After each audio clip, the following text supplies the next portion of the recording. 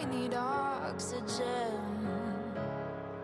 Give my best, and I watch us rise again. I'm ready to leave the past behind. I've shed my skin and made up my mind. It's a new time. It's a new time. Watch us come to life.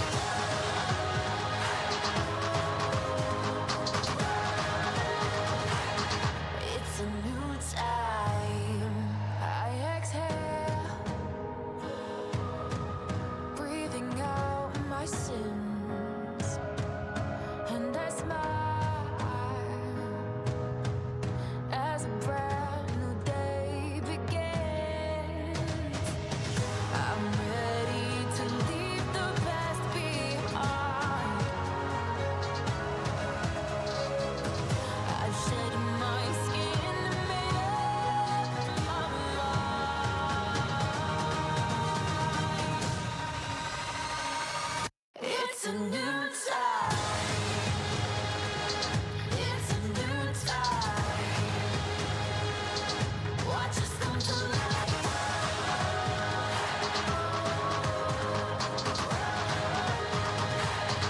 It's a new time.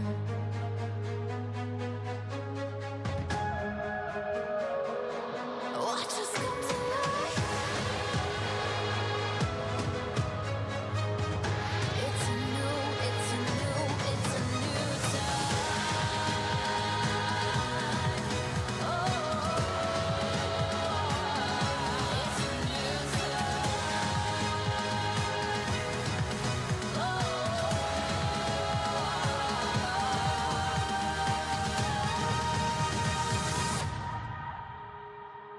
It's a new time.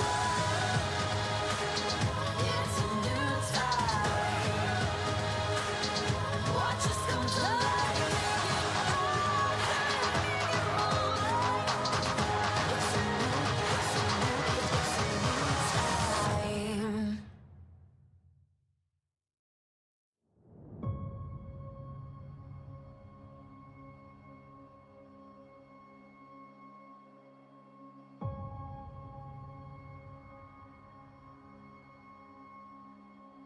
I want a love that's so medicinal. Gets me high just thinking about it. Get even higher when the two of us are in the same room. I want a love that's horticultural, plant magical, roots deeper than the two of us, growing over every inch of us, our bodies in bloom.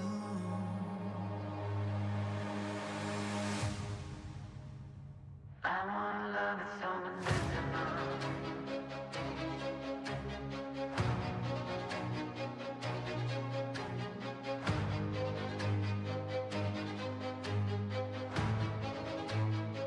I want a love that's so medicinal.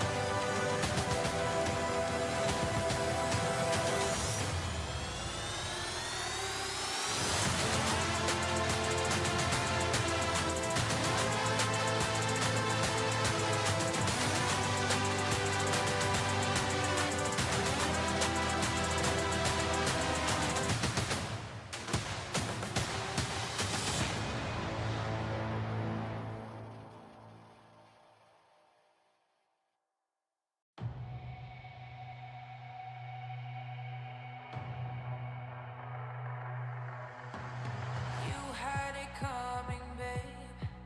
Welcome back to the wicked game. Don't you know there's a price to pay? Eye for an eye. I see your darkest dreams, 'cause they're no longer make-believe. You ain't met someone quite like me, the kill of the night. I hear voices screaming in my head. They stop me feeling sad.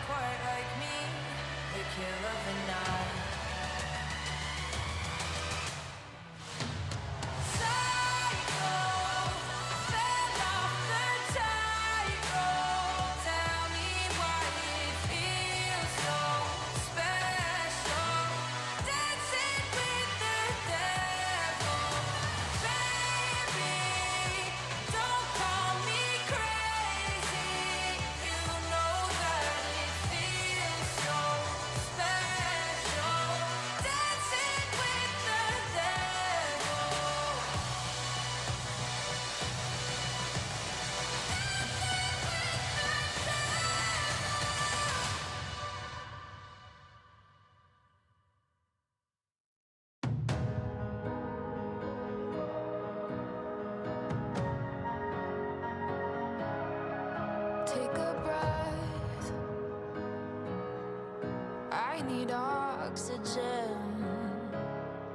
Give my best, and I watch us rise again. I'm ready to leave the past behind. I've shed my skin and made up my mind. It's a new time. It's a new time. Watch us come to life.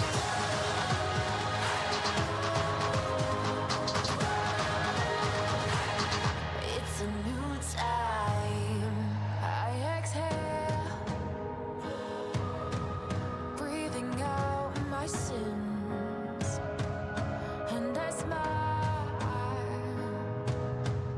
as a brand new day begins. I'm ready to leave the past behind. I've shed my skin and made up my mind.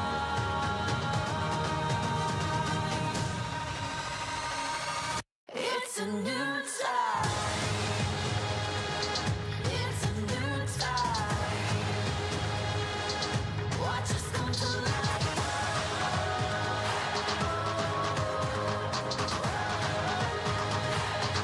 It's a new time.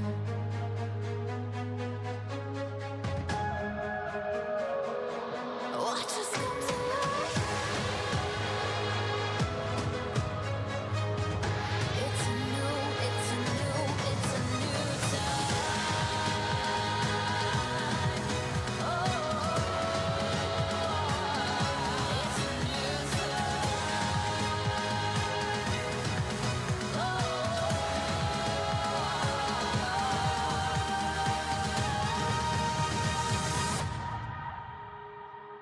It's a new time.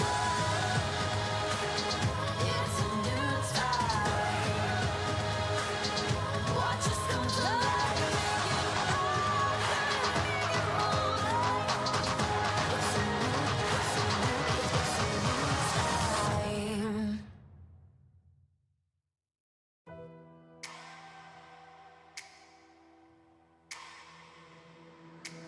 Guess who's back to blow your mind? But let me warn you one last time. Guess who's back to change your life? But it's not gonna be just fine. Whoa, I've got you under my spell tonight. Whoa, we're both heading to hell tonight. So don't ever listen to a word they say. It's time that you found out that I'm gonna get my way. Won't light it up, then I'll burn it down. I'm gonna make you feel like you're invincible when no one's around. I'm gonna build you up, and then I'll strike you down. 'Cause you're about to know it's nothing personal. Sometimes good people do bad things.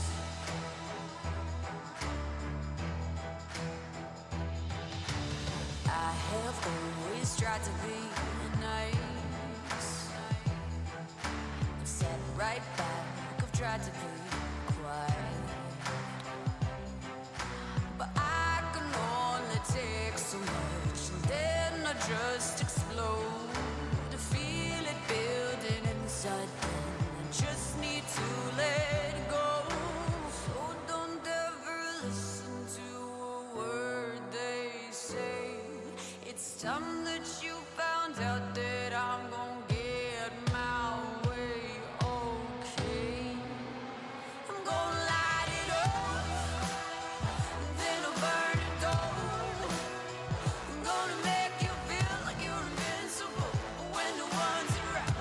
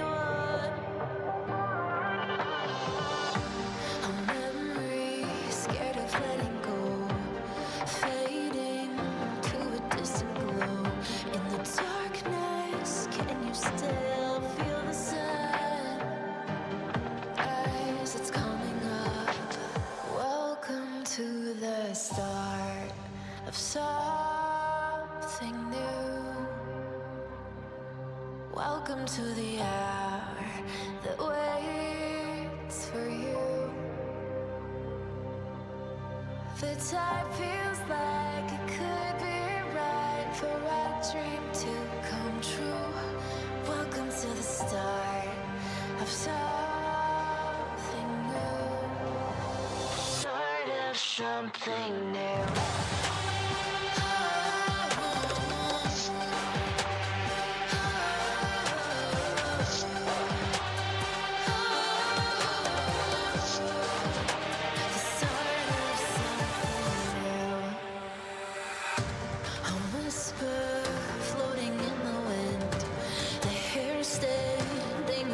Skin when the voice you tried to hide is waking up. It's calling from the shadows. It's vibrating within your bones. Can you feel it? What else is yet to come?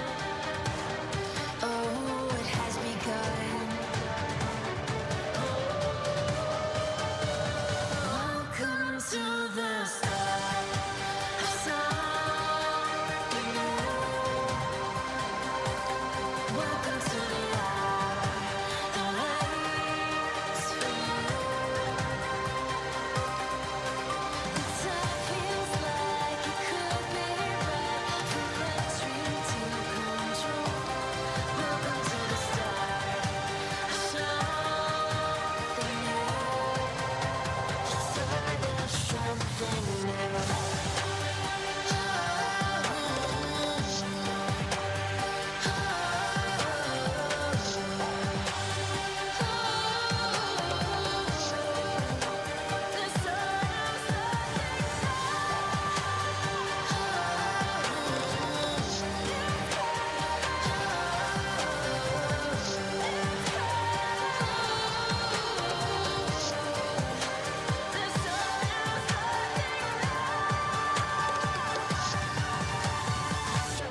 Something new.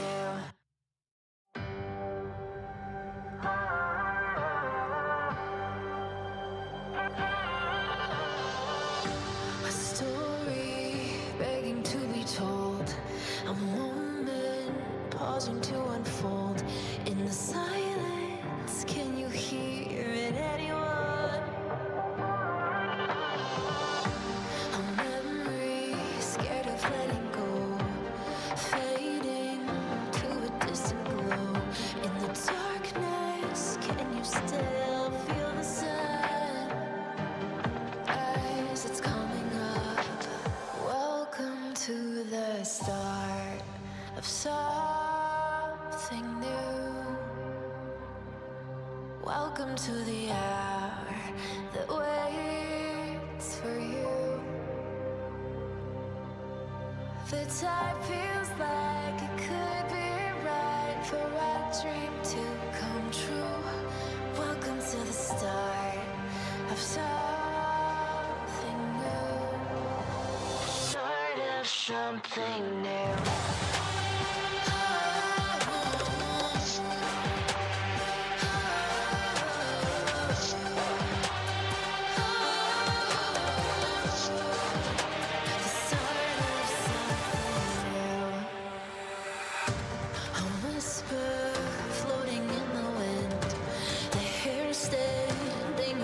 Skin when the voice you tried to hide is waking up.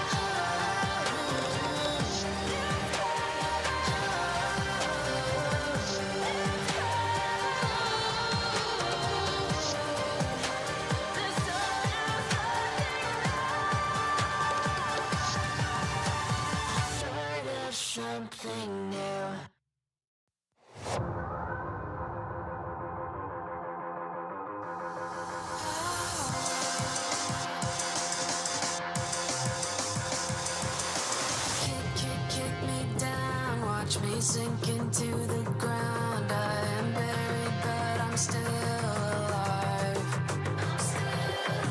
Burn my wasted dream. I know I was so naive, but I'm standing up to fight this time. Fight this time. It's not too late to change my mind, to give another try. I'm learning how to drop my pride. I'm standing up to fight this time.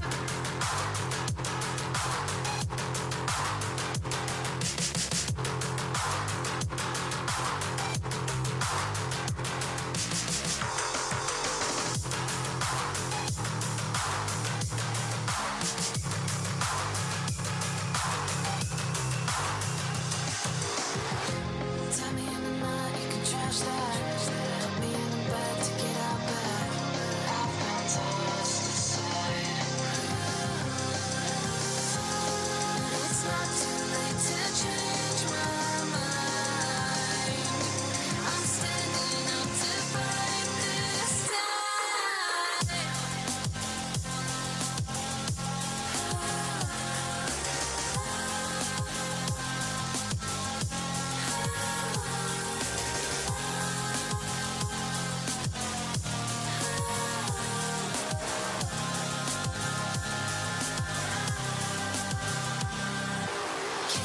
Kick me down, watch me sink to the ground. I am buried, but I'm still alive. Burn my wasted dream. I know I was so naive, but I'm standing up to fight. Standing up to fight this time.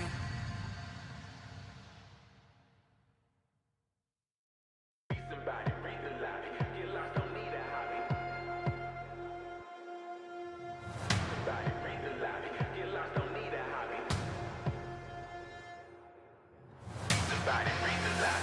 Get lost, don't need a hobby. Somebody breathe a lot. Get lost, don't need a hobby. We created the fire that y'all can't stop. We obeying when Lord, that's the God of the rock. In the road, in the soul, in the trap, it's that map to the road. And the ghost you've been searching for. Keep your armor intact, watch your heart and your back. Keep your armor intact, watch your heart and your back. Keep your armor intact, watch your heart and your back. Yeah. Watch your heart and your back. Yeah. Watch your heart and your back. Yeah. Somebody breathe a lot. Love yourself, your mind and body. Love yourself, your mind and body. Be the hobby, work the body. Only when not a copy. Be somebody, breathe a lot. Get lost, don't need a hobby. Love yourself, your mind and body. Be the hobby, work the body. Only when not a copy. Baby, don't live inside me. Follow the dreams, magical schemes, things that ain't seen. Follow the things, hit you pop out like shining rings. Dynamic beams, have you bouquet and moving jeans. It's all attainable.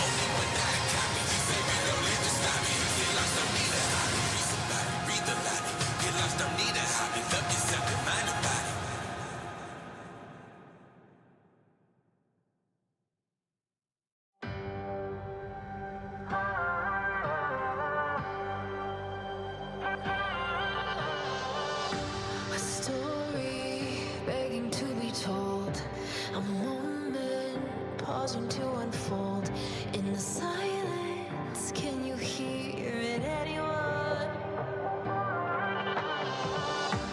A memory scared of letting go, fading to a distant glow. In the darkness, can you still feel the sun? As it's coming up, welcome to the start of something new. Welcome to the hour that waits for you. The time feels like it could be right for our dream to come true. Welcome to the start of something new. Start of something new.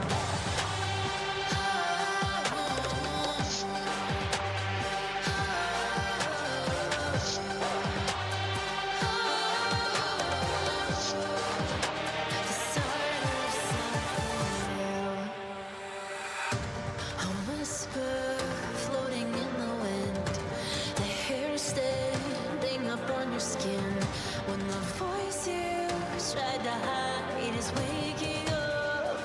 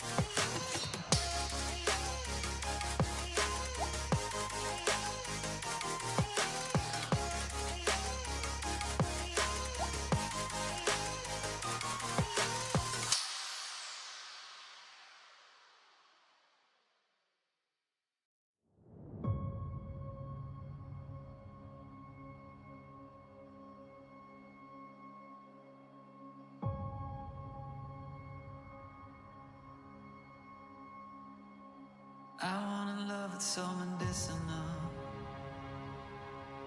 Gets me high just thinking about it. Get even higher when the two of us are in the same room. I want a love that's horticultural, plant magical, roots deeper than the two of us, growing over every inch of us, our bodies in bloom.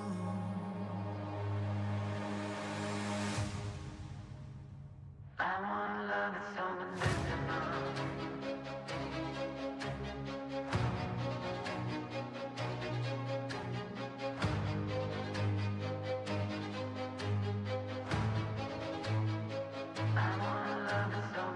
An update is required.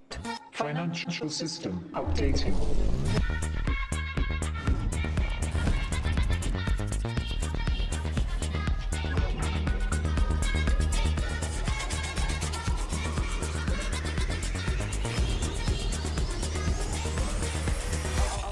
System updated.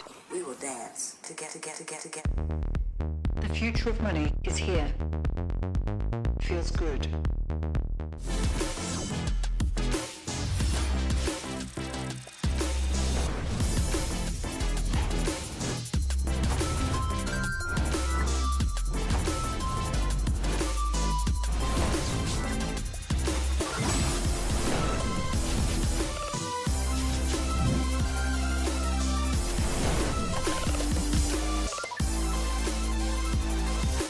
The greatest players in the world are here.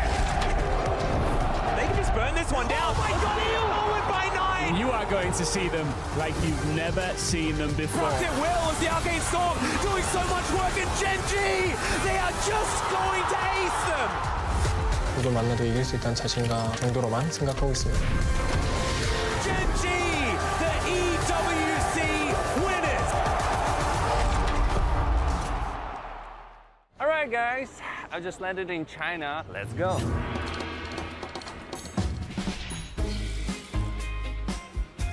Play the local way, pay your way. Have you ever seen the Great Wall at night? Play the local way, pay your way.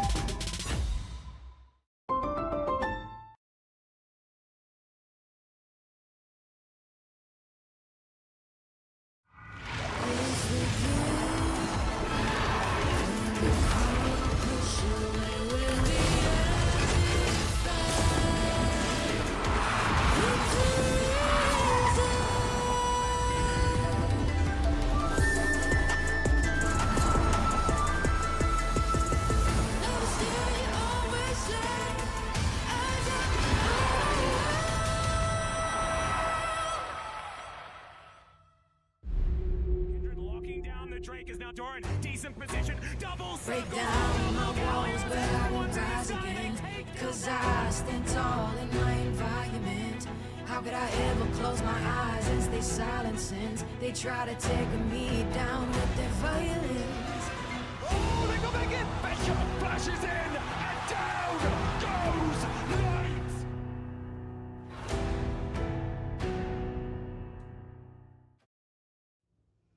So slow. I told you I was done with basic browsers.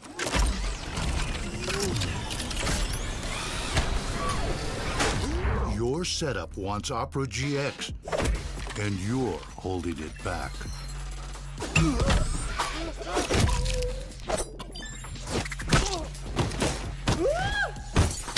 Upgrade to the gaming browser. Download Opera GX. Every moment of your journey, crystal clear. Landscapes, absolutely stunning. Close-ups, sharp and full of vibe. Group shots, packed with detail. Zoom in on one face, still flawless. Colors so real, every scene, every smile, unforgettable. Oppo, Find X9 series, Hasselblad telephoto, zoom into detail.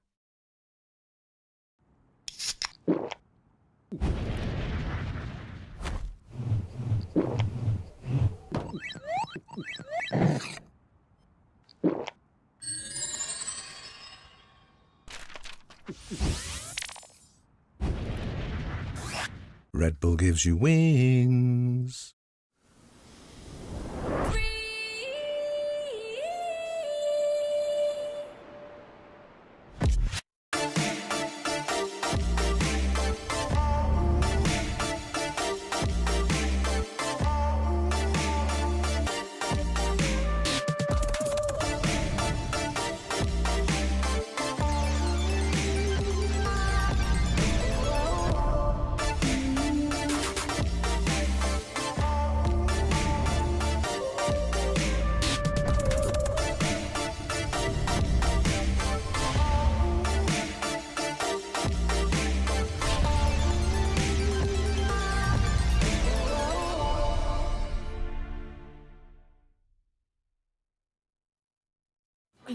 I got this old thing and the bill from the store where I got it.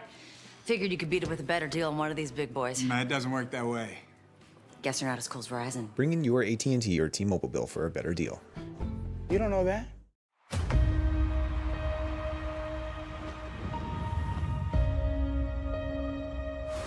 loyal, the unwavering, the faithful shall be rewarded!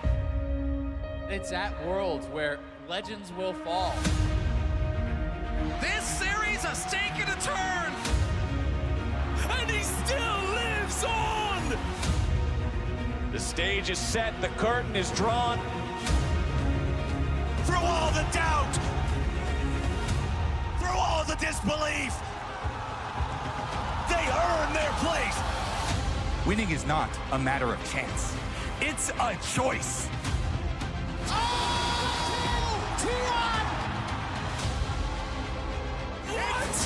He's in the base! Jackie Love just found everybody! Body block kicking Warren! Who's he called? Pick it up! Oh, hell, the new kings! Samsung Galaxy!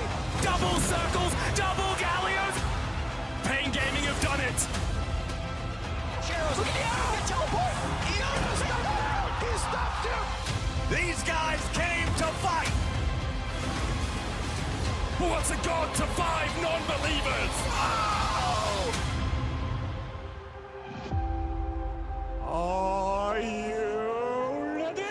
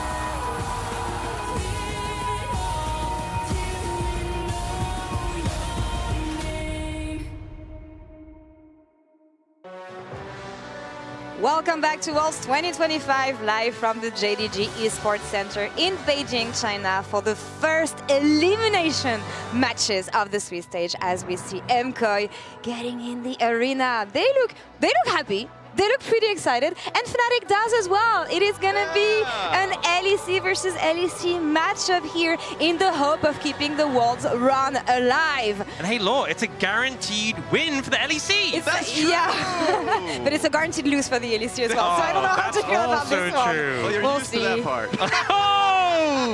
Hold that thought for a bit, because we'll see what happens with your teams, Ras. But for now, as you said, it is gonna be LEC versus LEC. The stage is ready. Everything is set. What do you have on this whiteboard? Damas y caballeros, bienvenidos a Madrid and Beijing. Beautiful, beautiful. There we go. That's yeah. for my Spanish fans out there. A rematch of what we've seen in Madrid. How are you guys feeling? I'm feeling pretty good. You know, Yeah? today feels lower stakes for me than some of the days that we had. I feel like there's a lot of pressure on you two. Me? Oh, yeah, later on. That's true. That's going to be a problem. Yeah. Before we get to that, but remember, though, CBLOL and LCS exist, so we're now. It's fine. You already ditched them. Yeah, wow, chill. that's messed up. It's actually messed up, but it's fine. It's fair.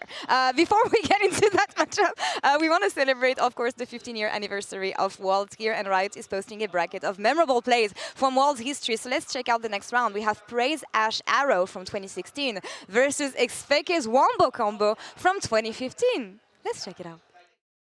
Trying to punish. They're going to get the inhibitor. Gorilla putting down 5 damage auto attacks, doing what he can to keep mid lane alive because top inhib has been killed, and they even got the pick off on Bang. Rox doesn't actually have to stop pushing right now. They can delay the recalls. The arrows. Look at the arrow. He can teleport.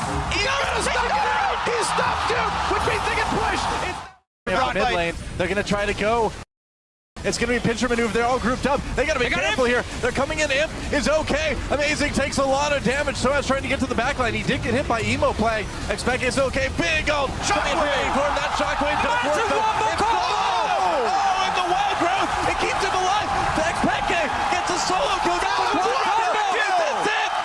That was the combo. You know, I actually got super emotional watching this because it was my very first international event. I was in this arena watching this live. The eruption of joy from the French fans, honestly. I got chills. It was really good. Maybe not you, though, because LGD that year, not great. Oh, yeah, that was sad. We thought they were going to win it all. It was the worst thing ever. Yeah, I think for me, the Ash Arrow, I mean, to me, that series, Rox Tigers against SKT, one of the greatest best of fives of all time. To me, still the greatest. And that arrow was just insane. The timing as well. That was crazy. At least for the LPL fan, that's good news because it can get worse. It can get to LGD levels. So for you BLG fans, don't worry. It's bad right now. It could get worse. Now, for the next one, Ox, close your eyes, close your ears, close everything. The next matchup features Levi's Nexus Defense in 2022 against the Shy's Aatrox from 2018. Oh, teleport coming in. They can keep the minion alive. Needs to walk up and cut the way. Oh my God! Dying to get the cannon off the Nexus turret. He just needs Levi to respawn. He's a jump in right now. He needs to get it off of it. That'll get it off the backdoor bonus. I think he walked into range, but he is very tanky. He'll buy some time, and backdoor bonus will eventually fall. He'll die to Elder, but he bought enough time that I think Gam can live. Levi's up in 1 second, but the turret is falling with the new wave. The Nexus with Katie. Can he find the stunts? Wayward still on it. Wayward still hitting. Crucial moment. IG darting their eyes, crossing their T's, trying to get the second Infernal. It's just gone. Are going to be taken low, secured by Ning as Jankos goes into the pit, going to start the fight, but he's 1 versus 2. Perks coming in now as well. Ning taken very low, likely going to be killed to start this fight off. Wood did able to find some CC onto multiple people. Balon now going to be the target of the Vanguard's edge. Wonder trying to make something happen, but G2 looked like they just want to disengage this one now. They already got the pick onto the enemy jungler. Oh! So many people! That's the... I don't want to say anything, and I don't think Ox wants to comment as well. He's still reacting here. for the first video. Yeah, and it's just a glimpse still of what we're going to see throughout this entire month of competition. So keep an eye out for more plays throughout the tournament to see which ones advances through the bracket. Look at this. Look at all we have. There's a lot there. Yeah. I still like the Shy Aatrox part. That's in the music video. The Shy Aatrox was great. Yeah, let's show that again. Don't show the other play. What? Yeah. Thanks for that, Law. We're going to keep that theme of comparing things here, playing the first Worlds edition of this or that. Are you guys ready? They want Grab us your whiteboards. to actually agree on something for once, so we got one here. Yeah. So we got to make a decision. Hey! Okay, fine. The first one is which run has been the most surprising at World so far? LCP or LEC? I gotta say, I'm not that surprised that LEC is doing poorly. So I'll say this because that has to be LCP. Because they're so good at the moment. We shouldn't be surprised, but we still are. I don't... You know what? It's hard because I'm not really that... I thought LCP was pretty good, and I thought LEC was pretty bad, so I'm not hugely surprised by either. You know, we're going to that then. We're going to that. You then know winning against T1, almost winning against AL. Yeah. To the next one we have, though, we're going to see some dance moves here. Taki on one side and Driver Celebration. That I count as a dance. It's just Taki's. Really? This guy he's literally orchestrating this. The camera movement, I think the camera movement, the move in. Yeah. Putting in work. It's quick, you know, shout out to the cameraman. Shout out to Production the cameraman, value. yeah. Love it. All right, for the next one. So we agree on Taki here. Yeah, we agree on Taki. For the next one, we're going into champions this time. What is the most terrible? Kalista from MSI earlier this year or Jarvan at Worlds? I think it's Kalista. It's Kalista because they kept picking it and it kept losing and we were like, please stop, and they kept it. Yeah. Definitely Kalista.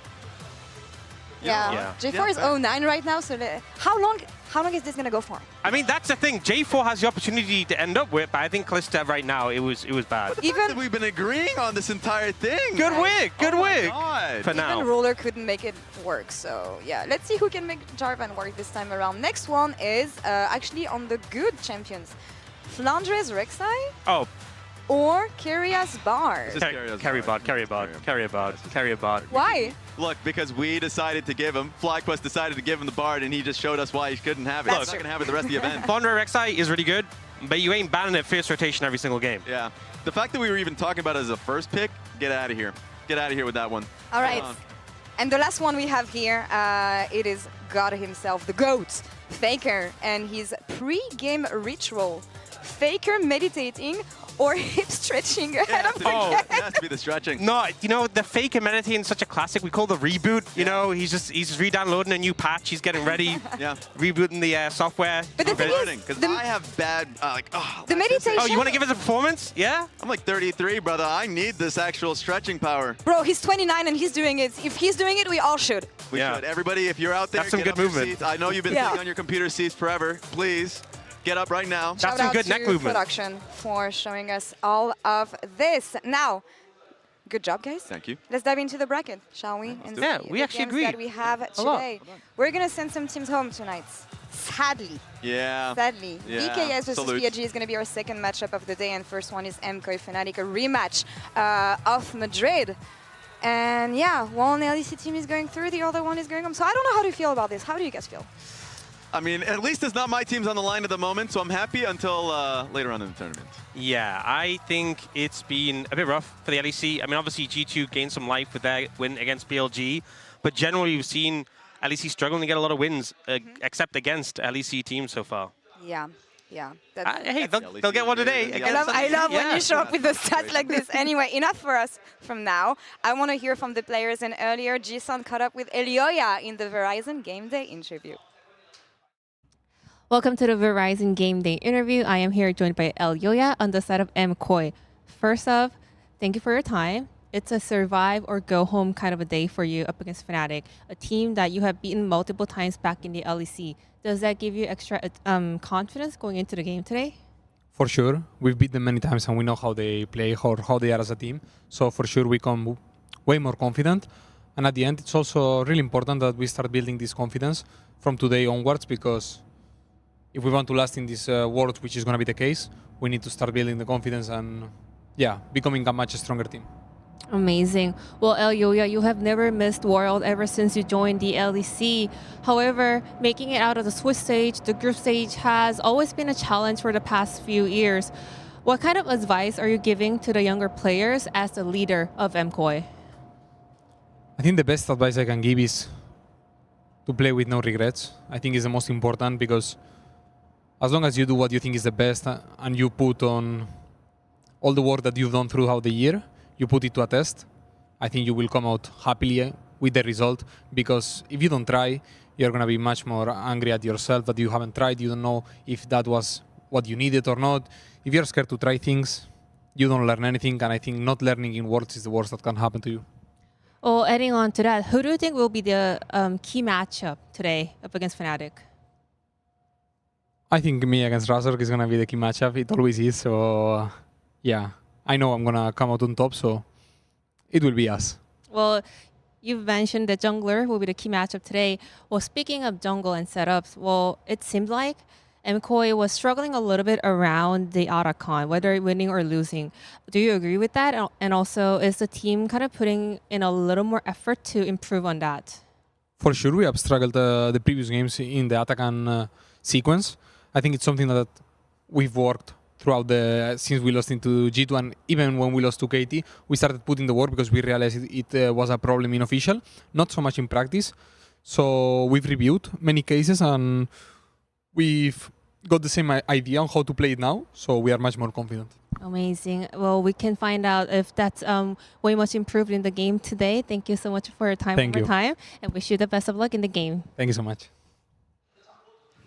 I love the fact that Elyoya is confident. You need to be, because it's really frustrating to be in the position that MKOI is in, winning both early games against G2 and especially versus KT, and then now looking 0-2.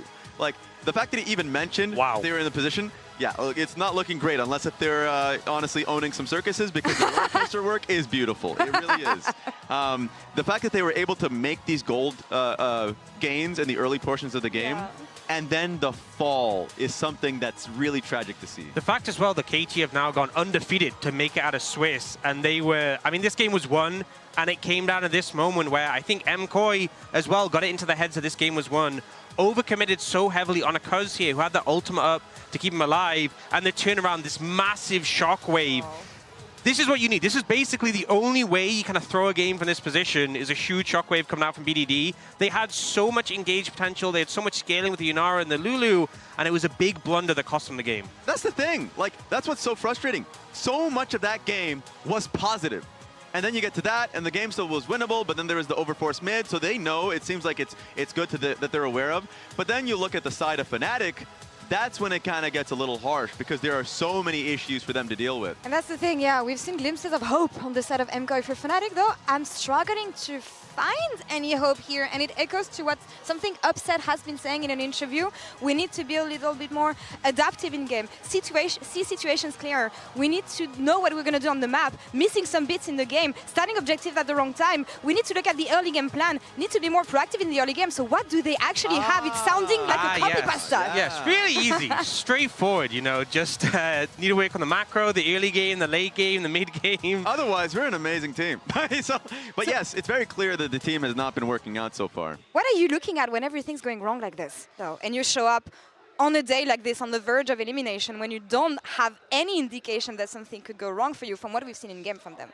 You start from scrap, and thankfully you don't have to go that far back, because you do go back to the matchups they had in Madrid. Because Fnatic was looking great when they went up against K-Corp, and everything was looking fantastic. But then they go up against, of course, MKOI, and things kind of fell aside. So what this team did great, I felt like, you look towards your bot lane and you play around them pretty well. Sadly, when they had the Caitlyn Morgana game, I think they also made execution errors that got them killed in the level 2 gank. I think for me, I just want to see them be more proactive. I think something we found against them going up against BLG is they had an opportunity where they could have started the Otacon. We saw Shadow recall right in front of them next to the Otacon. They had vision of him. And to be honest, this was a mistake from BLG, and BLG haven't been flawless. And this is the sort of mistake that you should capitalize on. They're 4,000 gold down. I think you just start the objective here. Is it a flip? Yes. Is it risky? Yes. Could you lose the game off it? Yes. But you're already in a losing position, and instead they backed away and they just gave over the objective for free. And to be honest, I think when you're behind in a game like this, I'd rather see you take risks to try and get back in the game, because they kind of just petered out as a result of this. And I think we've seen a lot from Fnatic just not being proactive. I want to see how the fans have voted as Mastercard GG on X, and they're calling the match for MKOI with 54.4% of the vote. I cannot say that I'm surprised here. The fact that it's that slim, there's a little bit. The Fnatic fans. The Fnatic army is always here. True. I even saw a few of them coming in today, so at least there's going to be some Fnatic fans that are going to be blaring and loud. No matter what happens, one team is going home today. It is show strong or just go home. It is the last chance that you have to prove yourself. Fnatic versus MKOI starts now.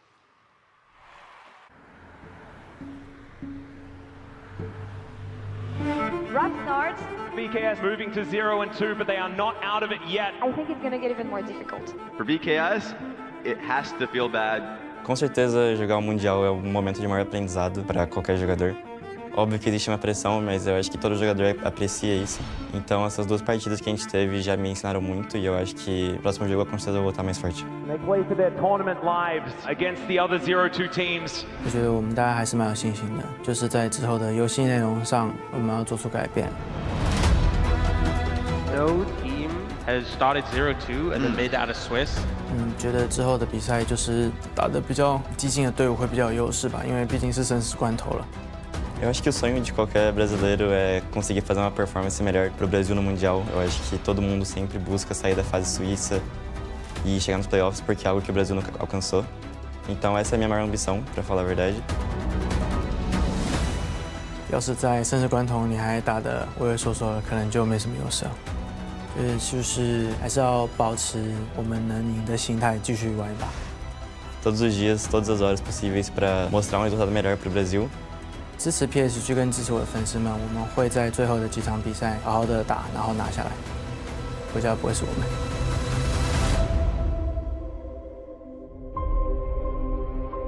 사실 제 프로 인생에서 첫 월즈라 되게 기대감도 많이 있고 너무 설레는 마음으로 경기 준비하고 그러는데 이번 지금까지 느끼면 너무 아쉬움밖에 안 남는 첫 월즈인 것 같아요. They put their money where their mouth is as they kick Fnatic in the jawline. In the match against Z2, I think I completely underperformed and I'm really disappointed. I let myself down and also my team. As you can see, hugs all round here at Worlds. It feels rough. 다음 경기는 뭔가 저희가 최대한 연습해온 방향으로 잘 준비해서 뱀픽이나 그런 부분도 잘 준비하면 좋을 것 같아요. 사실 2패를 한 상황에서 심적으로 좀 압박도 받고 많이 힘들긴 하겠지만 저희 팀은 끝까지 포기하지 않고 다 같이 하루하루 그냥 다 같이 으쌰으쌰해서 다음 매치도 잘 준비할 것 같아요.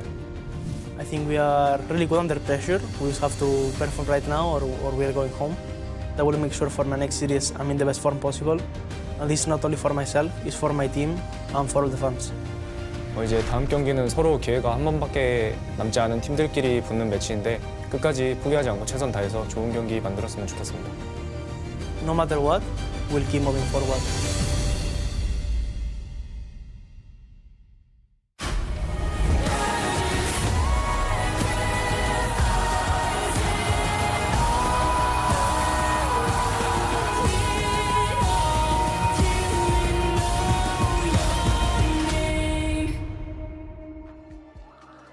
Ladies and gentlemen, welcome back to Worlds 2025. It's a big day today here in Beijing because it is our first elimination day of the tournament. Today, our amount of teams reduces from 16 to 14 here on the main stage. I'm Captain Flowers, joined by Dagda, and we've got 2 best-of-3s ahead of us to determine who gets to keep competing and whose journey ends here. I'm excited, my friend. I think it's going to be a banger. I am very excited to see what the 2 matchups have, especially because we start off with a rematch from the LEC to kick things off. Yeah. And then later on today, it feels like for VKS, they have a lot to prove against the LCP. See if they can finally overcome their demons against that region, or whether PSG Talon can actually be taken down once more.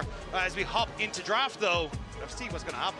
All right, let's go ahead. The bans are already underway. We are moving immediately in this first one. It's Wukong, Poppy, and Azir banned out by Imkoi. Over on Fnatic's side, the Orianna, the Yunara, the Talia, a lot of common bans that we've seen so far throughout the tournament in these first few days. Do want to point out the very early Poppy ban priority from Imkoi that stands out to me as we go over to their side, and they will first lock the Rise there in the mid lane, most likely for Jojo. Yeah, it's kind of been the Jojo special. He actually started to bring it out initially in the LEC and was kind of his pocket pick before everyone started to pick up on the trend. So not fully surprised to see that. On the upside, though, I think we'll get to see kind of that focus more towards the things like the Vi, maybe even the Jarvan here, because the Vi Kai'Sa has been the Fnatic special all year. And we'll have to see if that is going to be the plan. As no, actually going to top over towards the Pantheon. It was Elyoya on that Pantheon in game number 1 who kind of ran Fnatic around the Rift last time we saw these 2 teams face off. So Razork wants his chance. I always always love to see Pantheon in the game. I think the playmaking opportunity on this champion is absolutely huge, and it feels even better when you have some powerful split pushers, powerful side laners to play alongside it and really get maximum value out of that Grand Starfall. But I'm also not surprised at all to see Cassiopeia being locked in here. Always either a counter or at minimum an answer when Ryze is locked in. And I think the Pantheon here is more about that early game aggression. Last time, it was all about the bot lane for these two teams. Who can try and come out on top? So Pantheon going to be able to facilitate that early play towards the bottom side of the map and making sure you can try and snowball, upset, or Supa out of control. But Qiyana, take it for Elyoya on the opposite side. He's picked this up previously, got going on it, but couldn't actually find the win on it. So we'll have to see if MKOI can try and right those wrongs. I think Qiyana is such an exciting champion to watch in the jungle. Assassin junglers in general, because it is much more feast or famine than something like a tank, like a utility pick. You need to get rolling. You need to stay ahead of the curve. You need to keep your economy going. And the impact you can have from knowing that exact timing of when you need to go in, when to place that big, supreme display of talent. If that ultimate can live up to its name, Elyoya can define the game. It is going to be kind of hard, though. You're up against the Cassiopeia, who has that miasma, who has that lockdown. Same with the Pantheon, so you have to be very careful here as Elyoya as to exactly when you try to go in. But Oscarinen looks like going to round out this third pick with Mbessa to answer into that Sion. So Fnatic definitely opted into, as you were already saying, Flowers, that opportunity to try and play side lanes with this Mbessa and trying to then set up for a strong team fight as well with this Cassiopeia as that main DPS. And I do like seeing the Cassiopeia already on the lineup since Sion is locked in on the enemy team. We've seen multiple games so far throughout Worlds 2025 where Sion is locked and the enemy team does not have the damage to get through him, and he just becomes an unstoppable brick wall. So Fnatic is going to be charged with the tall task of dealing with the massive meatball there in the top lane. And I think for Fnatic, they're kind of hoping they can avoid the meatball in some of these team fights, right? If you have an Mbessa and you can get off to an early lead, there's always a chance you can draw that Sion to a side lane, make it a little bit more difficult for him to participate in these fights. And especially if Fnatic can start up with, you know, already the Pantheon as this strong engage, you can look towards something like a Nautilus or an Alistar or even the Rel for making that bottom side. That is where they can try and focus. But for MKOI, I mean, it looks like they're going to be able to move themselves over towards strong engage for Alvaro, which has been their comfortable spot.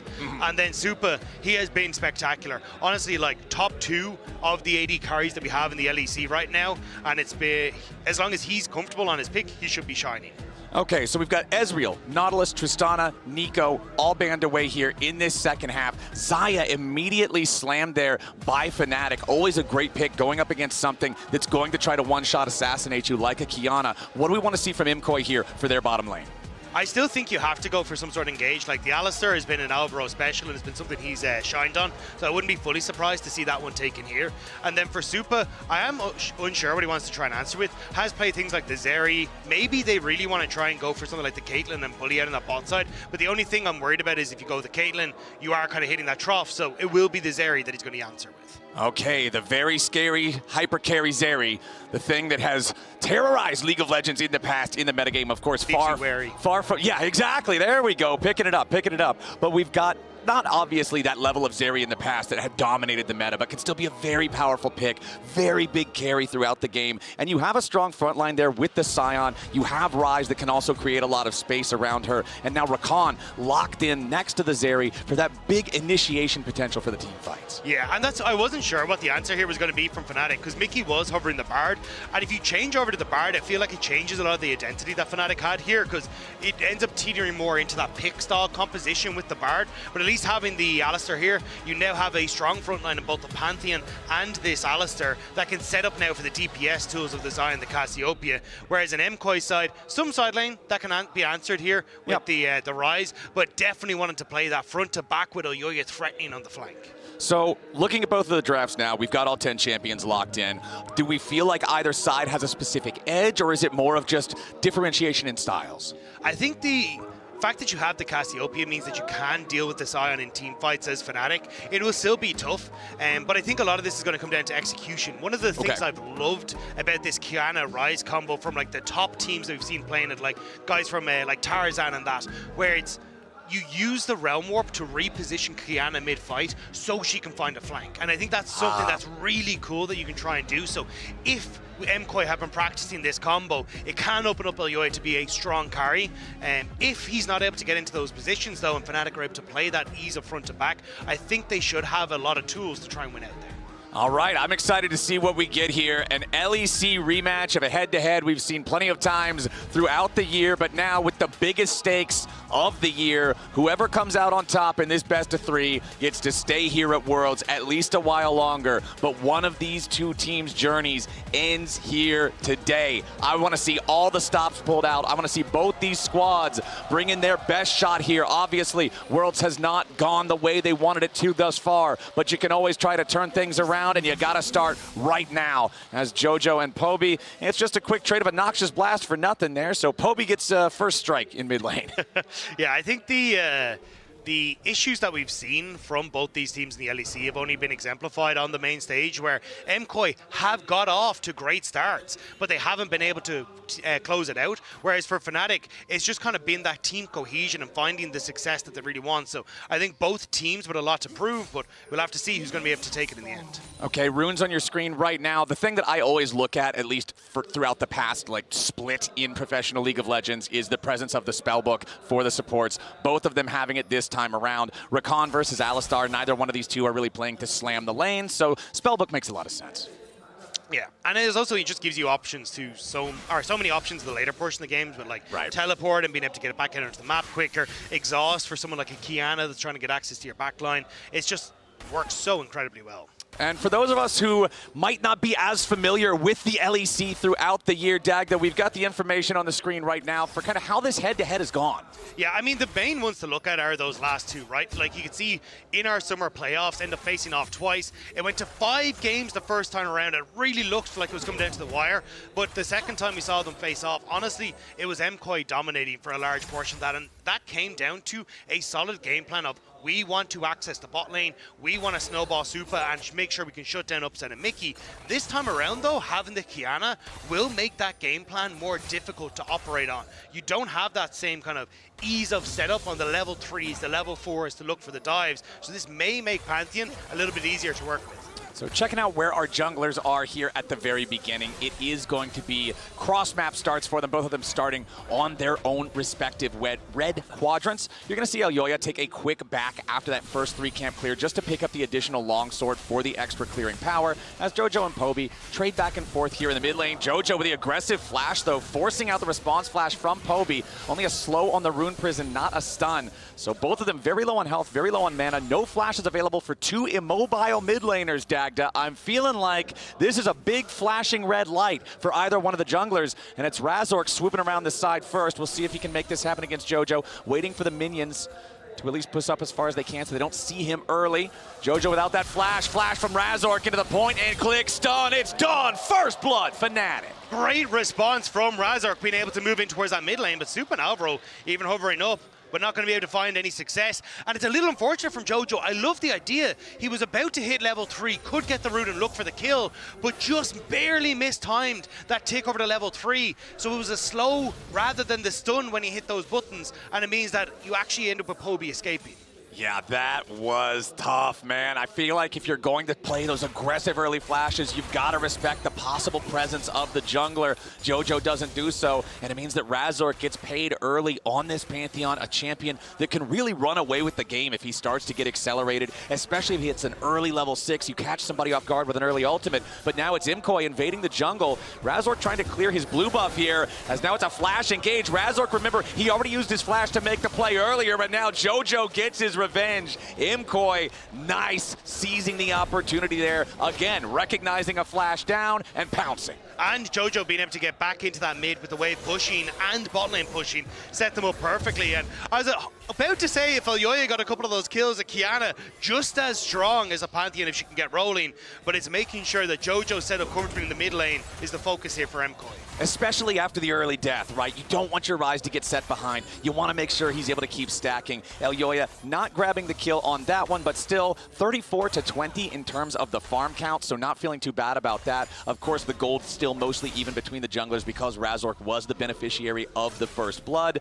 but that was Elyoya's flash being used for that one. Kiana, of course, a very highly mobile champion, very slippery champion with all the stealth, so not going to feel the missing the flash as much as some other champions might. Yeah, I agree. And I think the fact that she's just been able to power farm her way through has worked out great, right? Because we had the play in the mid lane while you had the full clear coming through from the Kiana. She got a crab, then she started to make her way in for the kill, pick up some of that CS in Razork's jungle, now going for the reset. So honestly, Elyoya is in a fantastic spot as he bets to take over to level 6 as well, being able to pick up some of that early DPS. Ooh, nice engage there from Mickey. Headbutt pull followed up by the immediate feather root there from Upset with a blade collar. So Imkoy's bottom lane duo does take a chunk of HP, but they return some good firepower themselves. They've got the wave pushing into their opponents, but Mickey and Upset able to freeze it outside of tower range right now. That first Drake of the game has spawned as of about 30 seconds ago. Nobody putting any super early attention on that one just yet. I feel like when we have all these flashes down early, when we have these attempts on mid laners and junglers early, the Dragons are naturally going to be a bit more delayed, but Razork now looking at the bottom lane.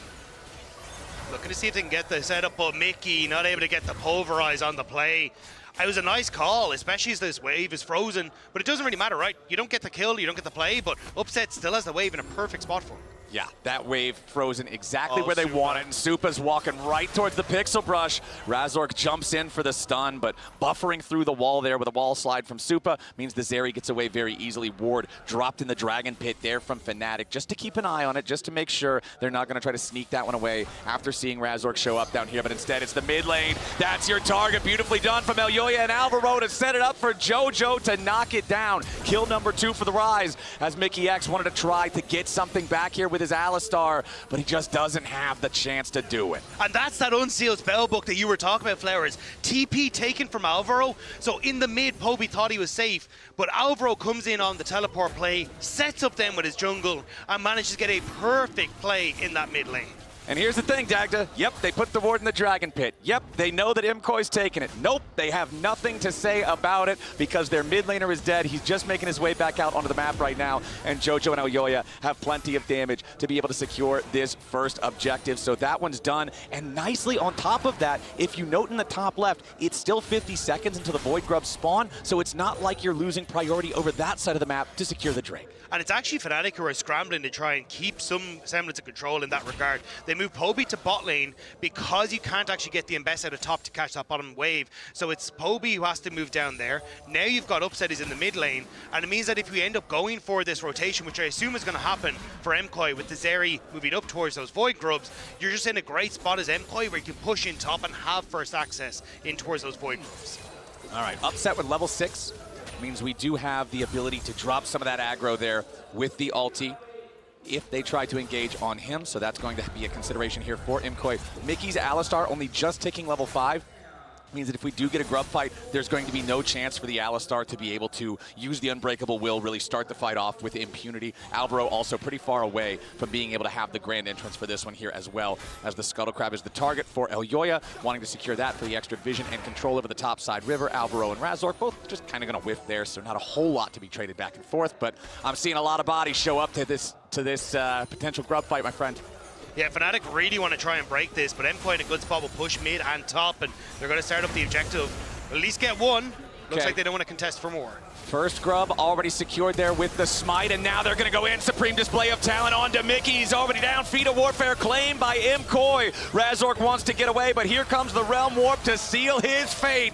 He'll warp straight into the grave. It's a double kill for the Zeri, for Supa. It's a 4-1 game with a 2,000 gold lead, and every single grub is going to go the way of Mkoy. This early game, they are slamming it.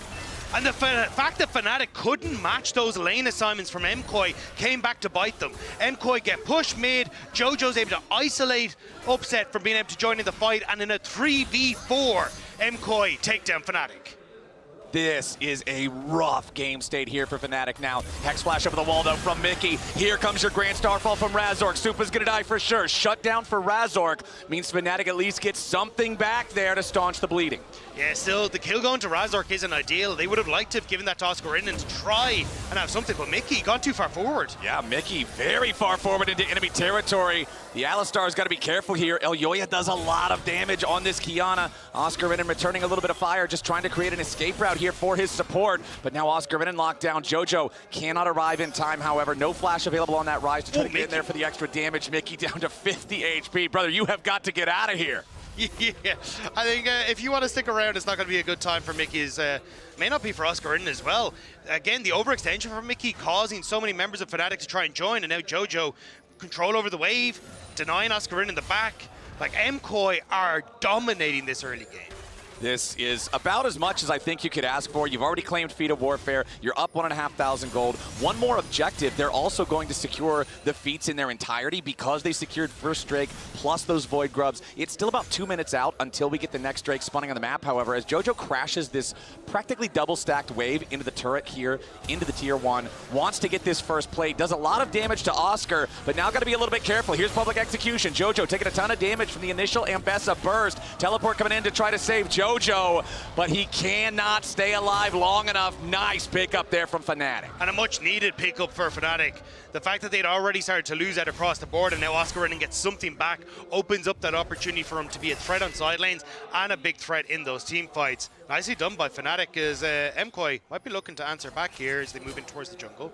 Okay, Mickey now with the level 6 on the Alistar has Unbreakable Will. Far harder to catch him out and burst him down like we saw in the fight by the Grubs. Razork jumping in after Alvaro. Mickey wants to go over the wall to follow it up, but a nice escape there from MKOI to not get caught. Alvaro has been so slippy when it comes to Mickey's engages. Time and again he's been able to step away from them and it just leaves Fnatic wanting. Poby though has been able to sit in the side lane at least for a little while and get some of this farm and get into a position where he's relatively comfortable, but it's a long way from Fnatic scaling into this game.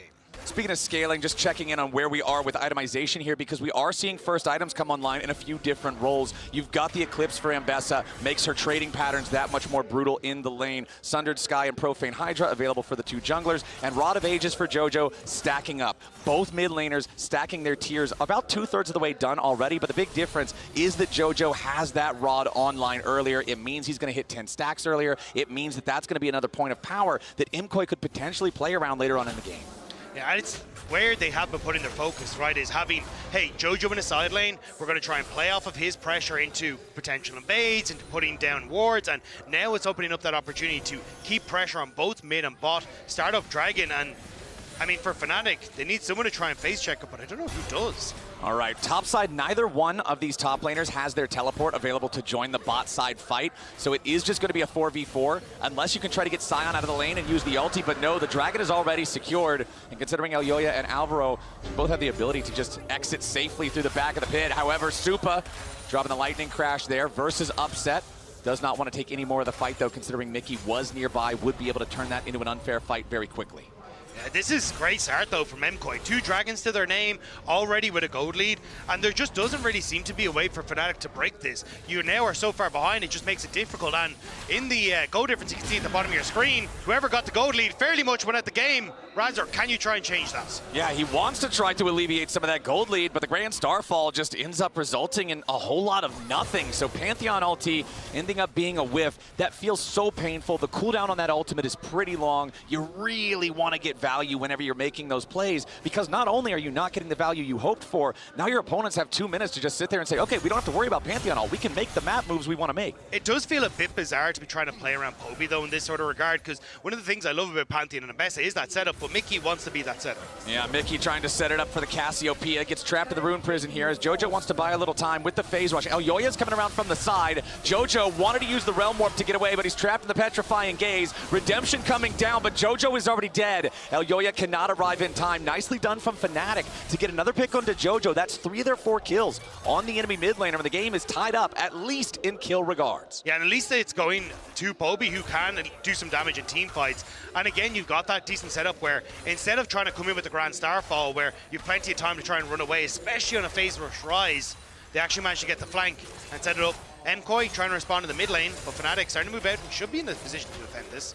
Yeah, MKOI continuing to try to get some value out of those Void Grubs they secured earlier. And honestly, ever since the Void Grub fight, we haven't really seen a lot out of MKOI. They managed to secure the Dragon, but they haven't made any plays against their opponents specifically. So Fnatic have done a good job being able to fight back a little bit, because remember, right after the Void Grub fight that MKOI just slammed, this gold lead was 2.3 thousand gold. So Fnatic have come back into the game almost 1,500. Yeah, and a lot of that has been them MKOI trying to set up for Elyoya with the vision in and potential invades and seeing if maybe they can find Razork in the jungle, and that's kind of where you're seeing that the goal or the CS numbers in the jungle look so swayed, whereas because Poby has kind of been sitting in a side lane, despite the fact he's a kill down, still keeping within touching distance of Jojo Pyun on the opposite side, and it's more Supa who is kind of taking the lead for MKOI when it comes to that gold. And the biggest gold lead individually in the game is Supa on that Zeri, like you're talking about. 700 ahead of Upset. The Rift Herald has spawned, and neither side wants to let the other one have it, but it is Fnatic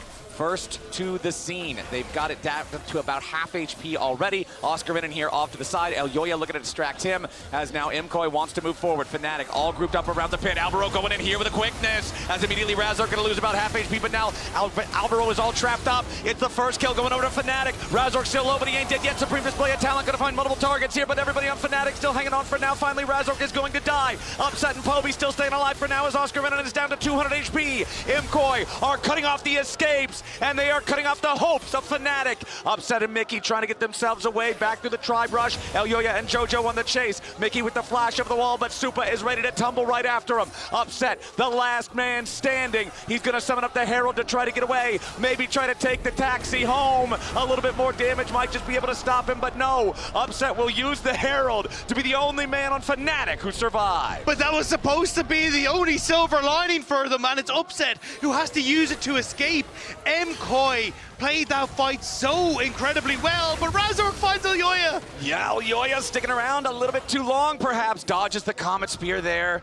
Did not want to find himself hit by that one. Could have been a potential execution, as he does escape through the invisibility. That is Pantheon ulti down again. And there's what I was talking about. The gold lead now, the largest it's been all game, up to almost 3,500, as the Herald makes a very long walk back down the top lane. And this could be a very long journey back to the fountain, although it might actually be for MKOI, as Fnatic is ready to try to punish this invade. Alvaro first to die, as Mirwin now locked up by the Blade Caller, and it looks like he's got nowhere to go but a gray screen. Does try to pop the ulti there, is interrupted by Mickey X, and Fnatic continue the chase after the Scion. He's pretty tanky, but surely they're able to catch up to him here. Decimating Smash to try to make a little bit of extra distance, but no, it's Headbutt Pulverize, and with a shutdown going over to Upset, that's exactly what Fnatic was hoping for. MKOI just tossed that gold lead out the window. The fact that you managed to get all those kills in the jungle, and you're gonna get that top tower, plus you're getting set up for the dragon now that's about to spawn. That was halving their gold lead just immediately off a bad play. Oh, but the lightning crash, it's going to be Mickey X the target now, as Razork immediately gives his life over right next to it. Fnatic, they get an amazing punish. They force MKOI into a bad spot after MKOI wanted to get more in their own jungle, but then Fnatic is possessed by the same greed. They invade the MKOI jungle, they get caught out, and the damage is just massive. Now this dragon that you're talking about, that could have been some breaks, slammed on the soul stacking, instead is just one step closer to MKOI securing a very early soul. Lars, what in the name of God is going on? This is a bit of a crazy game, my friend. We've got 18 kills in 18 minutes, but every objective sans the Herald has gone to MKOI, and the Herald had to be used as an Uber to go home for the AD carry. Yeah, you kind of thought it was like, oh yeah, call an ambulance, but not for me when it came to the invade on the bottom side. And then Fnatic were like, no, we'd like an ambulance as well, actually, if you wouldn't mind. Call two. Yeah. One for me, one for you, and one for the viewers who are very upset at what has been happening. But across the board, as you say, MKOI is still in a very strong position. They're now getting access to this bottom side and starting to crack open the turrets in their favor. And with Jojo having this lead, he is now in a very strong spot to actually be that threat in the side lane, can realm warp into a lot of the fights and just cause issues for Fnatic on sides. Because sure, Pobies, you can see, can eventually clear out waves, but against the Ryze, if you end up with the Kiana coming over the wall, that 1-2 combo can be so devastating for Poby if he's left alone. Poby's Cassiopeia, 4 stacks on his Rod of Ages, fully charged Seraph's Embrace. Over on the other side, it is 8 stacks for Jojo's Rise on his Roa, as Elyoya with a supreme display of talent right back into the wall. Razork thought he was fighting for a red buff. He was fighting for his life, and he'll lose that fight. MKOI, they take away the enemy jungler from the map for the next 27 seconds, and now they'll just easily rotate up towards that top lane, take down the remaining tier 1 turret from Fnatic, pick a couple of flower petals along the way. They'll place him on the grave of Razork, and they'll celebrate a 5,500 gold lead. And a well-deserved one as well. MKOI, there's been obviously hiccups here and there, But this is what MKOI has made their name from the LEC, this strong early game where they can very quickly garner these leads, start to try and play through side lanes. And when you've got this combo of Alvaro and Oyoya that is so potent with the CC into the sheer amount of DPS that this Kiana can provide, it's difficult for Fnatic to even approach their own jungle. Everything on that scoreboard is a blue side gold advantage in whatever role you want to pick and choose. But it's really jungle and AD carry where the two largest advantages find themselves. Elyoya sidestepping out of the way of the public execution. And with Ambessa not able to join up, that just means Mickey is alone in no man's land. And MKOI pick up a free kill on the enemy support. Yeah, and that Adakon looks fairly lonely, but I don't know if it's about to have a bunch of MKOI friends coming over to say hi in a couple of moments as well, because with the Alistair down, the TP coming in, it's an MKOI objective. I feel like Otacon has been the same type of objective for y'all in the LEC that has been for us in the LTA throughout the year, which is if he survives until 21 minutes without somebody trying to attack him, it's pretty surprising. Which is kind of rude, if you think about it. You know? He's just not welcome on the Rift, except this time around, because they got the free pick right beforehand, there's just no way for Fnatic to try to challenge, so it ends up being a free objective for the MKOI side. 31 petals to 13 is a ton of extra adaptive force, about 1,500 gold's worth, as Mickey has to flash over the wall just to escape another death at the hands of the supreme display of talent. But the problem is, Dagda, that's another flash used defensively from the Alistar. That's your main engage. Flash, headbutt, pulverize, and now you don't have it. Jojo just sidestepping around Razork, takes him down to about 1/3 HP. Poby slithers into the area to be able to at least save Razork's life, but this is a 7,000 gold lead, and we are under 2 minutes until the Cloud Soul spawns. This is a very dangerous soul to give a team that has Ryze and Zeri. Yeah, it's not going to be a fun time, and honestly, it doesn't really feel like it's been a fun time at all for Fnatic. MKOI have been finding the picks, they've been playing so well, and the last time we saw Elyoya actually bring out the Kiana, he got off to a fantastic early game lead, but they couldn't find ways to enable him in team fights to actually carry that gold lead into a victory. This time around though, he's been playing on the flanks incredibly well, he's been looking great. And for MKOI, when they have these gold leads in this tournament, it hasn't been going so great, as you can see on your screen. Even domestically, there's been a couple of hiccups, but it feels like with this sort of gold lead, it's nearly insurmountable. Right, these ones, you know, you're looking at a couple thousand gold lead here that ends up turning into a throw. This time around, though, this is absolutely dire for Fnatic. 7,500 gold lead, 45 seconds on the clock until that Cloud Soul spawns. And you can see the map is so dark for Fnatic. Anything past their own jungle, right? The entire river is a very scary place to try to approach. Yeah, Mickey or Razork could try. Mickey's got Unbreakable Will, Razork has his shield, but then if somebody gets caught, you're pretty much forced into a fight, and those fights are not going to go your way unless you start them off with some kind of a pick, some kind of a big engage. Mickey with the Hex flash over the wall there real quick, as MKOI does have 4 men in the bot side river. Jojo just kind of potentially playing the bait here in the mid lane, does have his Seraphs and Rod fully charged, fully stacked. Still 2 stacks to go on the Rod of Ages for Poby, and this is what I was talking about earlier, the difference in completing that in time. Razor going for the flash engage there onto Supa, who makes the distance and gets away. Supreme display of talent, not going to get a whole lot, but Alvaro's got the quickness to start the fight off in earnest, as Oscar's already down. Mickey's stuck alone in the backside of the enemy lines, as Poby's going to be melted by Elyoya.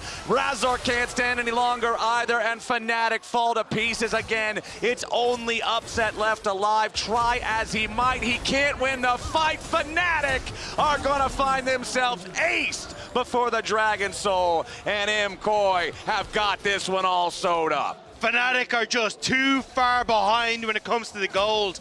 Even if you're not getting full value from the ultis, Alvaro sets up that engage, sets up the turnaround, and MKOI sweeping through Fnatic. MKOI, they get themselves their clean ace. I could see the desperation. And let's take another look here in our MasterCard priceless moment of the game as Razork starts it off. And I thought maybe you had a chance here as Fnatic, because the ultimate only hits onto Razork from the Supreme display of talent. You're not really getting full value, but this Alvaro knockup sets up perfectly for Jojo Pyun to follow through. They managed to finish off any sort of threat on towards Supa, and he's happy to follow through then to pick off the remaining members of Fnatic. I tried to go on the Zeri. I mean Kiana. You can see there, just kind of like there's not a whole lot to react to. Just, you know, you're trying, but when you're 7,500 gold down, when you have to go with the flash Pantheon stun to try to initiate you just throw the fight. Hail Mary. Yeah, you're just trying to play for the 2% chance because otherwise it's a 1, right? And now where does Oscar Health is, go? yeah, I don't think this Ambessa is long for this world. That is not Ambessa from Arcane, my friend. That one is, that one's out of here. Well, to be fair, Arcane didn't go too well for her either. You know, okay, all right, you got me there. Sorry for anybody who hasn't watched it yet. I guess that might be a possibly inferable spoil. But now it's 13,000 gold plus a Dragon Soul plus about 24 petals advantage, so that's about 2,000 gold's worth of adaptive force, and Baron is on the map. So if you're MKOI, it feels like a pretty safe bet. You can just take this Baron, force him to come answer, and then you either get the Baron and run into their base, or you just ace him, and you probably don't even need it at that point. Yeah, I think if you're Fnatic, you hope that for a brief second, MKOI forget how to play the game for about 5 to 10 seconds, don't hit any of their buttons, and then you have a chance. That's pretty much what it's going to require, but you can see on your screen right now, it only takes Elyoya and Supa to kill the Baron off. Mirwin and Jojo can just cover these flanks, make sure nobody from Fnatic can approach, and sure enough, Fnatic's not even going to try. Gold lead approaching 15,000 now, Baron in their pockets. It's a 1,500 Red Bull Baron power play because there was no attempt from Fnatic to try to stop it, and I'm pretty sure we're going to see the Nexus explode before that timer runs out. Yeah, I agree, Flares. I don't really think there's much here on Fnatic's side to try and uphold. 3 items on the Cassiopeia is a decent spot to be, but it's just everything else is so in favor of MKOI. I just don't think you have a chance, but here we go. One more play.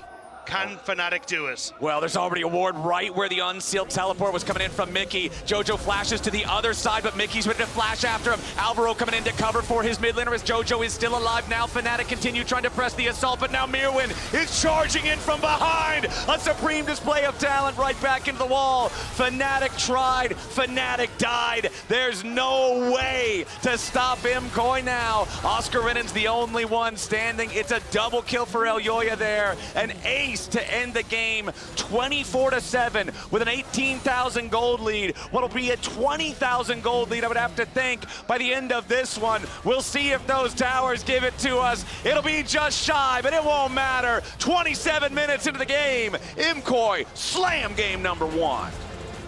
That was sheer and utter dominance from the MKOI side. I mean, Fnatic just didn't look like they showed up at all. Yeah, it was, I mean, it was a little close early, right? We got to see them make the play. Razor got the first blood, swooping around on the side on Jojo, so that was good. I like the punish there on the aggressive early flashes, but after that, once MKOI got ahead, they just never really gave it up. Yeah, and I think it was, again, really good coordination between Elyoya and Alvaro, getting that vision, making the play set up, and making things very difficult for Fnatic. All right, that's game number 1 done and taken care of. MKOI are looking good. Desk, what do you guys think? Very good. I don't even know, man. I don't even know. What was this? Is my mic on? Maybe it is. Yeah, okay, it's good. What was that? Yeah, I mean, what to happened? me, this was definitely not like completely clean from the side of MKOI. That there was a couple of mistakes, a couple of moments where they overstepped and got caught out. But generally, overall, the tempo vibes were always in favor of MKOI there. I'm speechless. I was expecting something kind of what we've been seeing in the LEC this year, but not at all. It doesn't even, like, there was no way they could fight back. For me, it was just spectating your own game from the side of Fnatic. Yes, we asked if they can expand on their lead. They definitely expanded on their early game leads. That was something where it's like, okay, when they went up against KT, when they went up against G2, they were able to get leads. They were struggling to be able to expand it. Sure, they made some mistakes. But this, by the way, as you can see in front of you, yes, Jojo died early to the gank, but then he TP'd right back in and they knew he didn't finish his clear. He just went for a level 3 gank, so they ended up being able to challenge that. And it was nice to see them double back straight towards Poby. And I love this trio, the mid-jungle support working together. This gang squad that was just getting action done early. And then this fight around the grubs. I love this setup that ends up coming through from this. This ult from Elyoya, I feel like all game, him and Alvaro, the setup in the team fights was so effective, and Fnatic just weren't ready for this engage to come through. Yeah, and this is what I just generally love about MKOI, is that when they see an angle, when they see the fight, they will pull their support for it, and they will just pull the trigger. There is no hesitation. That was a lesson that they learned at MSI. This was a lesson they learned early in LEC, and they will go for it. As you can see in front of you, yes, at the 20-minute mark, 5,000 gold, but the fact that at 15 minutes, it was like a 900 gold. And then at every minute afterwards, it expanded and ballooned to something as ridiculous as this with Drake control. Beautiful to see. It's crazy to see the level of confidence on the side of MKOI so far in this game and in this series, because for them to play champions like this and manage to snowball leads that fast, I gotta say, if Fnatic doesn't wake up and come up with a plan, I don't see how this is going 3 games at all. Yeah, it's insane. And it's not as if Fnatic didn't try, right? Like, Fnatic did make the attempt, like 10 minutes, 13 minutes. Imiyaki X on like the Alistar, hex flashing and really trying to punish Rise on sides. Like, they were making the attempts. It was just not like all for naught. Yeah, it felt like it was a lot of just little moments, picks, some oversteps from MKOI that were punished, but it never really translated to anything more. Yes. I think that was the issue, really. And it felt like, especially the setups for the team fights were so spectacular for MKOI. I want to take a look at our HyperX Reflex replay here, because maybe the international audience doesn't know that Elioya has a Kiana, but they found out the hard way here during this game with a beautiful ult. And the focus isn't really on the Herald, they go for the fight. It's a great Rakan ult to start things off, a sacrifice from Alvaro, and this ult here, Elioya gets the CC on both carries, then dips over the wall, takes out the jungler, and Poby and Upset, they kind of have to just awkwardly leave the pit at low HP. Elioya's on this flank, cutting them off, and yeah, Upset does make the run away, but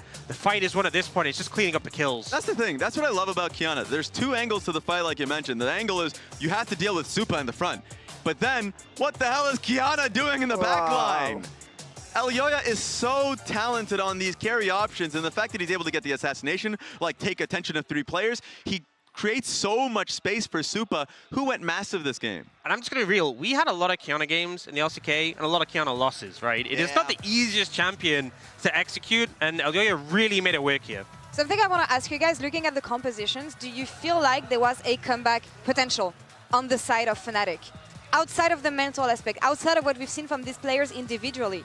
Like, I liked Fnatic's draft. I think it was fine, right? Like, they had the damage from the Cassio, Xayah, to be able to deal with Sion. I think the Xayah pick was fine in the sense that they were dealing with a mid-range composition with Kiana, like Sion and everything, so they could deal with it, especially the Rakan. Like, I thought it was okay. There was some comeback potential, but you just weren't in a position to do much. Like, as much as I say about the Cassio DPS, there's still so many like threats in the opposing side that she couldn't really deal much damage at all. Like, she wasn't given that space like Supa was. Yeah, to me this was so much more about the execution than the draft itself. Yeah. All right, moving forward, it's do or die. It's back to the drawing board and come back with something ASAP, or just go back to Berlin here.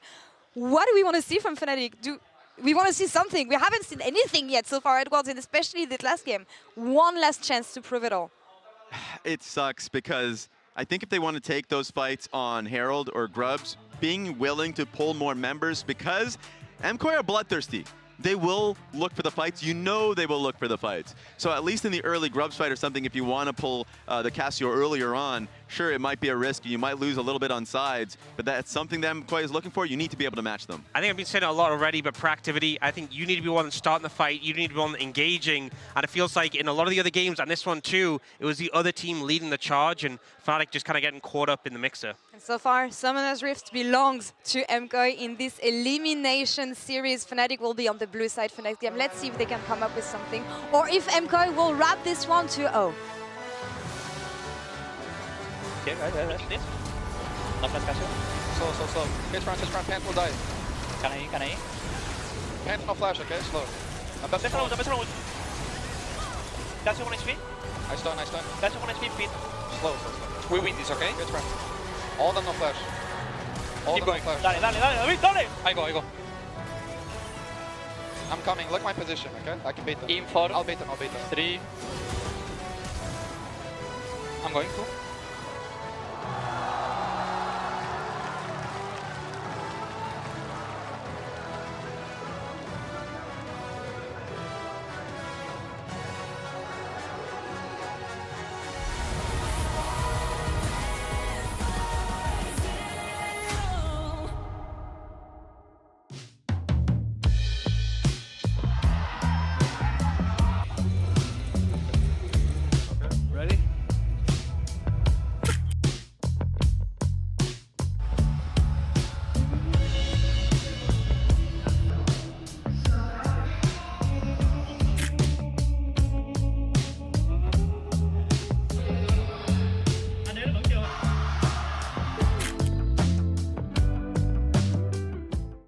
An update is required. Financial system updating.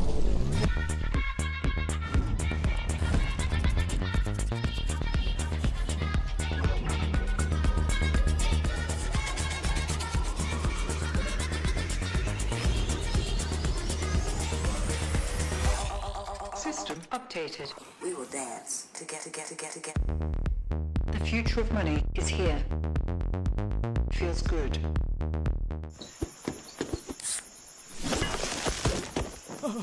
Red Bull gives you wings.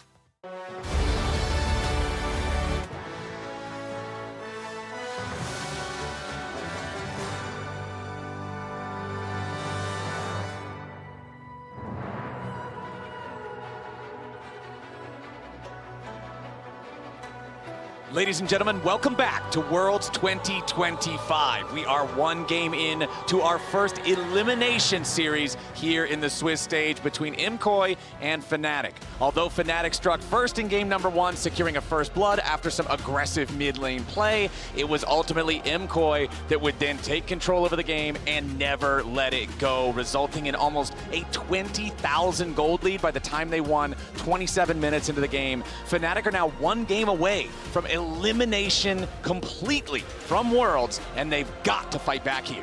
Yeah, but it's for Fnatic, it has been a struggle for them in the summer, right? You look at how they were clearly the 4th best team in the LEC. We heard it from interviews, we heard it from players, we heard it from coaches, but they managed to get that upset over KC with a fantastic performance that put a lot of hope into the Fnatic fans. But now, after making it to Worlds, it would be heartbreaking for those same fans to see them lose once more to MKOI here on the international stage. All right, let's jump into Champ Select, powered by Omen and HyperX here for game number 2, as Fnatic has switched over to the blue side. They will ban out Nico, Talia, and Yunara, their opponents on MKOI, banning out some mid-lane focus with Orianna, Azir, and Aurora. First pick of the draft is the Rumble for Oscar. The Rumble surprises me. Wukong has been such a strong pick in the meta at the moment, and not going towards that definitely feels like, obviously it's getting comfort for Oscar Rinnan, but maybe not comfortable with the meta.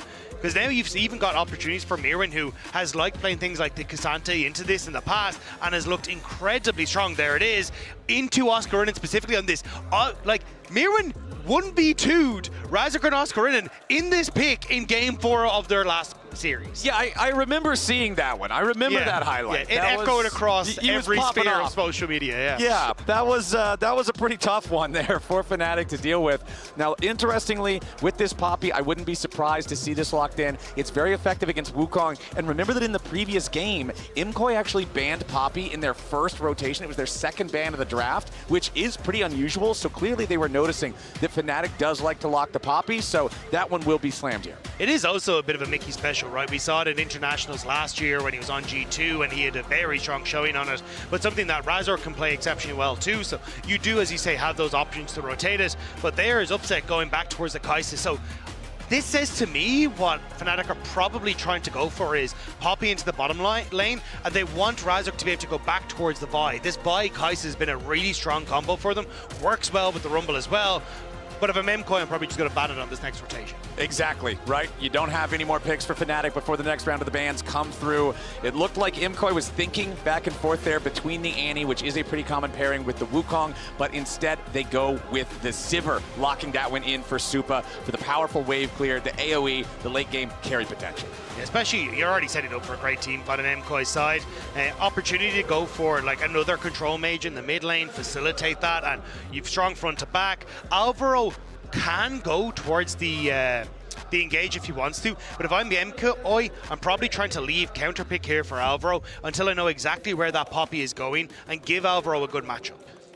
Yep, the Sivir here is the most played for Supa throughout the summer in LEC, so makes sense to lock that one in here in the first half, make it so they cannot remove that one from the table. Nautilus banned out. Whenever I think of Kai'Sa pairings, Nautilus is always one of the first champions that comes to mind, is just an incredible pairing with her, applies plasma very easily, can be a strong lane buddy, dive buddy later on in the game. Braum now going to be banned out by the side of Fnatic. They do not want that extra defensive capability for MKOI's squad.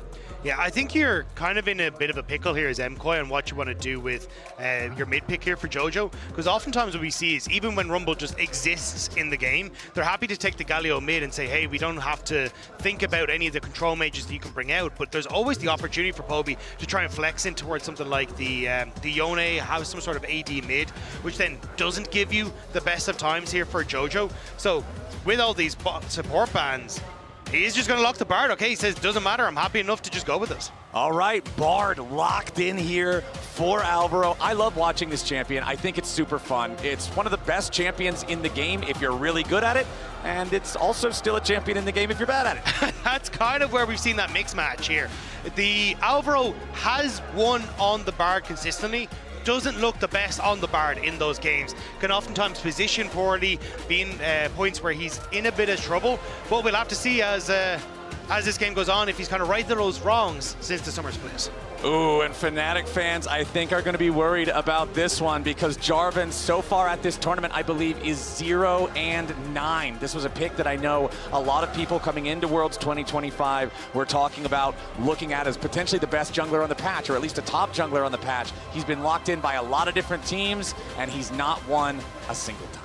Yeah, but EU's very good at the 0-10 power spike. The only problem is it hasn't got there yet, so Fnatic might need to be sacrificed a little bit before. But either way, I like it in this draft because I think you've got an awful lot of follow-up that can come through with it, with the Jarvan having the setup for the Rumble, having the setup for the Chaos Storm now with the Victor, and it's much more about playing front to back rather than this all-out dive, which I think can work well. But Jojo has played this before. Is he willing to bring it out once more? I'm not going to trust it until the timer runs all the way down. This is one of those picks that they'll bait you with. Yeah, that seems much more realistic, but no! Yes! Okay, never mind. We are getting Jojo Pyun Kassadin into Poby Victor here.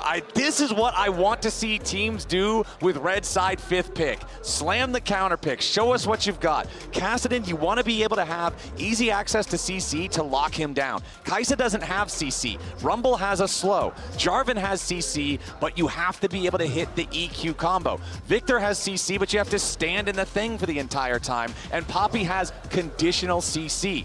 Honestly, this seems like a pretty solid Kassadin angle. And it's something that he's brought out twice now over the course of the year as well. He is 100% win rate on it, likes to take it slow, and we very much like to put in Twitch chat that level 16 to see exactly when he's going to be able to hit us. But it is a pick that obviously will lose as gracefully as possible in the early stages, but then come alive on those side lanes in those team fights later on in the game. Exactly. Levels 1 through 5, you're kind of a melee minion. Levels 6 through 10, okay, you're a bad champion. Levels 11 through 15, you're a good champion. Level 16 plus, Riot, please balance this. Yeah, it's the age-old Kassadin story. And again, it works very well, not only as you're saying with the lack of CC, but the fact that everything is kind of short range on the opposite side. Like if I'm Kai'Sa and I'm like, cool, let me send myself in with Killer Instinct into the backline and I'm into the waiting arms of, well, actually, I suppose, yeah, her dad. It's not exactly great. Maybe it is a loving embrace, but I feel like that's not going to happen this time around. Yeah, I think we're going to see a little bit of family therapy here in this one, as it's do or die for Fnatic as we head into game number 2 of Fnatic versus MKOI. Summoner Spellbook for the Bard there from Alvaro, but Mickey running the Hail of Blades on the Poppy for the extra combat power in lane instead, so not going to have that same level of utility. Here's a look at the runes that Jojo is running on his Kassadin. You can see he's got the Conqueror, sudden impact, last stand for when he gets low to be able to find those amazing outplay situations. This is a little greedy, though, from Jojo as we get a little bit of trading on the bottom side. Because I would have expected him to go for the Inspiration Tree and try and get the biscuits in that, especially against the Victor, who is notorious for being very strong in lane and being able to trade effectively. For you to try and survive in this early stage, it can be a little bit of a pickle. But for Jojo, feeling happy enough to try and take those runes that will empower him later in the sudden impact and that Ultimate Hunter to really be a mega threat when he gets to that stage. Kassadin, level 16 with Ultimate Hunter on top of the items he already likes to build is just going to be it's Earth mode Kassadin, right? Like this could be a problem if Fnatic allows it to go late, but immediate flash stun into the wall coming out from Mickey. Alvaro down to 50 HP, he's gonna die. It's first blood to Fnatic at 1 minute and 45 seconds into the game. Mickey X is bloodthirsty. Alvaro not respecting what Mickey can do on this Poppy. It is a pick he made his name on at MSI last year, and now bringing it out in what is potentially Fnatic's last game of the year and picking up first blood. You love to see it. When your back is against the wall, you've got to be willing to put all the cards on the table. You've got to be willing to pull out the pocket picks. Mickey there with the Hex flash out of the brush, just seeing if maybe he could have got another slam there onto Supa. Supa stays safe enough. Poby having to push in mid lane. This is exactly what you would expect. As you already said, Kassadin's job is not to win lane. It's not even to break even. It is to lose as gracefully as possible in the early stages. Then once you get to level 6, you become a real champion and you can start at least trading back a little bit. Yeah, it does give Fnatic a lot of windows of opportunity to be aggressive in the early stage, and that's why I like Razork's pathing here. He's going to sneak into the backline. Supa already low. And Razork's here. Supa at 200 HP. He has Hot Cocoa behind him, but it's not very well charged. Supa down to 100, flashes away, but Razork with a flash follow. Razork gets the second kill of the game for Fnatic. Dagda, it is not even 3 minutes on the clock, and Fnatic are 1,000 gold ahead. And when Fnatic have looked at their best, it's when they can set up upset for success. It's exactly what we're seeing here, being able to put that resource into the bottom lane, and now you've got 2 kills already to the Fnatic side.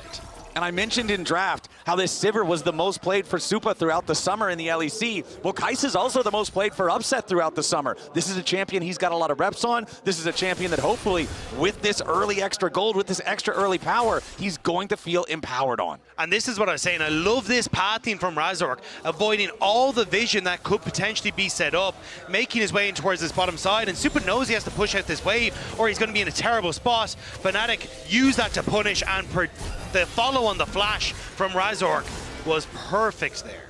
Nicely done, and now a death for both Mickey. bottom laners on the Imkoi side. Mickey just passing through mid here, as is Alvaro. Alvaro clearing out a little bit of vision as Jojo just continues trying to farm as many minions as he can. Of course, every time Alvaro gets to stop by mid, he can place down some more of those hot cocos for Jojo, essentially just giving him an extra weak health potion to be able to have some extra sustain in lane, which he is going to need a lot of.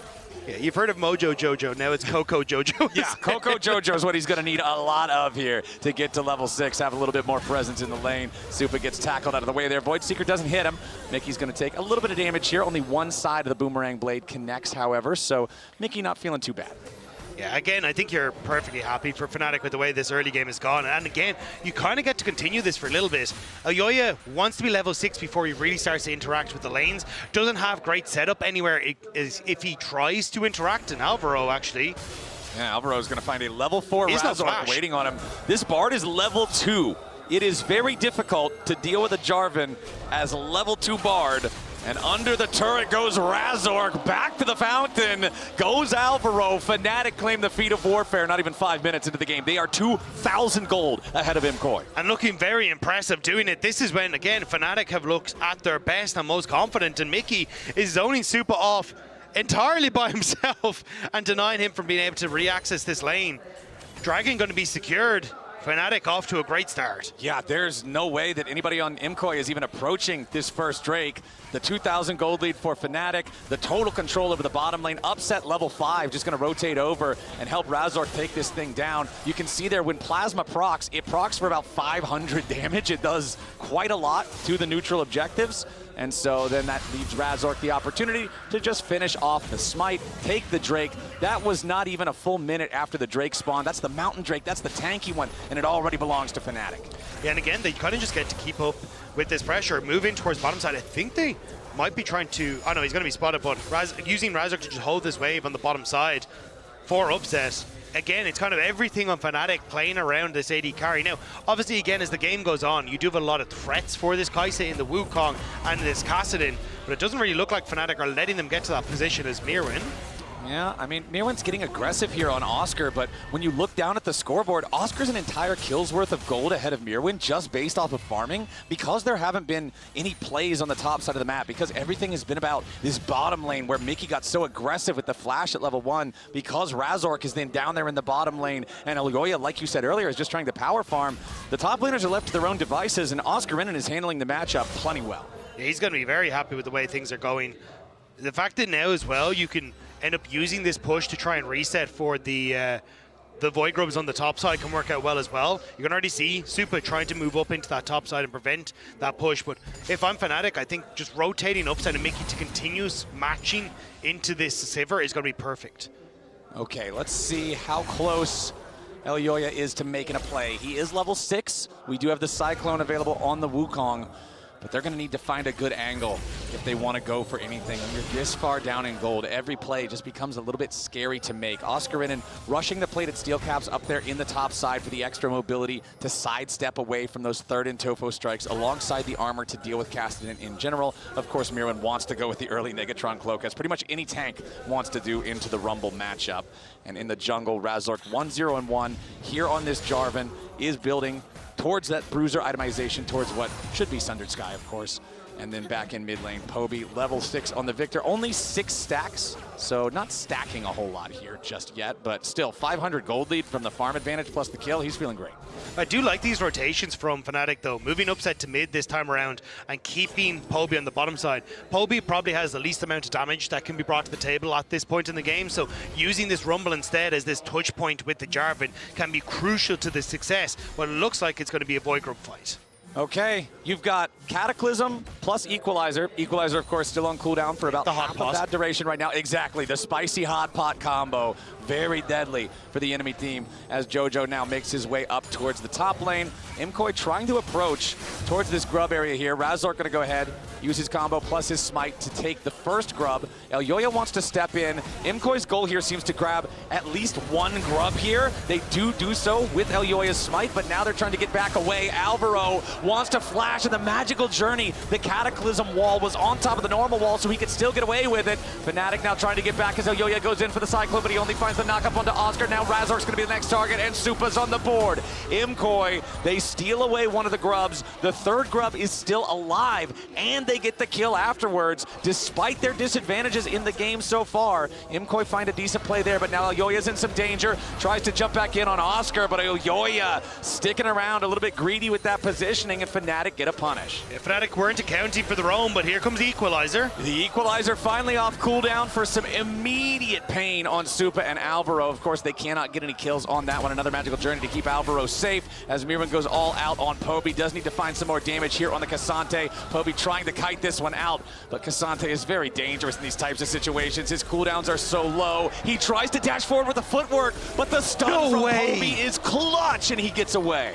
Holy moly, Poby, that was crazy. Able to sidestep so much of that damage from Mirwin and just outlast him until he could get this done. Really well played by the Fnatic mid laner. Very nice stuff from Poby. I thought for sure he was dead there. You see Cassante on top of an immobile control mage that does not have reliable CC in the middle of the lane. You're thinking, all right, man, see you once the screen's back in full color, right? But Poby lands that gravity field exactly where he needs to land it, just at the very edge. Mirwin can't escape in time, so nicely done. And it's still about a 2,000 gold lead for Fnatic. Feats of Warfare secured, 2 out of 3 progress on the neutral objectives, and the next Drake is spawning in 30 seconds. I think for Fnatic, as long as you can try and keep up this pressure, kind of do what Imkoi did to you in the last game, you should be in a decent spot.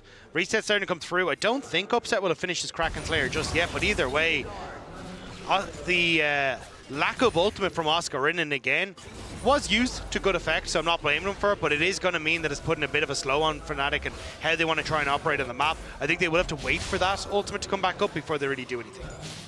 All right, Jojo, let's take a look in on this Kassadin. About to hit level 9, still down a couple of waves in comparison to Poby's Victor. Still not Rod of Ages completed yet, so wants to get that online ASAP. Of course, when you do kind of fall into this game state where you're having to play so safe because the enemy jungler's ahead, the enemy mid laner feels empowered to play aggressively, it is going to be a slower completion on that item. So time is, of course, always in your favor when you are a Kassadin, but that clock ticking forward is going to feel painful in this game for a while because of how badly the early game has started.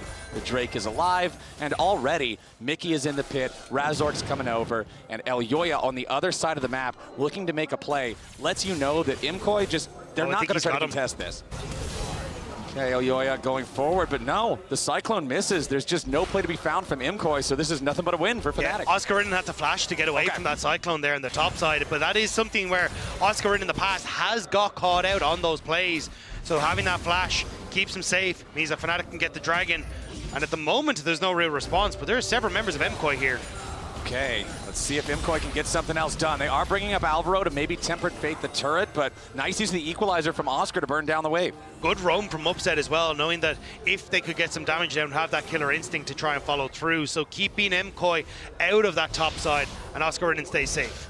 Okay, Oscar doing a good job absorbing the pressure from Imkoi's only possible move if they weren't going to try to contest the Drake. And the problem for Imkoi is they are feeling that pinch of, hang on, Mirwin, he should be fine. But the 2 double dragons being taken, you want that time to buy for your Sivir, your Kassadin, even Mirwin to come online and become mega tanky. But because now 2 of those dragons have been taken, you're going to be forced to fight at this next dragon. You do not want to give it Cross Inferno. You can see here as Fnatic just disengages yet again from an Imkoi play. there's just nothing coming up for MKOI here. They're trying to pop on the hunt. They're trying to make stuff happen. The poor little scuttle crab got knocked into the forest. He's an aquatic creature. He doesn't know what to do there. I mean, look, he's been a great tourist. Look at him. He's having a fun out time, waddling along. He's seeing the sights, sounds, and smells of Summoner's Rift in places and ways that he never has before. And now he got beat over the head by Wukong, and he's dead. Well, that's what happens when you go to the jungle sometimes, you know? At least he had a good trip on his way out, even if he ended up in a dangerous part of the Rift. But it's a 2,500 gold lead for Fnatic. And we had the stats up on your screen just a little bit before that potential fight broke out. Last game was great for Supa on the Zeri, but this game, since things started out so rough, so shaky in the bottom lane, it's been kind of hard to feel like you've got good ground to stand on. But again, that has been the Fnatic game plan for not only their series against MKOI, but a lot of the split is get upset ahead, let him be that main carry.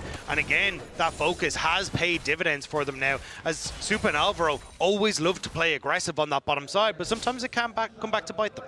So looking at EXP right now, we are approaching a pretty critical break point. Jojo about to hit level 11.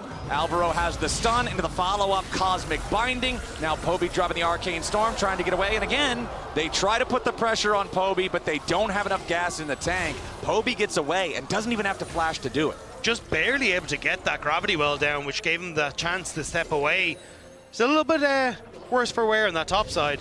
We're going to be happy enough that he escaped with his life. Hey, he's got buddies coming up to help him. Mickey X wandering through here. You can see by the extra terrain, it will be a topside Otacon again this game, same way that it was in the previous one. Jojo still about 3/4 of the way to level 11. Pretty big power spike there for Kassadin. Obviously, every level in the ult giving you significantly better cooldown on that ability. And if they can get to the point where he's level 16, that's where you have the chance to make up for the fact that the early game has gone so bad. But that is still a long way away, my friend. And we are seeing first items coming online in a few different spaces, a few different places. 14 minutes and 40 seconds on the clock as Jojo completes his Rod of Ages. That's a pretty slow completion on the Rod, so that one's still going to take almost 25 minutes into the game, almost on Baron spawn before it's 10 stacks. I mean, sometimes it's not the end of the world when you're playing a casting, because you do get the level later, which means that you're able to get a higher level, which is technically more XP when it pops. Right, more value. Exactly, but not ideal in the, you want Kassadin with money, and the lack of money on the Kassadin is definitely going to play an issue, and especially if this Rift Tower fight goes the way of Fnatic as well, as you can see them starting to set up for the objective. Again, MKOI though, playing off this Sivir push, getting access towards River, and there's no real play onto Jojo in that top side. So the thing that I'm noticing, Mirwin is walking up. Neither one of the top laners have their teleport available to join in this fight if they want to stay down to the bottom lane and split push. But MKOI is saying, all right, Mirwin, you're going to have to give up that side lane farm, that side lane EXP, and make your way up here manually instead, because we want to fight for the Herald, and that's what they're going to do. Herald started up by MKOI now, as Oscar's just going to take the opportunity to push the wave down here in the bottom lane. Oscar looked like he was thinking about maybe moving up towards the Herald. Instead, realizes he won't be able to reach the objective in time, so just goes back down to split push instead. Herald is secured by the side of MKOI. Mickey was charging the Keeper's Verdict there, thinking about maybe if there's an opportunity to try to allow Razork to go in and steal, but they think better of it. So it's Herald over to MKOI. Yeah, Herald goes the way of MKOI. Can they get value out of it though is going to be the real question, because you can see in that bottom side with the lack of TP available for MKOI, you should end up, I believe, with this wave. Oh, actually, I was going to say, I think you should have been able to take it, but Jojo able to get down there quick enough on the Kassadin to keep that tower standing for the moment. Yeah, feeling good about that. They need to get some value, like you say, out of the Herald use itself. Some freestanding turret gold could be very, very good to try to close some of this gold gap. Especially with 3 seconds now until that third dragon for Fnatic. I think that's where maybe you can use it as an aggressive Herald in the fight, try and find some success there, or pull Fnatic to that mid lane, which it looks like that's what Elio is going to do in response to trying to set up for Dragon. Okay, Herald summoned as the Dragon spawns. The Herald, they're trying to get the charge on it. Looks like that's all you're going to get, but now the fight has already broken out. Poby taking a little bit of damage here as Tempered Fate catches out the Fnatic mid laner, but a nice Keeper's Verdict to knock Jojo away from the fight means there's not enough follow-up damage. Equalizer down on a Supa, follow-up there from Razork. Killer Instinct jumps in, and Supa's already down. Oscar Renan's cooking Mirwin. Alvaro's already dead to the Acathian Rain, and when it rains, it pours. Fnatic are bringing it down on MKOI. A double kill, back to upset, and it's an absolute absolute slaughter for Fnatic. Fnatic aren't done yet at Worlds 2025. Finding this fight, it looked a little dicey. I'm going to be honest, Poby not in the best of positions there, but doesn't even burn the flash. Just as happy, tanks the Bard ult. With that ultimate from Mickey, knows there's no real threat coming through from the Kassadin. And instead, Fnatic turned the tides, killing off Supa, and Oscar Rinnan's able to deal with Mirwin alongside Mickey on that top side to keep this fight rolling in Fnatic's favor. They are going to roll over the fight. They can then immediately translate that into taking the Dragon. They take the tier 1 turret mid. They take the tier 1 turret bot. They have the wave shoved into the tier 1 turret top. Dagda, they just doubled their gold lead and moved to Soul Point off of that fight. Yeah, this makes it incredibly difficult now for MKOI because you are nowhere near the position that you need to be either on Supa or Jojo to try and carry these fights. And now Fnatic going to be looking down the barrel of that Infernal Soul plus position now to take this top lane tower. So much gold has been injected into them.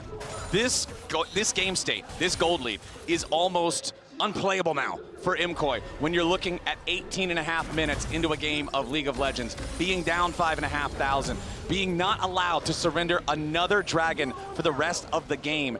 The timer on the dragon, 4 minutes. 4 stacks on Kassadin's Rod of Ages. The Rod of Ages will not be stacked by the time the soul spawns, and you do not get any, okay, well, we'll just give this one and fight the next one. Infernal Soul given over is not an option. Supa still only at 1 fully completed item there on the Sivir. Not feeling great about that one either. This champion needs time to be able to scale up. You've got the 1 fully completed item on Mirwin. Of course, you're going to have time to complete that by the time the next dragon fight breaks out, one would think. But it's just been disaster from minute 1, and I mean that literally minute 1. Remember that first blood this game came in for Fnatic from Mickey's level 1 flash at about 1 minute and 48 seconds. Yeah, and again, it's what we were talking about. Sometimes Alvaro not giving the respect on this Bard to the position that he has, how squishy he can be, because he does look fantastic on some of these engaged supports, but the Bard hasn't always been that top tier that we expect from Alvaro, who's made a name for himself, honestly, as the best support that we have in the LEC right now. But not able to perform this time around, getting caught out, giving that opening then from Razork to follow up on that second gank. It has been Fnatic steamrolling through this bottom lane. All right, MKOI, let's see what you guys got to defend, because Poby has used his teleport to join up here in the top side with the rest of Fnatic. He'll be the one that could be the bait in the top lane. Otacon alive now as we crest the 20-minute mark into the game, and it looks like Fnatic are ready to just start it up. MKOI hanging out nearby. Jojo and Upset, the only 2 from either side that aren't here just yet. Upset going to join up with the rest of the team now as Jojo is still making his way over. The Otacon is dying pretty quickly. Scryer Trinket going to find Fnatic there, but the Otacon's already going to be secured. Keeper's Verdict knocks the enemy jungler out of the fight, and MKOI took too long standing around watching the Otacon get taken. Mirwin's already down. Razor traps everybody in the Cataclysm. Alvaro. Tempered Fate to try to slow up the follow-up, but it ain't going to matter, I would have to think. Elyoya is spinning, but MKOI ain't winning. Fnatic, they're going to find a kill on the enemy jungler next. They got the Otacon. They got a 2-for-1 trade after. They're chasing after MKOI. I don't think they're going to find anybody else, but they already got what they came for. I thought that Tempered Fate might have been enough to turn the fight, but as he said it, Flowers, the Otacon goes down so quickly. The ultimate there is perfect, and Supa pops his own on the hunt, but doesn't catch Mirwin. So he doesn't get the speed up, ends up falling down. MKOI get one back where they deal with J4, and I thought with Elyoya going in, maybe they have a chance here to turn this around, but Supa has to run for the hills. There's nothing he can do. Jojo doesn't have the damage, and once again, it's the lack of team fight power initially, right now in this moment, that is coming back to hurt MKOI. This is dire. Otacon giving them all of those flower petals. And again, I always like to bring this up because it's something that's so easy to gloss over, with Otacon being a new objective, with the stats being kind of invisible in terms of the overall gold lead. 33 flower petals to 12 flower petals is somewhere between 1.5 and 2,000 golds worth of adaptive force for free. That's on top of a 5,000 gold lead, and it's 60 seconds until the final dragon spawns if Fnatic gets it. That's your Infernal Soul. That's your massive power spike again. Jojo, level 13 on the Kassadin, still has to tick forward 3 more times. And you can see here, 1-8, Kai'Sa at the event, 0-9, Jarvan at Worlds 2025. This is looking like it just might be Jarvan's first win. Yeah, I mean, look, not quite the 0-10 power spike, but Fnatic going to be happy to try and take that one. And it has been this kind of Kaisa plus dive combo that Fnatic have been famous for in the LEC. Now making it work against their LEC counterparts, it looks like, as MKOI stepping in early to this river, hoping to push Fnatic back. Okay, slam into the wall, comes out, equalizer over the top. Elyoya going to be targeted here as soon as he gets out of the stasis. Probably going to try to spin. Redemption comes in, looking to heal him, but it's upset into the back line here with the killer instinct. Super trying to get away. Razork on the chase. Elyoya first to die. Razork might get traded, but no! Jojo has no damage. He's dead now as well. The Arcane Storm is half as big as the enemy jungle, and Fnatic get 4 for nothing. That is exactly what Fnatic needed. They wipe the fight. They will take the soul. And after they've taken the life of MKOI, they might just take this game as well. 8,000 gold. Infernal Soul. 25 flowers. Not sure what MKOI does. Yeah, if that isn't a MasterCard priceless moment right there, I don't know what it is. With the soul and everything taken, Fnatic just get to continue pushing. This feels so night and day from game number 1. And again, I love this call. Mickey flashes immediately on towards Elyoya, forces Alvaro to use that early ultimate to keep his jungler safe. But again, Upset, this is what he started to change in summer in the LEC. This ability to be aggressive, not care about the KDA, and put his life on the line to make things happen for Fnatic. He barely survives. And you can see a little bit of frustration there from Elyoya. And I mean, hey, it's a frustrating game. It has been from the very beginning. Fnatic has run the show on this one, and now they've got everything they need. And it feels like every single time we're counting a new big thing that Fnatic has achieved for themselves. Whether it's a big team fight win and a gold spike, or maybe it's moving to Soul Point, maybe it's taking the Otacon, whatever. The next thing's only a couple minutes away, and now Baron is just 45 seconds away with Fnatic commanding a 10K lead and an Infernal Soul. But where the hell does this leave us if we can get to a game number 3 for Fnatic? Game 1 looked dire. It was MKOI who were playing through this engine of Elyoya and Alvaro, finding the success they need, absolutely taking over the games with the picks. Whereas for Fnatic now, it has been about their team fights in game number 2. And honestly, I think a little bit of greed for MKOI with their draft that Fnatic have been able to punish and now find themselves just moments away from taking down MKOI in game number 2.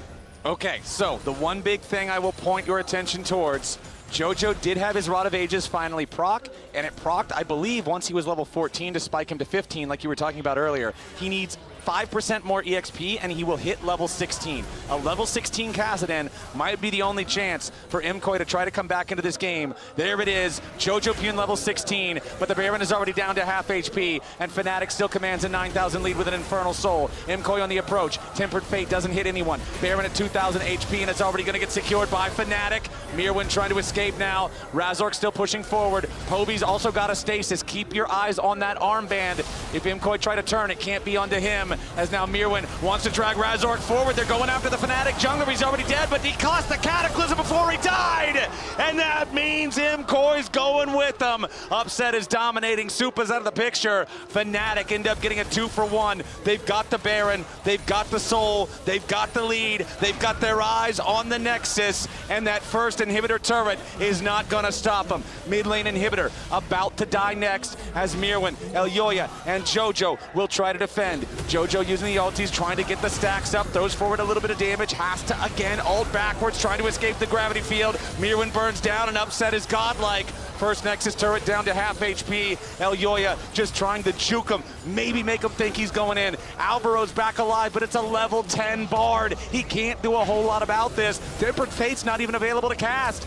The minions continuing to fire into the turrets. Super back alive now too, into the back line. Goes MKOI, Jojo wants Upset, but Upset's having none of it. MKOI, they couldn't scale in time. Fnatic ran the game from minute number 1, and even faster than they lost the first one. They'll win the second one. We're going to game 3. It's a Fnatic Jarvan skin for a reason. Fnatic able to pick up the win against MKOI and push us to game number 3. Elimination for one of these LEC teams. Fnatic showing that they are not ready to go home yet. We have had 2 incredibly one-sided games to 2 separate sides. Desk, What is going on for our third game? Well, before we go into that third game, I want to say I'm happy that Fnatic finally arrived at Worlds. Great first victory for them. Took them ages, but guys, better late than never. First win on Jarvan, first win for Fnatic. They just needed that skins buff.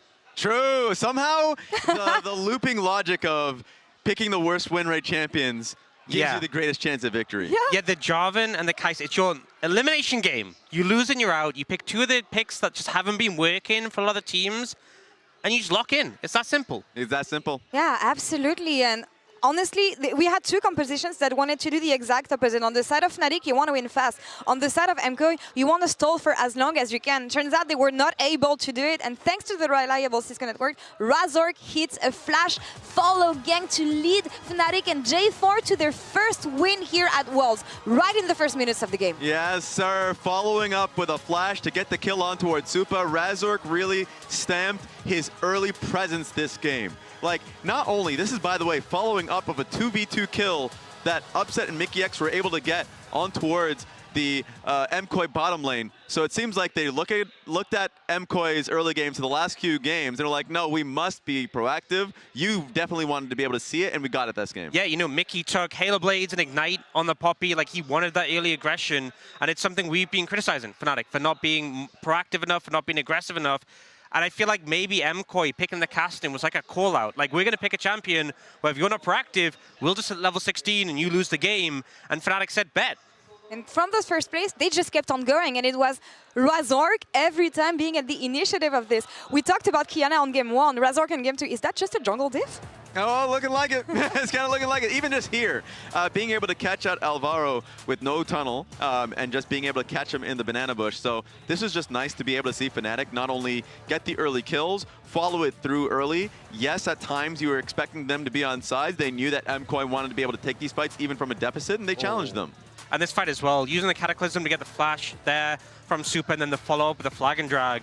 I feel like some of these fights just played so well, and it's crazy this is the same team that we saw get demolished in game 1, just the turnaround. I don't know what was said behind the stage between game 1 and game 2, but Fnatic finally, as you said, Lo, have come and arrived at this tournament. Yeah, that's actually what I'm wondering. I'm going to follow up on that later. What do you tell your players when nothing has been working for them to come up so convincingly with that much confidence, especially with champions that haven't found any success in the tournament so far? Yeah, a lot of it, I think it does help to your point. Like, bot lane's winning after that 2v2 bot side.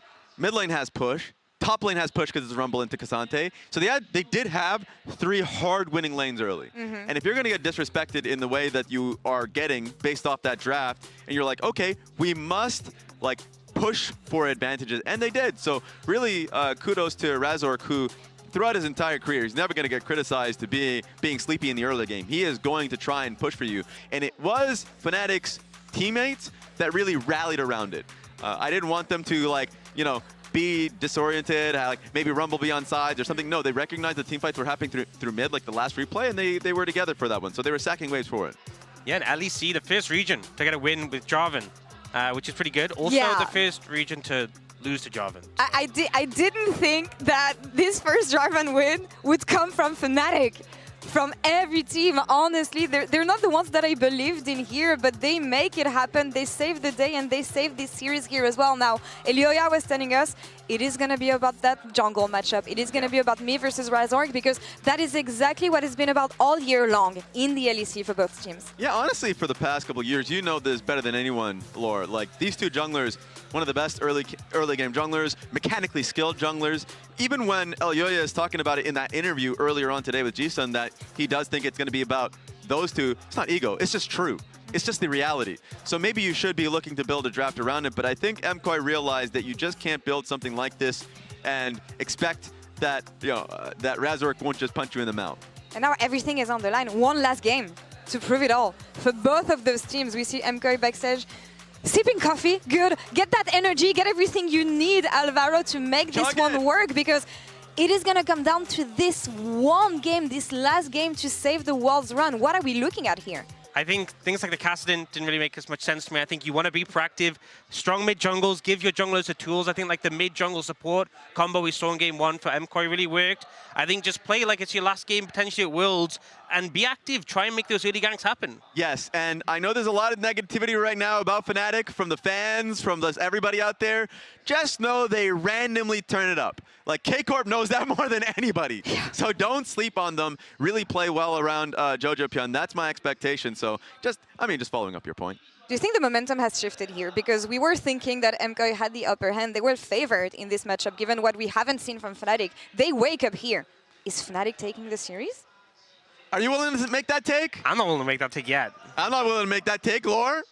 I'm making that take. Oh, I think they could do it. I think they could do it. Yeah, that's why I have the flag in front of me. Okay, it's the aura. Let's see what happens here. It all comes down to this final game between these two LEC teams, Fnatic versus MKOI. Let's see who takes this right after this.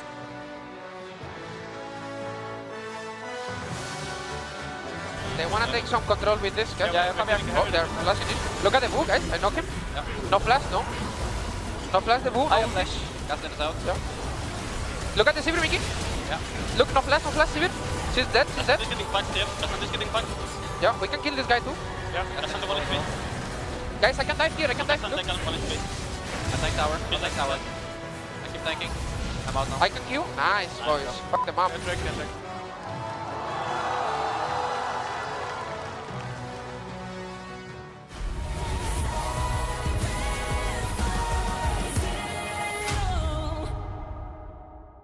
The greatest players in the world are here.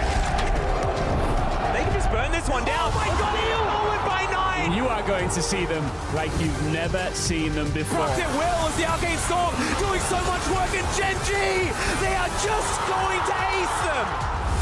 누굴 만나도 이길 수 있다는 자신감 정도로만 생각하고 있습니다. Gen.G, the EWC winners! Locking down the Drake is now Doran. Decent position, double break down my walls, but I won't rise again. Cause I stand tall in my environment. How could I ever close my eyes as they silence sins? They try to take me down with their violence. Oh, they're coming again! Betcha flashes in, and down goes Light!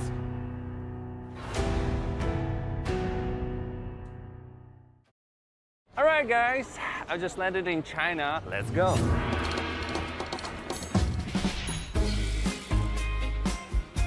Play the local way, pay your way. Have you ever seen the Great Wall at night? Play the local way, pay your way.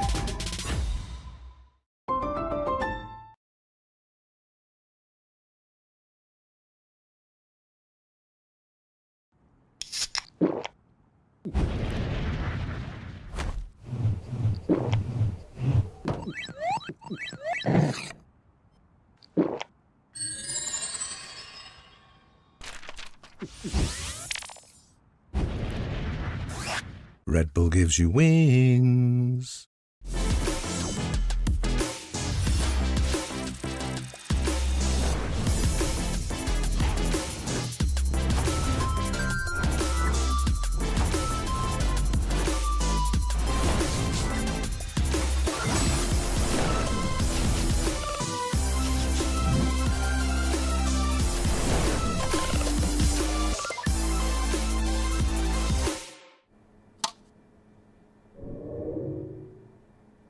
Red Bull gives you wings.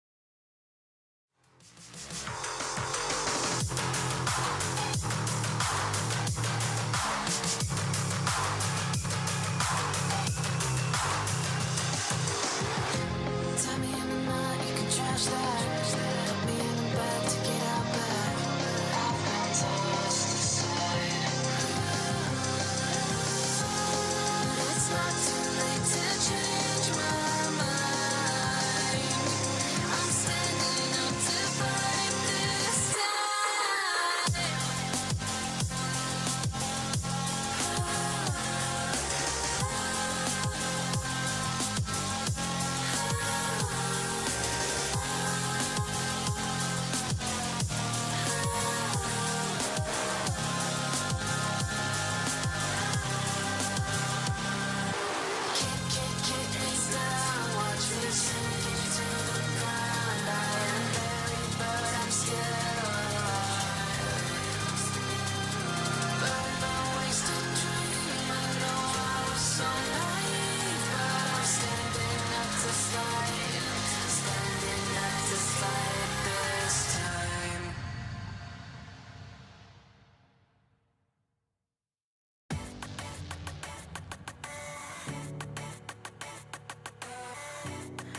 we're never gonna fade away.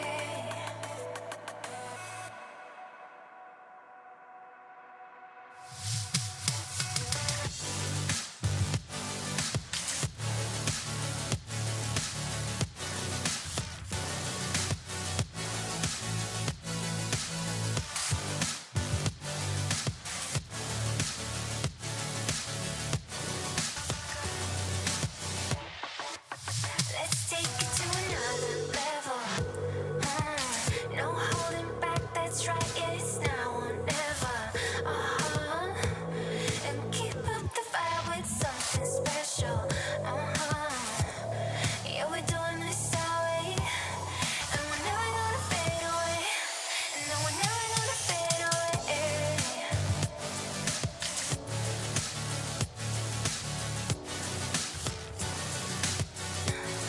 No, we're never gonna fade away.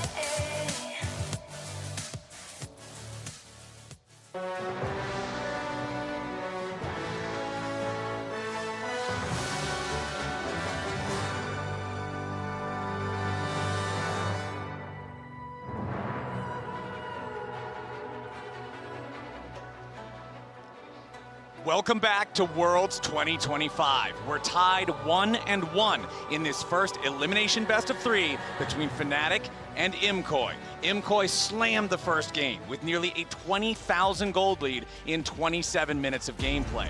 But in game number 2, Fnatic took control before 2 minutes and never let go, achieving an even faster win.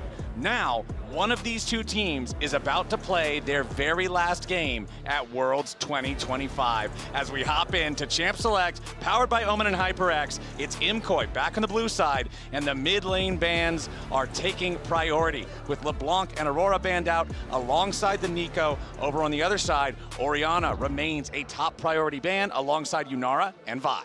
Also, I'm surprised the Vi taken away by Fnatic, because that has kind of been their go-to in these sorts of situations. But now, we'll have to see what that first pick is going to be. Is getting deep in towards the draft. Talia, yeah, okay, so Talia, I was going to say left open, going to be immediately locked in. That has been, again, one of those Jojo Pion specials. Good in team fights, good in side lanes.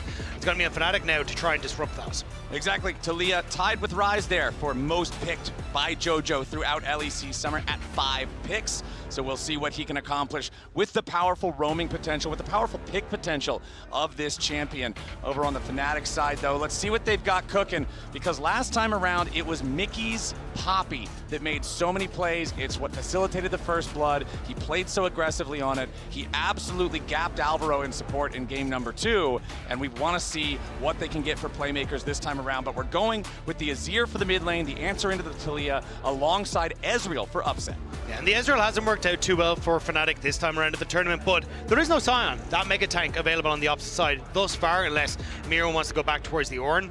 But now, going to immediately go over towards what has been the other go-to pick in the jungle with the Xin Zhao.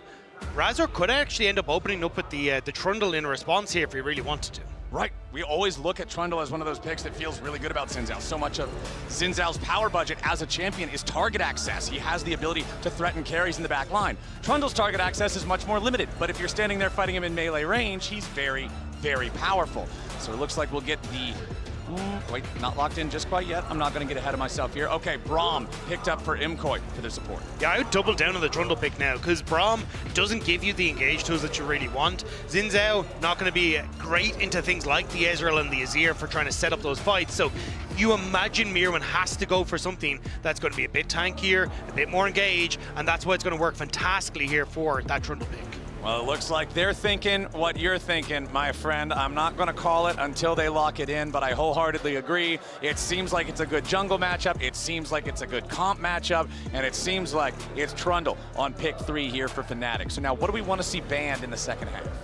If I'm Imcoy, I'm probably looking at actually banning away things like the Ornn now, because if Elskorin ends up getting a frontline tank for this squad on Fnatic, it feels a bit lights out. It's incredibly potent what they're bringing to the table. Whereas when I look at Fnatic, I'm kind of unsure what way Imcoy want to take the remainder of their draft. There's still a lot of AD carries that can be picked up here, and that looks like it's going to be the focus.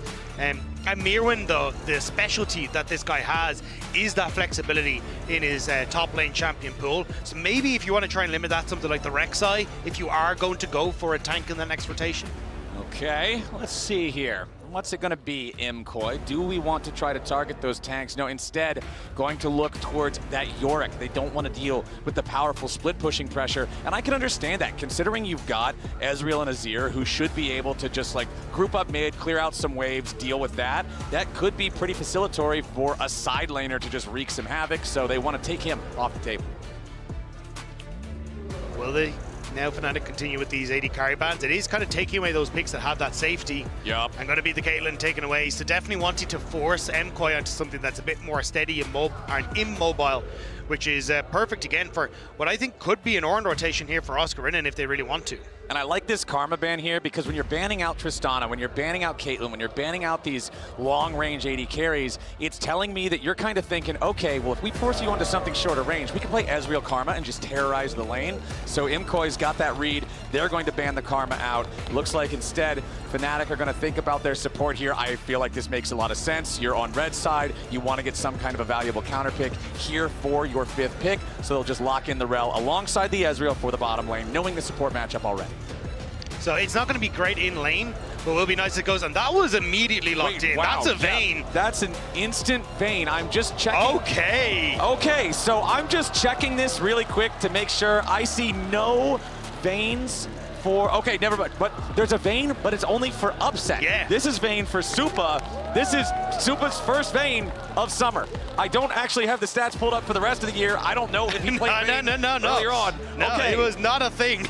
Yeah. All right, first Vayne for Supa of 2025 here in their elimination game for MKOI. And I love this rotation from MKOI because we were talking about the Ornn is a little bit tough to play for Fnatic into the Braum, but I think it's still incredibly strong just for providing that team fight and setup that you want. But now MKOI, they're the ones that have turned around and said, right, we're going to play this strong front to back, and there's not really that like ease of lockdown for the Vayne. Sure, Rel can try, but apart from that, this Vayne essentially gets to run through these team fights, and up against an Ezreal should have a relatively easy lane.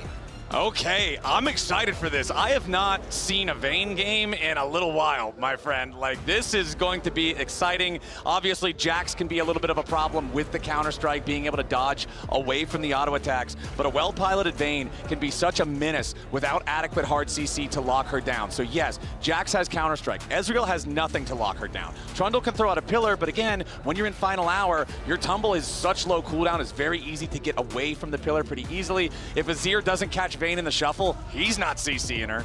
And it's also you're trying to jump over to get the Vayne across Taliyah Unraveled Earth, across Braum, across Ornn, across Xin Zhao. It's like, that's a lot of CC that's on the opposite side, trying to prevent you from doing just that. I love this pick from Supa, and I'm so excited to see now if it can pop off. I'm ready to see it, man. We've got terrain creation on both sides. We've got so much space creation on both sides. I'm really excited to see how well MKOI can try to enable this Vayne, because this is it. This is the season for both of these teams. Your 2025 ends here if you lose as we get on to the Rift. Taking a look at the runes, double summoner spellbook once again. If I'm MKOI, though, and there is someone that I want to put that responsibility on, it is Supa. This guy has consistently been that top performer for MKOI. He has looked absolutely spectacular, memed a little bit when he first entered the league, but now has really risen to be the carry that you want on your squad. And now with the Vayne, has an opportunity to push MKOI deeper into the tournament. But it is up against Fnatic, and they'll be doing everything they can to try and shut down this bottom lane and make sure this Vayne never gets going. Okay, I just double-checked to make sure there were absolutely no games in 2025 of Vayne. It's not that I didn't believe you, it's that I had to make sure that every time I said first-time Vayne 2025, I was not lying, because this seems like a hell of a way to say this is what we're putting our faith in. This is how we're keeping our world's dreams alive for MKOI. And remember that in the previous game, it was Mickey and Upset getting first blood before 2 minutes. So this time around, Supa and Alvaro have got to have a better time in the bottom lane. Yeah, you can see, though, like, it is something that Supa has played in the past. He's 2-4 over the course of his career on Vayne. Played that when he was back in the LVP, but this is his first time playing at a Tier 1, or let alone an international for the squad. So Supa hoping that he can be that carry. First time in Tier 1 being an elimination game at Worlds is a seriously Chad play. It's either seriously Chad or seriously bad, depending on the outcome, and that's what the fans are going to remember. So for Supa's sake, for MKOI's sake, I hope that they can find the way to protect this Vayne and allow Supa the space he needs, because you know that Vayne kills pretty much everybody in 6 hits, right? 2 rotations of Silver Bolts. As long as she's got plenty of damage, it hurts. And this champ can be a serious, serious problem. And there it is, immediately concussive blows stacking up alongside the Silver Bolts, and Mickey takes a pretty rough trade. I'm keeping my eyes on Razork though. Is he making his way immediately down towards his bottom side? He is. So they want to try and punish on this bottom side of the map. Alvaro going to look for the ward. Okay, but immediately Mickey going in, Supa with the early flash, but Alvaro's your target now. Razork continuing to move forward. Alvaro has to flash away. The Braum backing up here. Remember that he has the Winter's Bite, he has the Unbreakable, but since Stand Behind Me wasn't available, that means that he has to commit the flash since he can't jump to safety towards Supa. Jojo's TP'd very aggressively in towards his mid-wave though. I think they want to try and look for an invade here and follow up on it. Elyoya though, second guessing himself, doesn't think that his bot lane is high enough HP and a bit worried about Poby on his own reset coming in to help out. Yeah, both mid laners taking a very early first back plus first teleport. I mean, it's only a tier purchase for Jojo plus potions. It's only a dagger purchase plus potions on the other side for Poby. So generally earlier than they would like to make that first recall, as Elyoya is going to have control over the bottom side river, control over the Scuttle Crab. And it looks like we're going to see a recall here from Supa go back and make his first purchase as well. I'm curious what Razork wants to do in this sort of situation though. He's about to finish off his camp, should be able to reset first and come back out onto the map if he wants to. Could try and make a play up towards his top side, but he looks like he's trying to sneak his way into the bottom side of the map instead. And this is great from Jojo spotting it. Hang on a second, we don't see the Trundle on the top side. He could be anywhere. Okay, you can see on your screen right now that last game. We've got some game 1 versus game 2. This is the games that each team respectively won. It was Fnatic getting first blood in both of them, but now we've got the jungler showing up down here on the bottom side. Alvaro trying to get away, but wind becomes lightning coming out from Elyoya. It's first blood over to Supa with the condemn into the wall on Razork. Elyoya might die, but Supa wants to get one back. He tumbles and he finds the shot, but Upset is about to grab a double kill for himself. Both AD carries now with 2 kills. Oh! Mirwin nearly solo kills Oscar as the Ornn into the Jax right after. The auto attack wasn't quite there for Mirwin, or he would have got that kill. But this game is already becoming bloody flowers. The kills on the bottom side, both junglers showing up in the bottom lane, and that's what I was talking about, is a good read from Razork, moving back down towards his bottom side, potential to make a play, but also prevent Elyoya from showing up in that bot lane once more. Now Fnatic go for Crab and potentially just Vision into this topside jungle.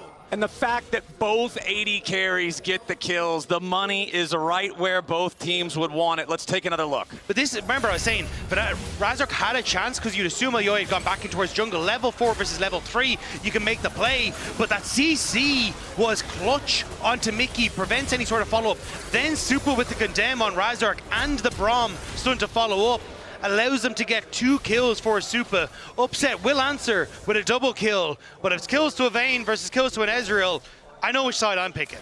The Vayne kills definitely feel better, I would have to say, but Upset also feeling pretty good about having double buffs on that Ezreal now. Very effective champion to be commanding those on level 4. Supa, level 4 on the Vayne as well, but Upset is much closer to level 5, because remember, he's not the one who died in that scrap in the bottom lane 2v2, or 3v3, I guess I should call it, since both junglers were also there. So now we've got the bottom lane duos here in mid. We have 2 minutes on the Grubs. Dragon has already spawned. It is the Mountain Drake. Those are harder to take than some of the other ones because of the tankiness of the objective. And it looks like Alvaro is going to go ahead and be the first support to step out of lane here. Just get a little vision at the entryway to the jungle. You talked about how Trundle is one of those good picks into Xin Zhao. He feels comfortable moving into Xin Zhao's territory, comfortable dueling against him if he finds him. So they just want to make sure that Razork isn't trying to steal away those resources. Yeah, and immediately you can see MKOI moving Supa in towards this mid lane. They want to get him out of this long lane while you have the opportunity for Trundle to try and come in onto this bottom side.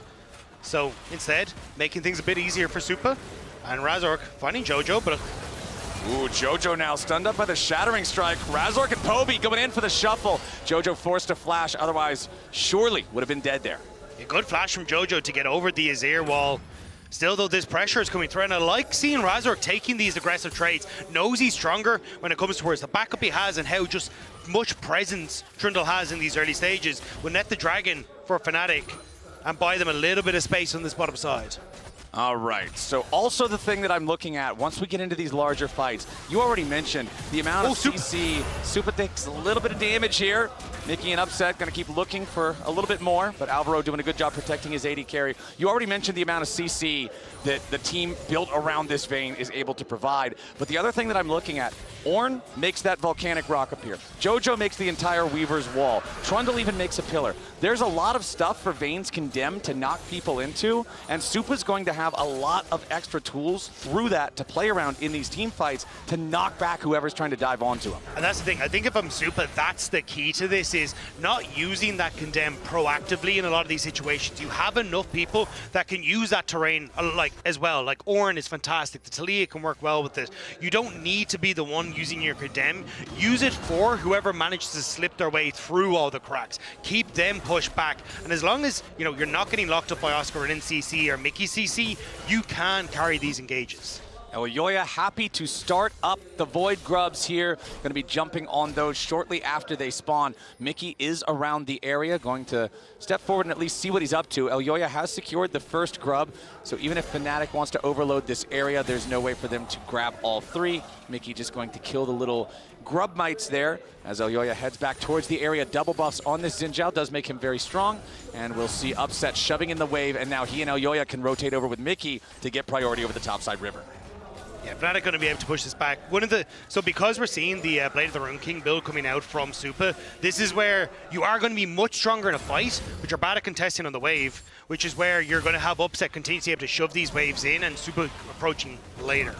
Okay, now bottom side, Jojo gets shuffled back by Poby. No flash available on the Taliyah. Remember, that already had to be used last time. Poby gets some good damage onto the Imkoi mid laner, but Jojo continues looking to make his exit. Poby with a flash forward. Fetal Warfare claimed by Fnatic. Poby with the solo kill down in the bottom lane as Oscar Renan survives with 200 HP up here on the top side. Imkoi's not going to get anything back here just yet. Oscar Renan down very low, and he's executed by the ultimate of Elyoya. The counter-strike he was hoping would be able to keep him alive there, but Xin Zhao ulti with just enough burst damage to take him down. With the enemy top laner dead, that actually opens up the window for Elyoya to secure the remaining two grubs. Yeah, I'm surprised that honestly Mickey didn't block it, or Oscar Renan didn't use his flash. No communication on what was happening to Supa. Yeah, Supa down to about 400 HP here. Mickey also low. Alvaro, again, just doing what the Braum was drafted to do and protecting this Vayne. Yeah, the thing is, though, on that play, because Fnatic had just got the solo kill for Poby on the bottom side. He had shoved in the wave, would have been able to reset and TP to the fight if you needed him to do so. And that could have been the Fnatic win con just for those Void Grubs. But instead, because Oscar Renan ends up going down and there's that miscommunication, it gives Imkoi that little bit of a chance now to get the Void Grubs, which is so crucial for this short-range composition. We see here, though, the play, Jojo tries to go forward, but Poby immediately cuts him off, knowing that Jojo doesn't have that flash, and tries to sidestep here the boulder, so then he could actually be in a position to chase down Jojo, but still burns the flash and has managed to pick him off. Exactly. This is the dividends being paid on the earlier flash from Jojo, and here's the play and how Oscar got caught. Yeah, tried to go all in on Mirwin, not respecting where Elyoya was in the map, and again, the CC chain very, very strong. Managed to escape, but here, I thought Mickey would just block the shot. You have the flash, you have his crash down as well to get the space that you need. But neither the flash from Oscar Renan to dodge the Wind Becomes Lightning or the Q from the Braum means he ends up falling. Yeah, that's just an extra kill over to Imkoi. 500 gold lead for them, but again, that's so close. Everything is still contestable for Fnatic.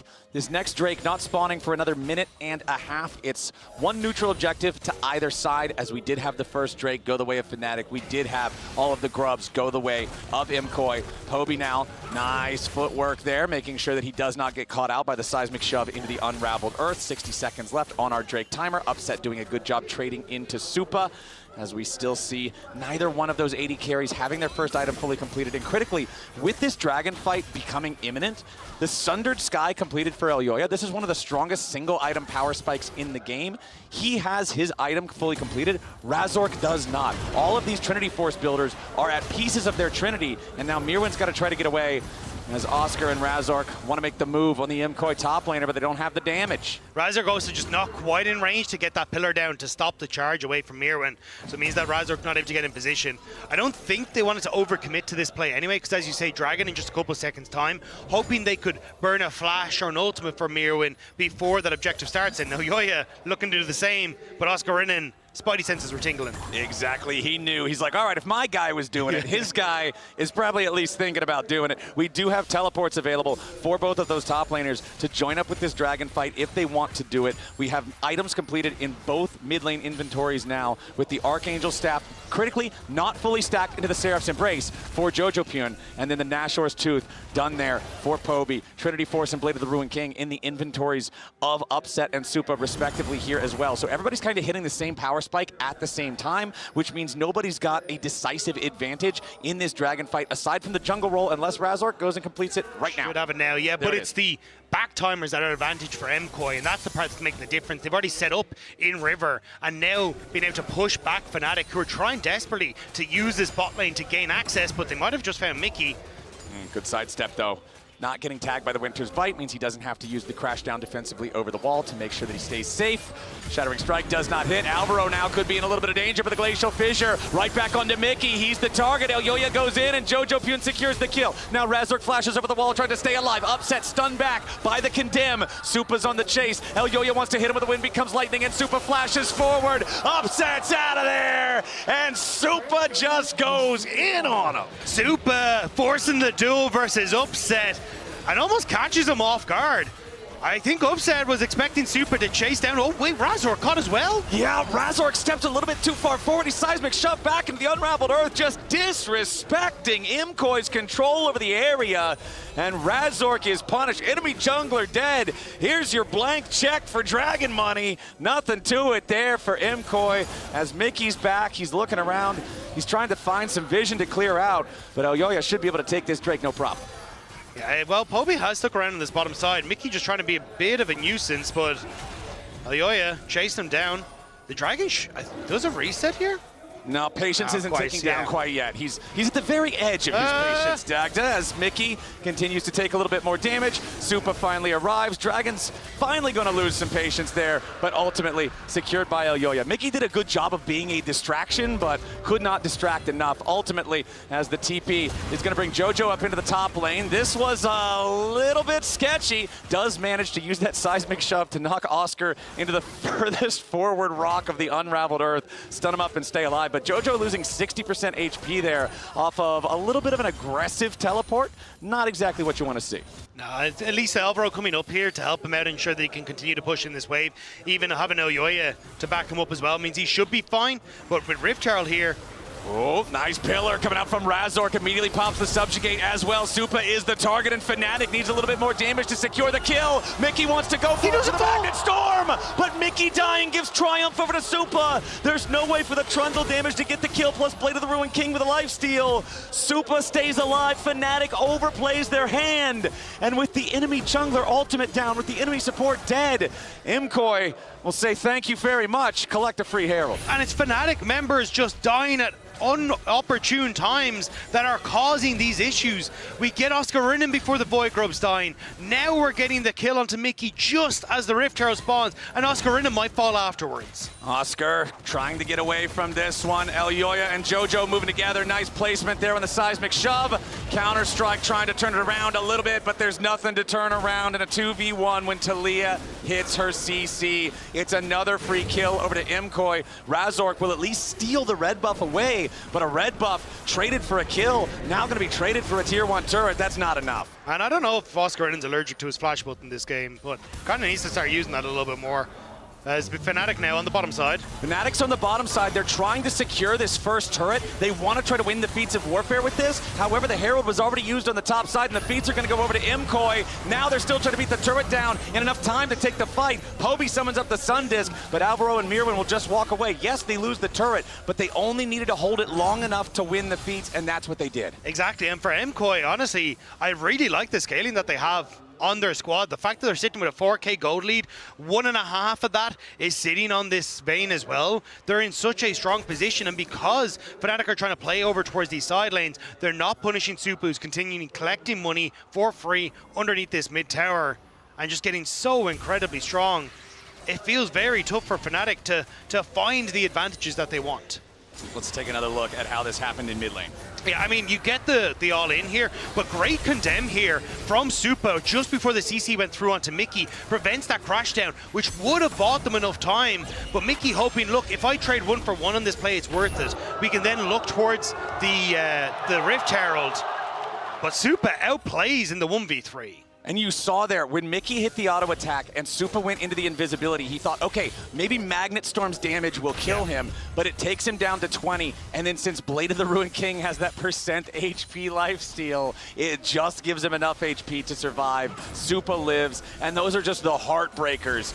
Everybody who's ever played League has had one of those before, but now MKOI potentially going for an invade. Fnatic maybe with a collapse, but no, it's JoJo riding the wall straight in. It's Oscar dead first. Mickey wants to get away, but the Weaver's wall fades, and Mickey just barely has enough distance to get it out of that one, but it's a 4,500 gold lead for MKOI. They want to make it 5 and take down this tier 1 turret. They've got the wave, they've got the man advantage. Here comes True Shot Barrage, real nice damage onto 3 with that one, but still the pressure keeps coming in as Razork's going to be careful. Seismic Shove again, he's getting juggled around by the Glacial Fissure. One more hit will kill him, but he stays alive with the Subjugate for now. Mirwin bowls him over with the Orn Horn, and MKOI have 10 kills. MKOI played that so well around Poby's range. Poby TP'd in and was dying to get that knockback with the Emperor's Divide, but he's not giving it, and now he's pushing forward. And we got a TP coming in. Mickey wanted to step forward to make something happen, but now he's going to be in some danger. JoJo takes the kill, but Aoya is going to be very low. Finally a shutdown, finally a kill, back to Fnatic. Upset's taking the credit,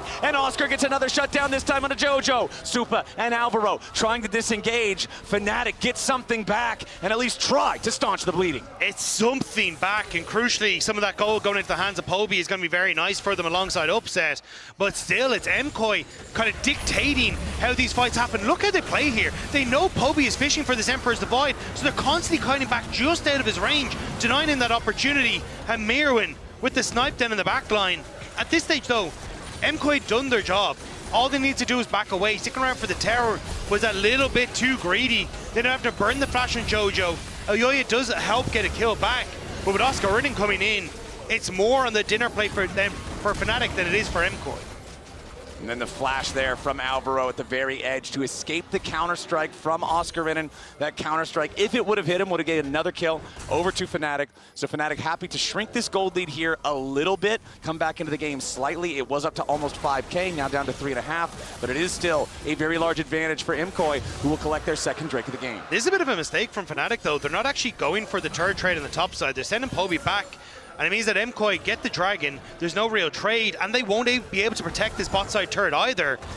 Fnatic failing on the cross map, failing in the fights, and might just fail at making it one step further at Worlds now. Back to an over 4,000 gold lead for the side of MKOI. Fnatic are starting to feel the pressure. We're still at a state in the game, Dagda, especially with Otacon spawning, where I feel like Fnatic still have the ability to make a play that can turn things around. But if this lead grows much larger, they're going to be entering into the territory where they're counting on an MKOI mistake. The lead will be too big to simply make a good play of their own and get back into the game. Well, the problem is at this stage, there's so many threats on MKOI as Mirren finds Mickey. Now Mickey's going to step forward, goes in for the Magnet Storm, but he hasn't found Supa here just yet. Supa going back over the wall as Oscar Ridden's going to get stunned up, blown up, shot down. He's out. Fnatic lose their top laner as MKOI make sure they win this team fight. They're the ones in charge. Mirwin's in the enemy jungle. Just Ornn 1v9 raid boss status. Looks like the enemy team might have the gear score they need to take him out, though, so a flash away defensively. Rest of the team on MKOI going down to the Otacon pit. Oh, it's phase 2. Has joined back up. Mickey's got to be careful as he walks away from this one. Razork can't get anywhere near it, and Otacon is slain without casualties by MKOI. I was convinced that we were about to have round 2 for MKOI as they look for that invade. But still, it's Fnatic overextending to try and pick Supa. But what I was going to say right before the fight starts is you have too many threats. Elyoya is massive with 2 items on the Sinzao. Jojo is still strong. And honestly, Mirwin is dealing a ton of damage himself. Yeah. Like, even if you kill Supa, the wallets for MKOI are just too big.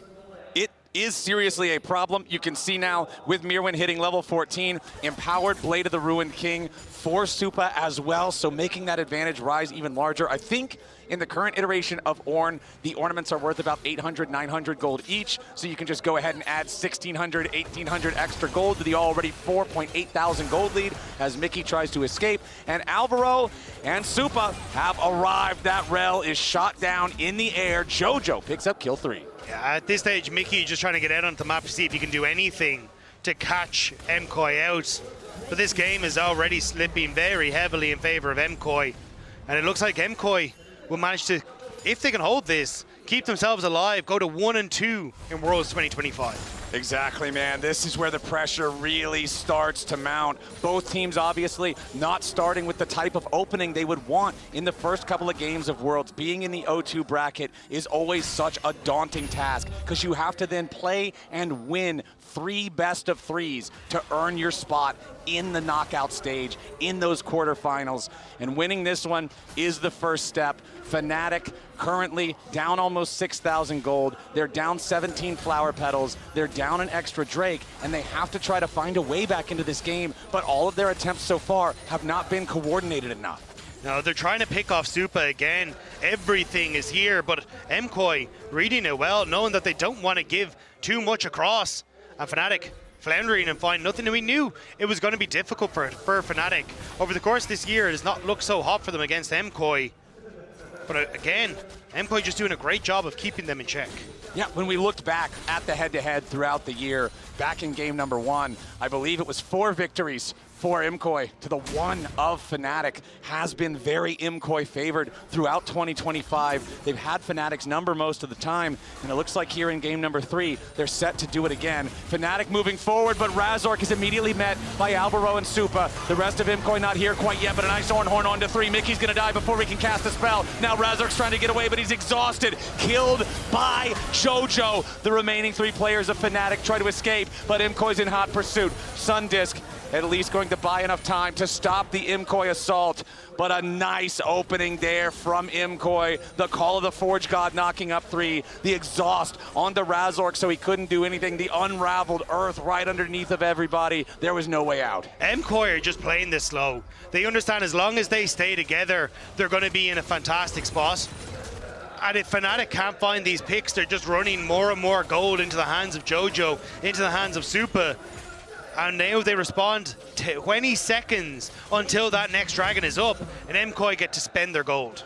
And what a frustrating situation right there for Oscar. You want to try to defend your turret, but Talia just throws out Unraveled Earth. If you jump on her, you're stunned. If you walk close, you get shoved. There's just nothing he can do, as now the Baron is spawning, and you can see MKOI moving up to the area just to establish some vision, make sure nobody's going to sneak it from Fnatic. And here's another look at what we were talking about, that head-to-head throughout the year. The 2025 LEC Winter Playoffs lower bracket. That was the one time Fnatic won. Otherwise, it's been the MKOI show. Yeah, and that was kind of where MKOI were trying to find their footing coming in towards winter, but since then it has been domination from MKOI in so many of these series. It's tough. I mean, the 2025 upper bracket round 1 for summer was where you got to see that push from Fnatic, where they were nearly able to take down MKOI and send themselves into such a strong position. But once more, they find themselves just that little short of being able to take down this MKOI roster. And the Spanish fans are going to be cheering loud tonight if MKOI can put that nail into the coffin. They're on Soul Point now with a 7,500 gold lead. They want a couple of more kills. They'll at least force the flash out of Razork, but the flash isn't enough. They want blood. Elyoya takes the kill. Supa firing some extra bolts towards Oscar Venom, but the counter-strike keeps him healthy. MKOI having taken out the enemy jungler. Baron on the map right now. You'd have to think that's the direction they're going to head towards. Poby is down to the bottom lane at the same time, trying to provide a little bit of split push threat, but Jojo is already ready to answer that one. Has his teleport to join the Baron. Baron fight if need be. Yeah, and you can see the Observer showing there's some wards here for Fnatic that Poby could look to TP to, try and find that pick, but they're just never going to allow it. Alvaro blocks up, upsets Ultimus, and the fight begins. All right, teleport from Mickey coming around from the side. Oscar in the middle of everybody, but immediately Poby is dead as the fight begins. Supa's under pressure, but he isn't dead yet. The rest of the team peels beautifully. Fnatic knew they had to try something, but it just wasn't enough. Imkoi pick up 3 for 3. They're gonna take the Baron. That Baron just melts in the face of Ginsu's Bork Vayne, and now Imkoi command over 10,000 gold of a lead. And they command everywhere that Fnatic can step, everywhere that Fnatic can look. And Fnatic tried so desperately here. It's a good engage from Mickey. Oscar Running jumps in, but this is what we're talking about. The CC and the peel that is offered to Supa in these fights is so difficult unless you have everyone there. And Imkoi keep their AD carry safe, and we're right that high towards the base. 10.3k gold. 23 flowers, 2 extra Drakes, 2.5 minutes on that last Drake, so even if Fnatic managed to have a miraculous defense inside their base, they've still got a lot of tasks ahead of them to have any chance coming back into this game. They are now relying on some sort of mistake from Imkoi, some kind of a misplay, some kind of an overdive, because it's just so hard to play from this much of a disadvantage. Razork stepping forward, pops the ulti just to try to survive, but the damage from the Vayne is so much. Razork, one more auto attack from Supa would have killed him, and he barely hobbles away, but now that's Trundle without an ulti, trying to team fight whenever they try to defend. And it's the towers that are going to fall. This Baron is exactly what you need for this short-range composition to take them down. Now Poby about to get stunned up there by the concussive blows. Supa's unstoppable. Poby's down. Mickey's about to join him. It's 2 kills already over to Imkoi, and Oscar's lost his counter-strike. He'll be third to die. Imkoi, it might have been a longer series than they would have hoped for. That second game might have been a little rough, but here in game number 3, they're showing they've got what it takes. Nexus turret's under fire. Razork about to die. They'll stun him up and beat him down just to make a statement. Imkoi will emerge victorious from the LEC Civil War. They will make their way onto the Nexus. They will add insult to injury, looking to find the last kill here onto Upset. Mickey respawns and charges out. He immediately has to charge right back away into a black and white screen. Imkoi stay alive at Worlds and eliminate Fnatic. The LEC hierarchy remains the same. Fnatic cannot get the upstart that they want, and a clean game 3 from Imkoi sees them now at 1 and 2.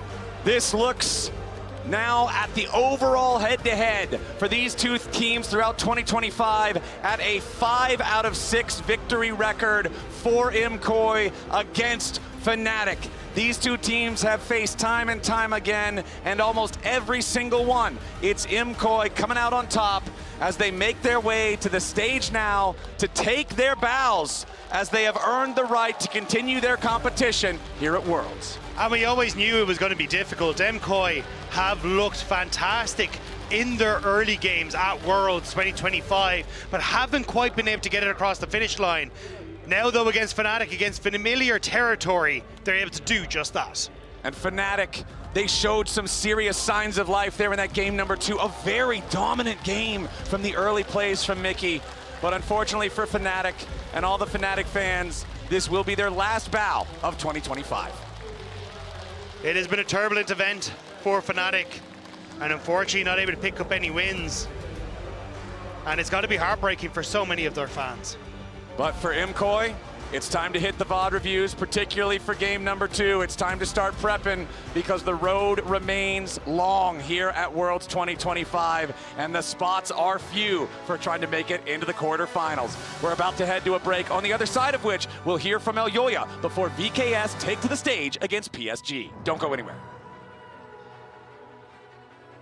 I'm starting anyways. Yes, I'm gonna lock Azure. Coming. I'm moving fast, not letting me TP, okay, yeah? Look Trundle. I will go, okay? He has 2 marks. Trundle flash. I'm low, okay? I can kill the AC. Nice, Careful let's go Drake.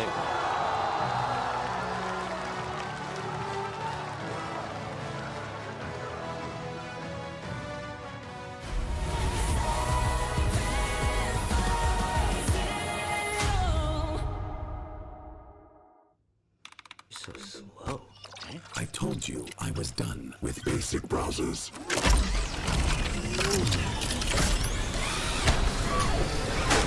Your setup wants Opera GX, and you're holding it back.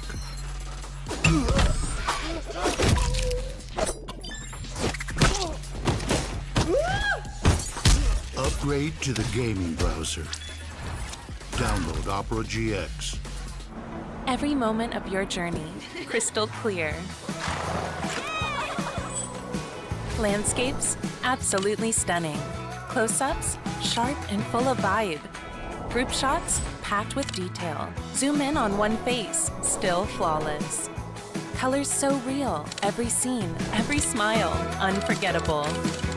Oppo Find X9 series, Hasselblad telephoto, zoom into detail.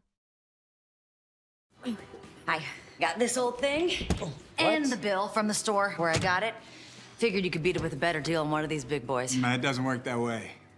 Guess you're not as cool as Verizon. Bring in your AT&T or T-Mobile bill for a better deal. You don't know that?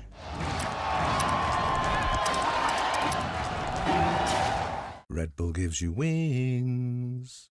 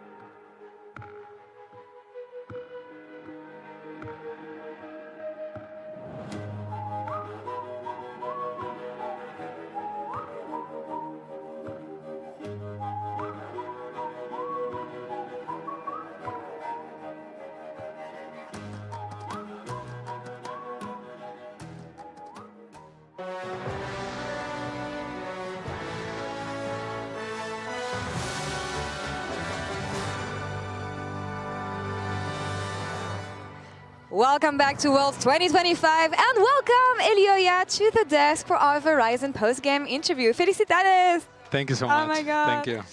How do you feel after this one? 3 games.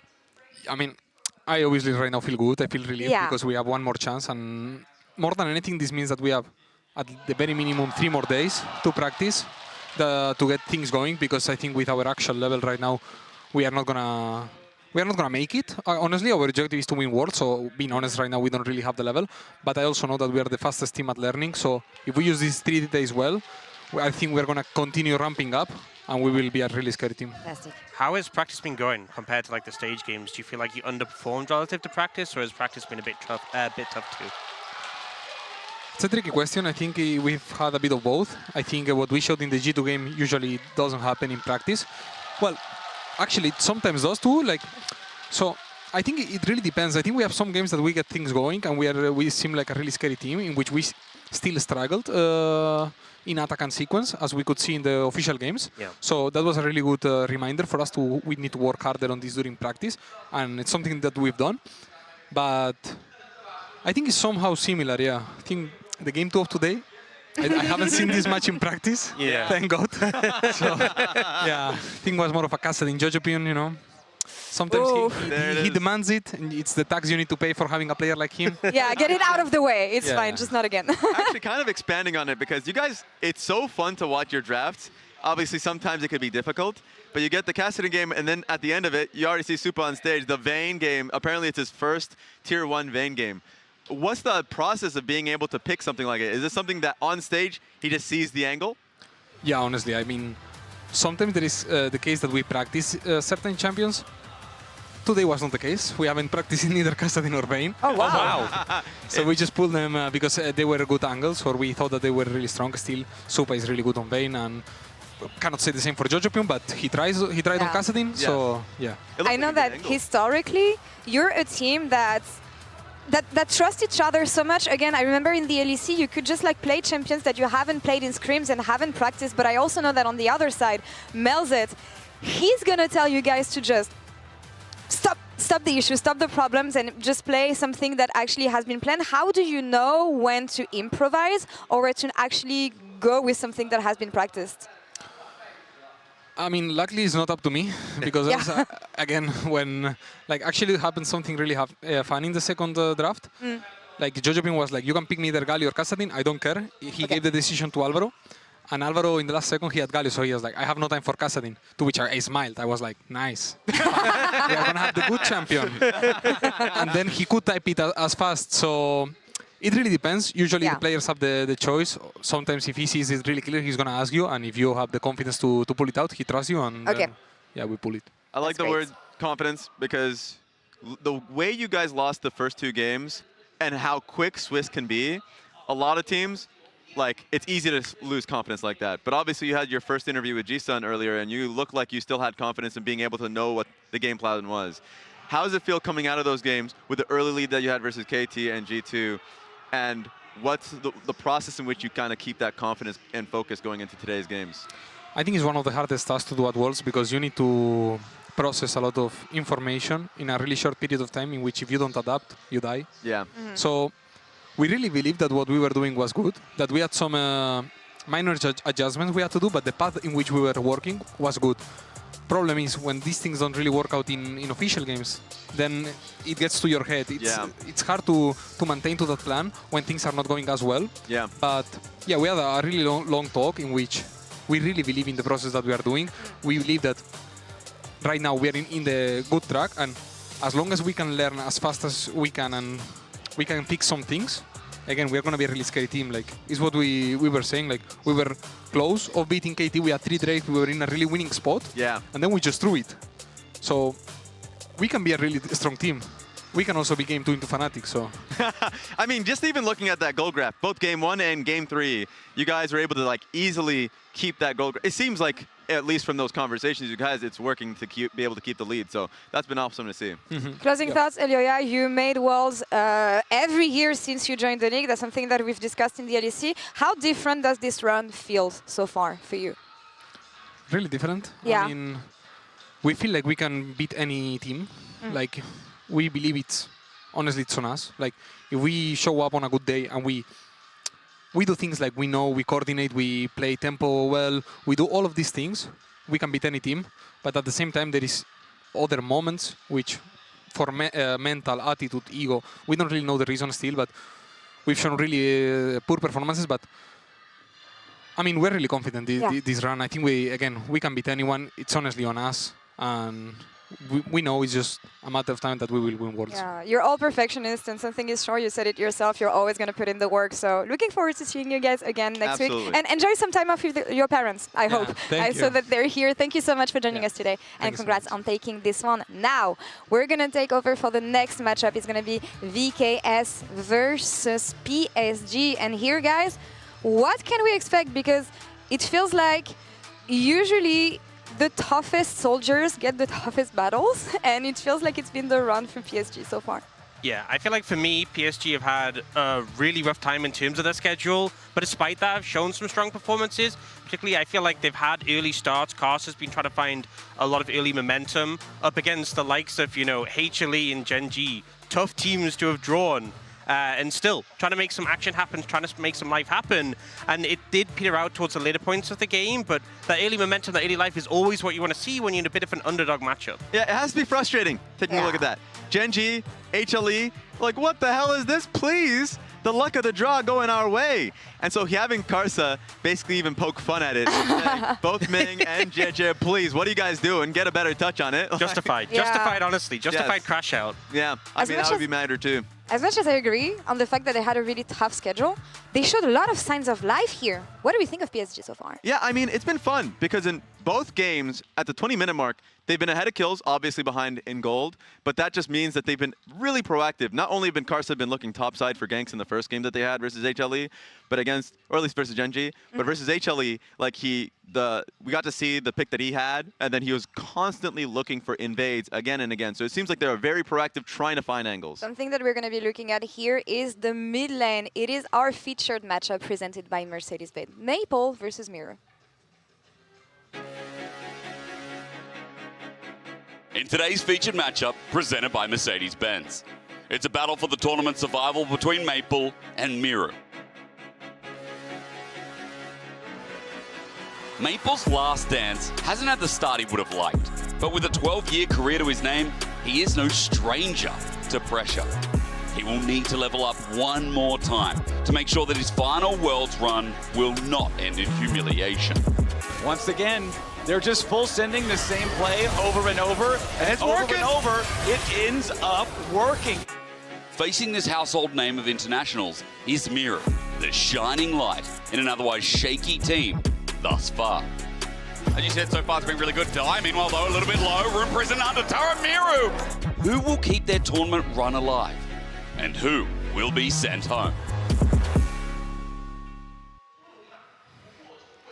Both of them playmakers for sure, specifically Miru, with how it's been for VKS. Yes, Miru's been amazing. He's been on the ball. Everyone else needs to be on the same page as well. Yeah, I think Miru, especially like getting that early solo kill on the Rise, he was super proactive in that game, making things happen in the map. I feel like they kind of fell apart in the team fights, but that's the sort of agency we really want to see from him. Yeah. And we've seen games like in the finals, domestically, on that Akali. I think if the team can play around him and really back him up, that's where we can see the win conditions for this team. Yeah, and something that we really want to see from VKS is actually what they showed against FlyQuest, this proactivity right off the bat in the early game. Yeah, it was specifically Dasamis, and I feel like he's the key. Like, his Jarvan performance where he was looking for a top lane gank again and again, he was very close at being able to make it happen. This was the lesson from the Team Secret Wales game where it felt like they were just getting outworked, out-movement. A lot of the early game plays from Team Secret Wales were just coming through without really a response. So it was nice to see the angle. Sadly, FlyQuest just played better. In this instance, both of them escaped. In the next instance, when they came up top, Inspired came up, and he was able to get a kill. So it's like, damn, it didn't work back then. It sucks because both of those games felt like stomps where they really didn't have an angle, where they looked much better domestically. They need to have a better performance, at least for their fans back in Brazil. I feel like if you're just a little bit nervous, playing a little bit lower than that level, and you execute even slightly, you saw how low the health bars was. Yeah. And that can cost you, at a tournament like this. So hopefully they come into this tournament. Obviously, they've struggled a little bit so far, but this is our last opportunity to really show what they can do. And I'm just seeing them here in the huddle. A lot of it is, look, we're in the worst position we can be, 0-2. But, like, just put out every kind of... Just be as smart as possible, but obviously just have no kind of... Yeah, no regrets, no hesitation, nothing like that. And that's the thing. I mean, especially when you're in a tough situation like this, you want players to have fun. And I feel like you would be the coach. I would be still right now. I would tell my players, just have fun. Just play your style. Play what you want. Play something that you're comfortable on. And in that sense, I want to talk about Dasamis because he contributed a lot to the Jarvan and the failures that we've seen on that champion being 1-9 right now.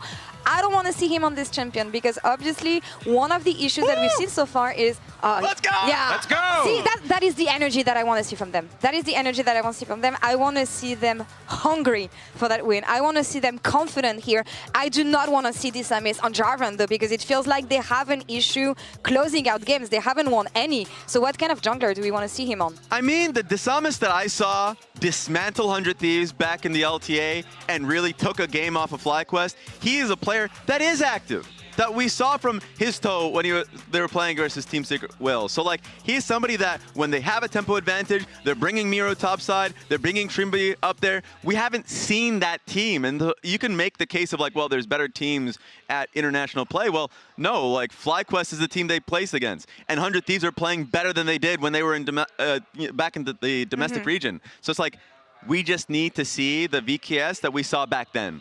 For me, I think a big factor is when it comes to the 5v5s, it feels like they lost a lot of the confidence there. Yeah. I think we've seen other teams, even not necessarily our strongest teams, when it gets to the 5v5s, the Engage, I think Team Secret Whales were a great example. The Engages were clean and crisp. Everyone was on the same page. I think VKS in that matchup specifically, it just seemed like they weren't ready. They weren't ready to be engaged on, and were kind of caught off guard and caught sleeping a little bit. So I think they should approach every objective, every fight, and make sure they're just ready to throw everything and commit to the fight. Yeah, and some of the toughest points to review for your team a lot of the times are the mechanical misplays. When you go through team fights like these, you don't want to like point out like, well, you missed another Recon W, which happened a lot this game. It's like, a lot of the times you don't want to bring that up because the player knows. And so a lot of these points, you could see it in their faces. Trimby's face throughout the entire game, he's aware of that. When he was on, like right next to us doing the interview, he's aware of that. It's just about being able to perform on the day. Their coach spoke to this pretty clearly. So we'll have to see if that confidence is shown today versus PSG. That has shown that level of confidence the entire Swiss stage so far. You know, usually when you have a mismatch like this in the past between major region and a team with less experience, because when you look on the side of PSG, you cannot get more experience than this and the core of this team. Yeah. You want to create the surprise. You want to go for some early cheese maybe. Is it the kind of team that can do that? Specifically VKS? Yeah. Maybe, but I think they should just focus on the fundamentals. Okay. Because sometimes, like, I think PSG is a good team, sure, but they're still the 3rd seed in the LCP. VKS should be confident in the fundamentals they had in the LTA South and when they were playing in the LTA playoffs. So even though I have confidence that they'll show it at some point, now the spotlight's on you, and if you lose now, you're gone. So it's interesting to see if they can actually shake off those nerves and be able to focus. But I can understand you're looking at a PSG that's been playing Ruthless versus HLE and Gen G, and you're like, damn, they look pretty good. Yeah. And that pressure can still be there. Yeah, I will say with the best of 3 as well, you have a bit more wiggle room, so hopefully they can come into this game 1 and have a bit more of that free confidence. I think best of 1 can be quite stressful in that environment at Worlds when it feels like every loss in Swiss stage has massive impacts. And if there's one other player that I want to focus on, it's Mortis. He's the rookie. He showed that level of confidence. He was the one that was like shouting, cheering, everything after a good teamfight win. I want to see him perform well this game. Let's see if they can show that fire. Again, one team will be eliminated at the end of this series. It is VKS taking on PSG. Casters, take it away. Thank you very much, Analyst Desk, and welcome back, everybody. It is time for our second best of 3 of the day, Elimination Day number 1. We've already sent home our first team. I won't spoil for anybody who woke up a little bit late and still needs to catch that first series, but it did go to 3 games, and now we'll see if our second set of competitors can do the same as VKS and PSG are about to take to the Rift. I'm still Captain Flowers. I'm still joined by Dagda, and we are about to eliminate our second team from Worlds 2025. Yeah, and it'll be heartbreaking on both sides, regardless of who ends up getting sent home. VKS, a team that a lot of people were putting their hopes on from the LTA South. This was an incredible performance for them to manage to take that second seed against LTA North, but not quite able to find that same success at Worlds. And when you look at the pedigree that is on PSG talent, how well they've done at internationals in the past, it will be very surprising to see them gone as well. All right, let's hop into draft and see what we've got. It's PSG on blue for our first match here, as we have Nico and Aurora banned out on their side, Yunara and Azir banned out on the other. This is about the most common set of bans you could see. This one, however, does throw a little bit more into the mix. The Akali, obviously a very targeted ban towards Miru on the side of VKS. This guy is the standout, the star player on this roster, so throwing some extra target bans his way, I think makes sense. Also says to me they were trying to set up for this Orianna first pick on PSG Talent side, now not able to. I wonder will they just default to the Wukong, or is there something else that they're starting to prioritize that a little bit higher coming into this? I mean, Wukong is available, Sion is available, a lot of these powerful early picks. As an EU person, I've realized you don't pick Sion when Trundle's still available, all right? We've realized that already against PLG. all right. We've got a couple of lessons learned here. So instead, I think they agree with you. They're going to go with the Wukong. I feel like this has emerged as pretty solidly the strongest jungler on the patch. Teams are always happy to be locking it in, and I'm sure PSG will be happy to get it for Karsa. Yeah, they'll be very, very happy, and it's something that Karsa can perform on. And honestly, I think Karsa has been putting in fantastic performances in the early games.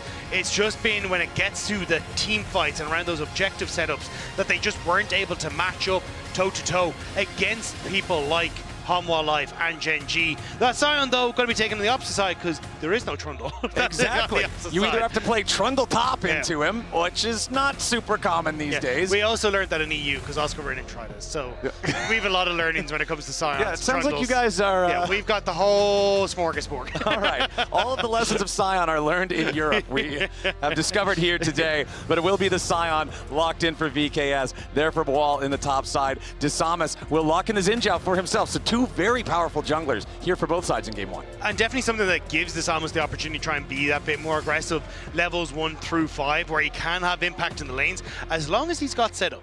So I'm now curious what we get for the likes of Trimby. So I want that engaged support, something that can provide CC, enable a Xinjiao to get access into this bottom side of the map and try and play around this early game a little bit better for VKS. Okay, we've got the Mbessa locked in now for PSG and for Aja, and it's worth pointing out that Sion is Boal's most played throughout summer, Mbessa is Aja's second most played throughout summer. So both of these guys going to be on pretty extreme comfort here in the top lane for game one.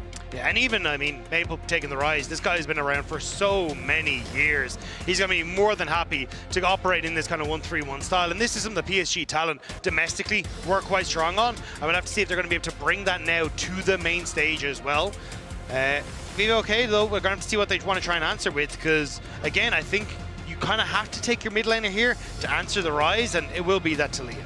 Okay, taking the Taliyah. I like this as well because, yes, Miru has played it a couple of times. It's not a trademark Miru champion or anything throughout summer, but it is Maple's most played by a country mile over on the other side. So since we are in Fearless, this will also deny the Taliyah for the remaining 2 games. I like this here. Yeah, and it's also strong into the Wukong. Plus, when you've got the slow from the wind becomes lightning, hitting that seismic shove becomes significantly easier. So you've got a decent mid-jungle pairing, and it's something that you can look to try and play through on VKS's sides. However, moving into this next rotation, it will be AD carries that are next on the chopping block, with neither Mortes or Betty having any sort of answer right now. And I think it's a good call. Betty has looked very strong across not only opportunities domestically, but also at points during the course of this series and internationals in the past. So taking that focus on him makes a lot of sense here.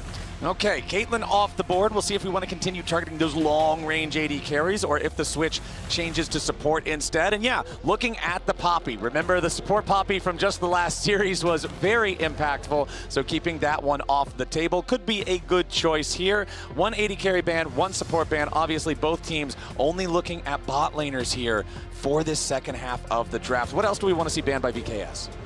Well, honestly, if I'm VKS, the thing I'm worried about is kind of tank shredders. So I'd honestly be looking not at like the traditional AD carries that we've seen thus far at the tournament, but actually things like the Jinx and maybe even things like the Aphelios for some of these fights. Aphelios is a little bit harder to operate, but I definitely think I'd be looking more at those opportunities for PSG talent. Now, I know Kaiwing is kind of the guy that would go for the Thresh coming out of the LCP, but still, something like a Jinx Thresh I think can work in this sort of situation. Well, we've got the Lucian banned out. So VKS, with Lucian and Caitlyn banned away, that feels to me like they're looking to remove some of the most lane-dominant type of opponents. There with the AD carries. Braum banned out by PSG. This makes a lot of sense to me. When you already have Wukong and Mbessa, you do not want something that excels against melee opponents and excels against counter-engage. Especially if it actually, instead of going towards a Jinx Thresh, they're going to go towards something like a Kai'Sa Alistar, right? Just try and bypass that front line of the Sion and then try and find that access to the back line. Looks like the Alistar, though, going to be snatched away. So Woody, is it Leona? Is it Nautilus? Maybe the Nautilus is your best answer here? Yeah, we've got the Alistar. Now the Kai'Sa, remember, in the previous series, we did see the information come up on the screen that Kai'Sa is 1-8 so far at this event. She went up to 2-8 after that game because they did secure a win. Solid improvement. 2-8, a 20% win rate is not exactly what you want to see. No, you're not filling me with hope here. But I think you're kind of stuck, to be perfectly honest, as PSG Talent. Either you go for, again, like Jinx, and go for the, hey, we're just going to go for a full front to back.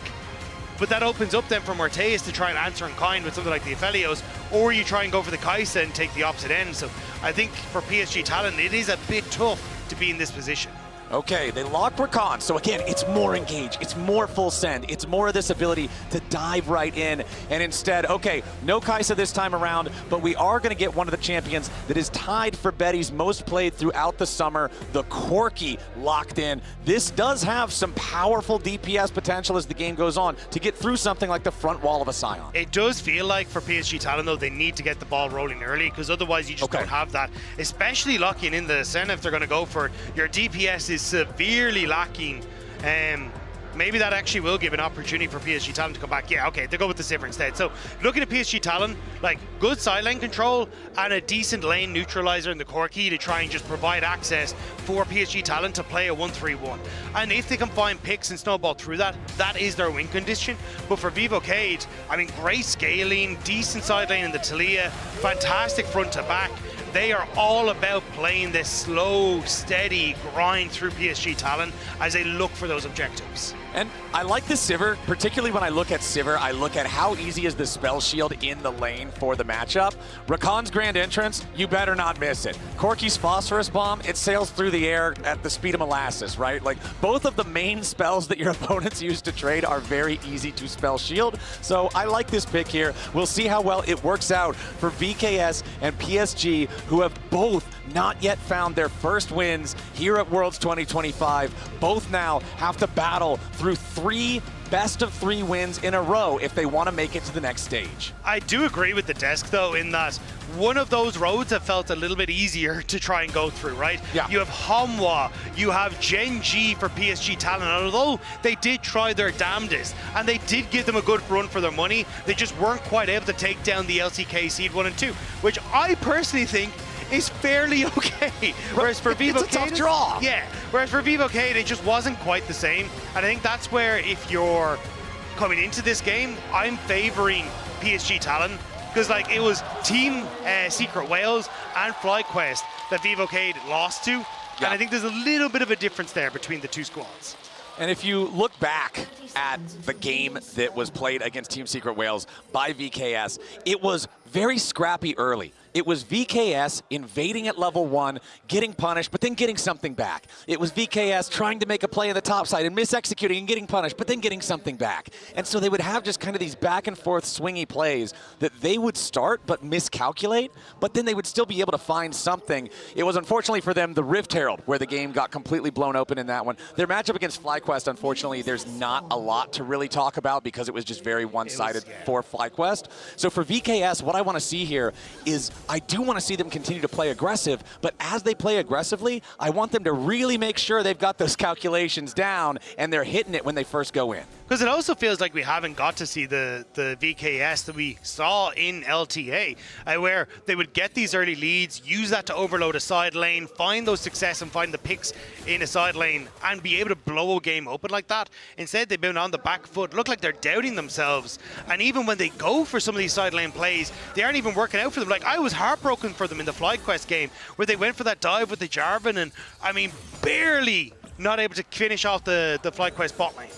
And you can see here on your screen right now, Brazil actually has a pretty rough relationship with the APAC teams, the teams that comprise the region now known as the LCP, here for the past few years. Back in 2021, it was Peace eliminating Red Canids, excuse me, then DFM eliminating Loud in 2022. In 2023, GAM eliminated Rainbow 7 and Loud, and then in 2024, Pain eliminated VKE. So that one, kind of 2024 being a little bit of a difference. Yeah, it was like they Power Rangered into the mech that could then take on everything that came out of LATAM and CBLOL, because it's not like it's LJL, it's OCE, it's what was the LCP, like all of these coming together, sorry, the LMS, all these coming together to take on VKS now, and it's PSG Talon who are a very difficult team to face off against.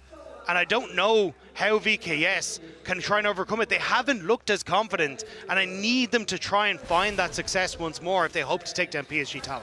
And back on your point about playing against the Korean #1 and #2 seeds, the task doesn't become much taller than that in terms of the draw that you get for your first couple of matchups here during Swiss stage, or back in the olden days, the group stage, right? You don't want to start off having to play against teams like that, because I know a lot of teams, a lot of players talk about momentum. They talk about mindset. They talk about how much easier it is when you feel like you've got a couple of warm-up games and you're really in your motion to be able to continue that motion versus just having to play against two of the top contenders in the whole thing at the very beginning. But they did do pretty well, at least in the early stages of those games. PSG, despite falling behind in both games, secured the feat of warfare in both. So they were looking for kills and they were finding opportunities. And now that they're up against an opponent of a significantly lower caliber, I want to see them also remain bloodthirsty, remain hungry to make these plays happen. Well, I do like that we're already seeing Desamas at least trying to be a little bit more bloodthirsty,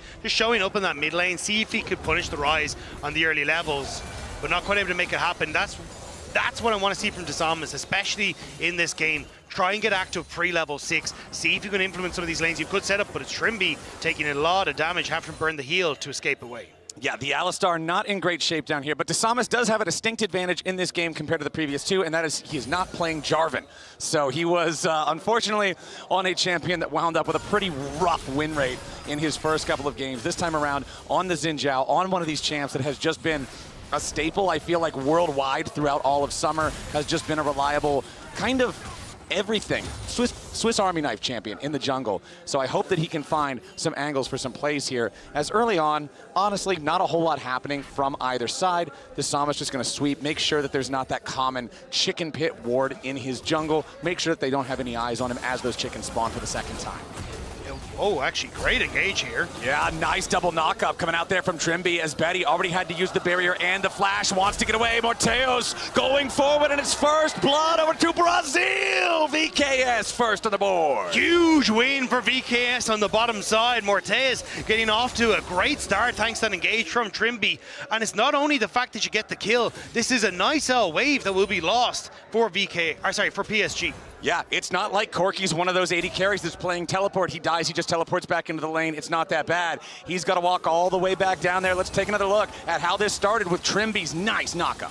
Yeah, especially as Trimby had already taken a bit of a beating on these first few, but at least getting to heal up on the Alistar. And Betty tries to step up to follow, but Morteus, good spell shield. And then Trimby barely getting that auto attack as well to finish off Betty. And Woody tried desperately here with the Quill into Flash to heal his AD carry. Does force Morteus' flash, but it's still the kill in the end. Exactly, and even though you force Morteus' flash, Betty had to spend both summoner spells as well. So when you look down there at the bottom lane, it's still summoner spell advantage for the side of VKS. They've still got barrier on Morteus, they've still got flash, not just hex flash, real flash on Trimby. So still playmaking opportunities available for them, and we'll see if they try to do anything with that. If they try to bring Desamas down here, Miru level 6 on the Talia could also be a playmaker moving towards the bottom lane with the Weaver's Wall. I actually thought VKS might use this as a chance to go for an early dragon, because essentially this Corky can't contest the wave state at all if Desamas is on this bottom side, but not feeling convinced that they could go for it. Instead, they're going to move Desamas back up towards the top side as it spawns, and it looks like try and use this advantage instead once they start getting towards those void groups. All right, Aja trying to keep the pressure on Boal up here in the top side, and you can see the farm is telling the story on its own, Dag, that it is nearly a 400 gold lead for Aja. He is 3 waves ahead of Boal in terms of farm. The Ambessa running the matchup here nice and early, but as we know, Sion's job, even if he can't stay even in the lane, as long as he's getting some farm, as long as he's stacking Soul Furnace, he'll still be able to do a good job frontlining in the fights later. Yeah, that's essentially it. Sion and these tanks, it doesn't really matter at the end of the day. And especially when you've already got the Sivir off to a nice start, makes things significantly easier. Like, it's a BF sword to a Cole and a Tier.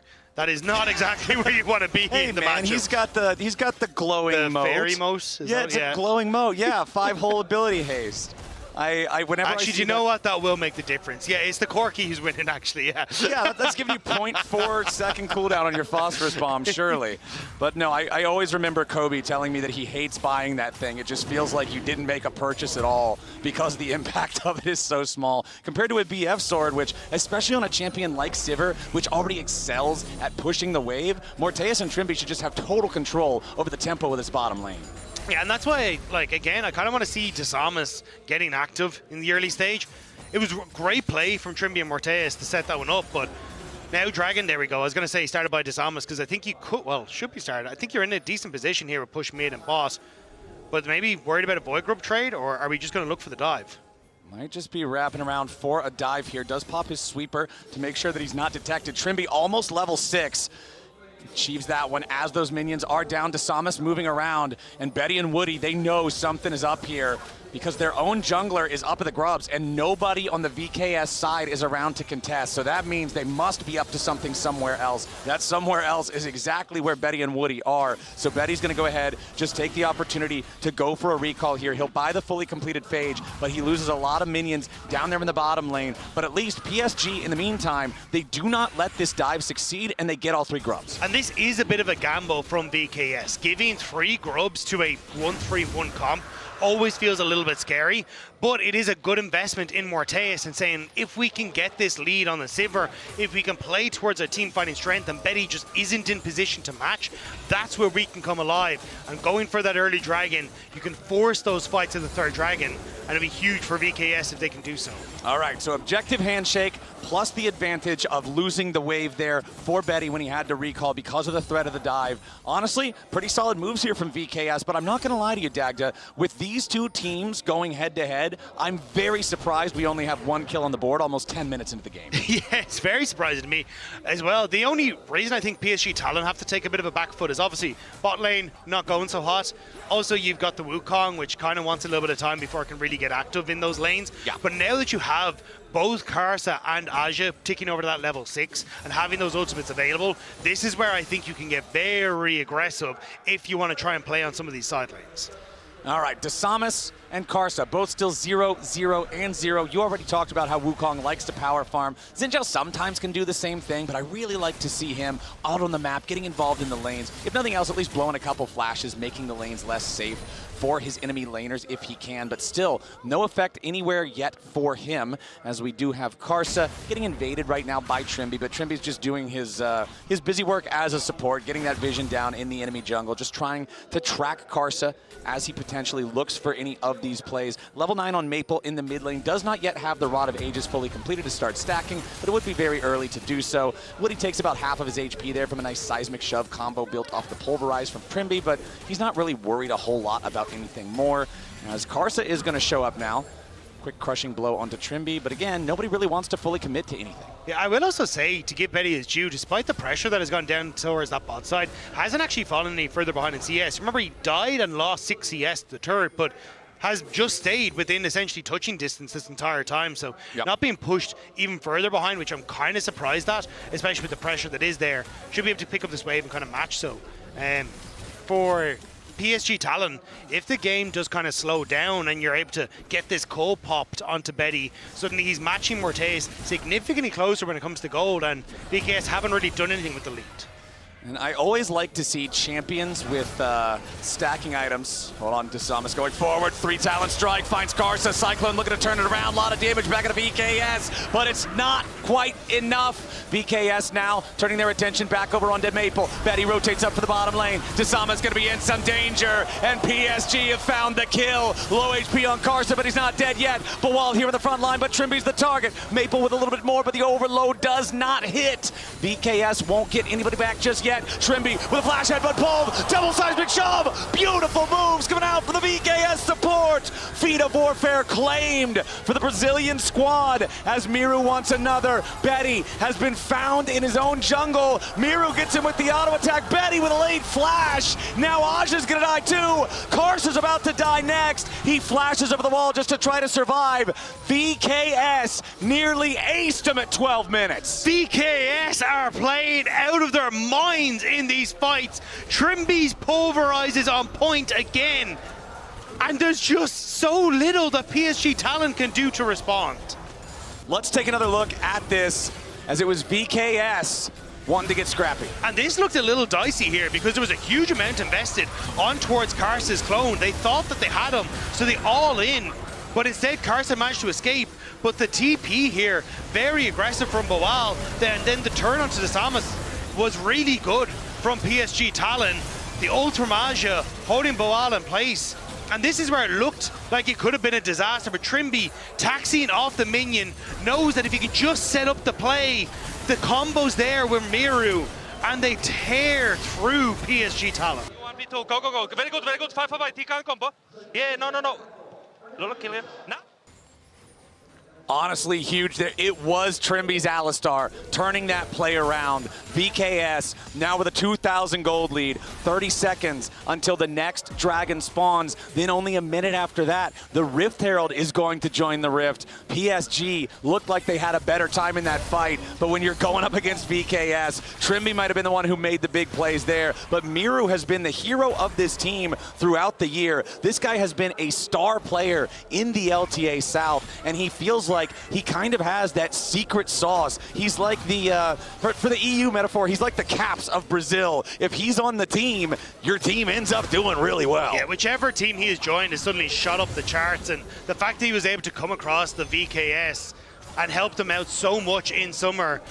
And he looks fantastic. The Talia flicks have been on point this game with the help of the setup, and if Miru and Trimby are feeling themselves like this, that's going to be a very different story for PSG Talon, who just haven't found that success in this early game. Exactly. It was the Trimby pulverize into the unraveled earth, into the seismic shove from Miru that got those 2 kills, and then Miru riding the Weaver's wall into the back line, setting up for the additional kill onto Betty. And I feel like Betty in that last fight just got a little greedy. Looks like Trimby's getting a little bit greedy now. Does end up getting ignited here. The redemption not really going to matter a whole lot as Trimby is already down. So a nice pickup there from PSG, punishing Trimby. Also just good timing on it because Rift Herald about to spawn in 15 seconds. So you're missing your Alistar now before he gets into that objective. Doesn't have that ultimate on the Unbreakable available either. So this might give PSG Talon the pick they need to set up for that objective. Level 11 on both of the solo laners for VKS and on Maple as well for the PSG side. Just still needing a little bit extra EXP before the Ambessa hits that point. So it looks like nobody on PSG going to start up the Rift Herald here just yet. Trimby will have enough time to make it back out onto the map. Yeah, it looks like we're Karsa very close at level 11. He's been doing a great job of power farming this whole time. So I think he should tick level 11 here, maybe just shy before this Herald starts. And that could be a really nice spike because Aja just hitting level 11 as well. That second point to the ultimate could be clutch. Karsa actually just shy. And speaking of things that could be big for this fight, Seraph's Embrace just fully evolving there for Miru. He just got that last couple of stacks that he needed to hit 360. So having that extra shield going to go a long way in protecting him if PSG decide they need to take out the Talia. When we're looking at teleports, they're available for everybody except for Miru. He still, however, has the Weaver's Wall, so as long as he's somewhere remotely nearby, hanging out in top lane or mid lane, he will still be able to join the fight, and VKS are going to begin the Herald. They're in a significantly stronger spot. PSG Talon ceded a lot of area of control. Karsa, though, looks like he might just be trying to sneak in to get the steal rather than take a full fight. Yep, Karsa on the left. VKS control over the area for now. The wraparound is coming. Aja looking for his angle as Woody is already down. Morteus on a rampage. PSG wanted the pincer attack, but VKS was ready. Trimby going in again. Karsa's not fooling anybody with that clone. And now Maple's going to be your next target. Miru rides the blast cone over the wall, and Trimby's ready to keep on going. It's a beautiful 1, 2, 3 alley-oop. VKS on a killing spree again. 8-2 game. Rift Herald in their pocket. They are smacking PSG right in the mouth. The LTA second seed is popping off here against PSG Talon. There is just no control in these fights for PSG. Everything has gone astray, and not only are you getting these kills, you still have that Rift Herald now to try and break up a mid lane. You're taking control in sides, and PSG are just desperate to get anything on the map. And remember, back in that first game that we saw VKS play against Team Secret Wales, the game was back and forth. It was close up until the Herald, and that was when VKS took the fight that they did not want to take. Team Secret Wales started running away with the game from there. Herald fight, check in the box. This was a fight that PSG Talon didn't want to take. Like, Woody gets caught out almost immediately as this fight kicks off, as everyone jumps on. Aja whiffs on the follow-up on the ultimate with a great sidestep from Miru. And now your engage is completely gone. And Miru, a great wall, not only knocks back the monkey, but interrupts Maple's realm warp as well. So prevents that escape tool for PSG Talon. And they just chase them down so effectively. And this is just beautiful. Pulverize, seismic shove, decimate, just juggling Maple. There's nowhere he can even move. He didn't have his flash, but even if he did, you're not going to get a chance to use it. Now the Herald's been summoned up in the mid lane, used to crash the tier 1 turret. Trimby's going to drive that one right into the tier 2. It's a 3,500 gold lead for VKS, and it's about to be 4K as that tier 2 falls. This is such an awesome early and mid game thus far from VKS. Yeah, PSG Talon stepping out, seeing if they can catch VKS if they don't sync their resets, and PSG are going. Karsa wants the engage. Miru flashing away with the flash follow coming in from Karsa. Meanwhile, VKS with the counter attack over the wall. It's Betty and Woody looking to get away as Miru survives. Betty's first to die and Woody follows. There's no way you're killing Boal as Karsa and Aja try to escape. Karsa's very low, and another rock flies over the wall. Now Aja will be next to die with a decimating smash pulverized combo. Boal's on a rampage. 4-0 for Brazil. PSG thought they might have caught VKS slacking, but it's VKS expecting them to go for the play, and they catch them out as now. Trimby, does he end up finding Maple? He does. Oh, Maple gets caught here. Now, Maple has his flash to try to get away. He has Realm Warp as well. We'll see if he can try to use it, but no. He thought maybe the cooldowns weren't there, but Trimby had another pulverize. It's a delayed ace for VKS. And look at the setup here. PSG thought maybe we could get onto Miru, but a great flash away keeps him safe as the rest of the fight erupts on this bottom side, picking off Betty. But it's the reposition from VKS that means that they catch out PSG, and I understand what PSG were going for. That maybe if they don't sync their backs properly, we can catch people out, separate them as they go for those resets. But it's VKS who are ready for it and catch them all out. And one thing I noticed in that replay, it's the same thing that you pointed out in the previous Herald fight. These public executions from Aja are not connecting. The Ambessa is never getting in onto the targets that he wants to get on top of, and it's making it so difficult for this champion who's supposed to be about backline access and putting threat onto carries to do that job. And that's another dragon now, third of the name for VKS. Bounties available for PSG Talon 20 minutes into the game. And Atakan has only just spawned. PSG a little nervous about that Atakan being taken. Boal gets some damage put onto him. Yeah, but he's Scion. He does not care even a little bit. 895 stacks there through Soul Furnace. Another public execution, another miss. Aja is just not hitting this critical spell on Ambessa, and Miru smells blood in the water. Aja smells honey fruits, and those might be able to get him away. Miru still continuing to use the speed bonus on the Talia. It's a solo kill for Miru. Aja dead for the third time this game. 0-3 and 0 on the Ambessa, not having the impact that PSG wants him to have as VKS, now with their 7,000 gold lead, now with their soul point status. Miru Miru arrives into the fight. Desamas jumping straight on in. It's going to be 2 more kills for VKS. Maple and Betty are the only 2 left alive. Betty's going to be knocked back with another beautiful seismic shove. Trimby wants another headbutt pulled. The rest of the team isn't there. Trimby's very low. Maple at least gets 1 more, but Bawal wants the last little bit of damage to take out the enemy mid laner. Bawal with a hammer to his rib cage shatters Maple and finds his way through the enemy base. 1 more shield should hopefully keep him alive here, you would think. Aja's back, but he has no public execution. He can't try to stop Bawal. He's shoved back again by Miru, and Aja loses 2/3 HP. It's a 9,000 gold lead. It's about to be an Otacon for VKS. Where's this Vivocade been at Worlds? This is not the team that I expected to see here today. PSG Talon pushed Gen G, pushed Hanwha Life, and it looked like VKS hadn't come alive all tournament long. But now, against the LCP 3rd seed, they are showing up in game number 1. This is the VKS that beat 100 Thieves back in the LTA Finals weekend in Dallas. This team, when they're locked in, when they're ready to go, when they're coordinated, you said it earlier, Trimby and Miru have been playing wonderfully together so far this game, and I cannot give enough praises to Trimby's Alistar, 0, 2, and 17, a part of everything but 1 kill so far in this game, going for the dive onto Aja now, and again, it's that 1-2 punch with Miru to set it up and knock it down. The only kill Trimby hasn't been a part of was Miru solo killing Aja up in the top lane back when all the fighting was going on bottom. These aren't punches anymore, Flowers. These are haymaker after haymaker.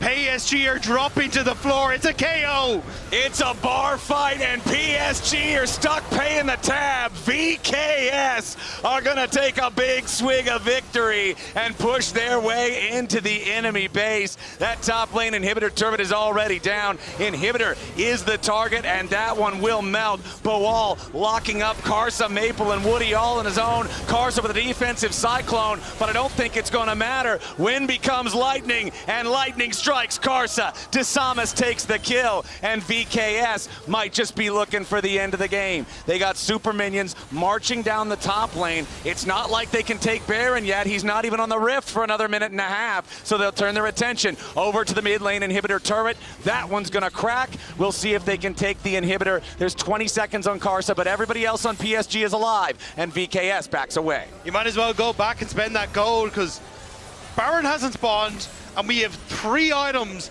on Morteus. We have a 16 stack Magi's for Miru as well. VKS are commanding this game, and not only are they beating back PSG, but they are putting down a statement that they have arrived at Worlds. Miru has not died, 6-0-9. Morteus has not died, 7-0-11. Bawal has not died, 6-0-8. The only 2 that have died are Desamas and Trimby. Desamas died in the fight that completely blew the game open for VKS, and Trimby has died twice. Well, once was kind of silly, but the other death was, again, just part of the big VKS machine. Look, there's good deaths and then there's glorious deaths, and VKS are trending more towards the glorious. It is a glorious game 1 for VKS indeed, as Bawal jumps in behind Karsa. Miru's got plenty of damage. Woody wants the quickness, but he's quickly finding his way towards another lost team fight. Aja finally hits a public execution, but it's way too late. Betty's next to die. Bawal 7 kills on the Scion leading the charge. Woody will be the final kill towards the ace. It's a triple for Morteus at the very end of the fight. 26-3. VKS will annihilate PSG in game number 1, and they are only 1 game away from moving on and staying alive at Worlds. Holy VKS! That was sick! I mean, that was insane! I cannot believe they just dismantled PSG Talon like that! That was incredible from VKS. For all the Brazilian fans watching, this is what they've wanted. I was reading social media these past couple of days, and the Brazilian fans were saying, I saw a few different people like, we know that it's hard to challenge for the actual crown. We're not here to win Worlds, but we want to compete. We want to see that fire. We want to see you guys fight back. And here is VKS fighting back. AD, what do you got? Let's go, Brazil!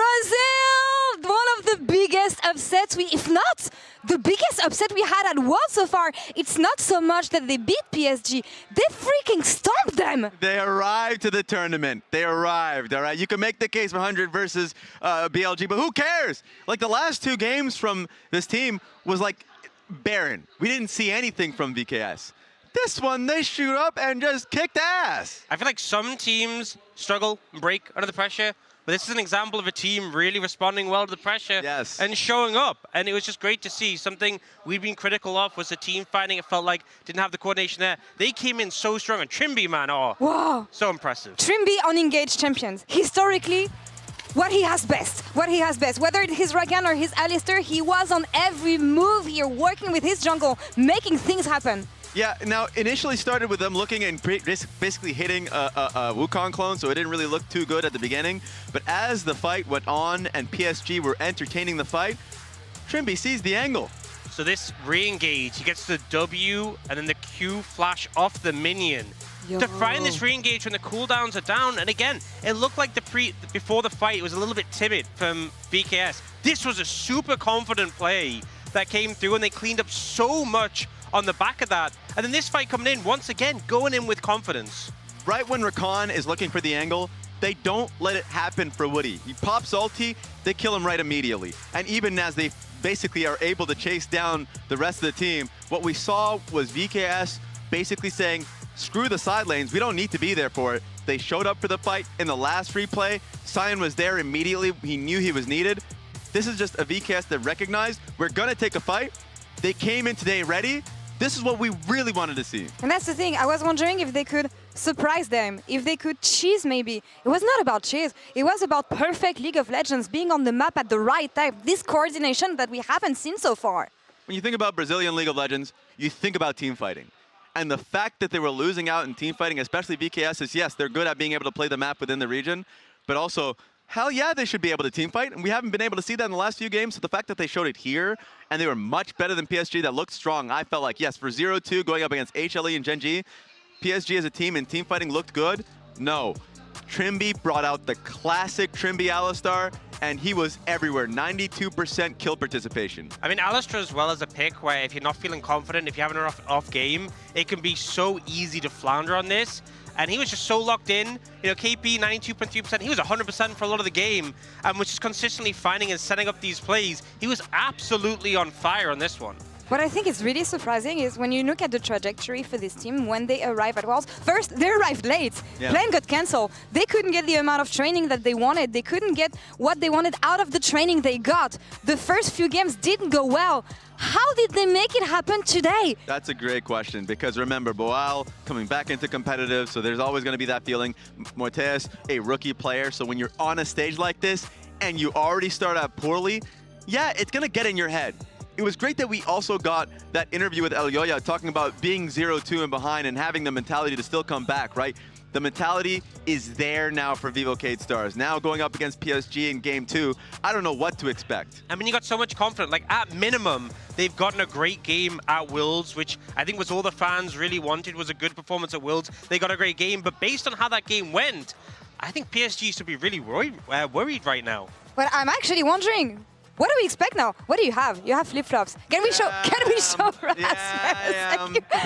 Wait, these are your flip-flops. It was easy for PSG coming into today. I'm flip-flopping. I think Vivo K-Stars are going to be able to take it. Like, why not, right? Yeah, I mean, you know what? I'm with you. I believe in momentum. Right now, the momentum, I put it on VKS side. You know, it's really cool that you're supporting the LTA team now. I would have thought you'd have come in supporting the LTA team. You know, Law came into the first series supporting the LEC team. Yeah. You never doubted them, Raz. You don't understand the tactic. Look, Laura understands the tactic. You don't get too excited for KT. I'm not getting too excited for Vivo Cade Stars. You didn't get too excited for any of your teams. Hey, calm down, all right? I'm a realist here.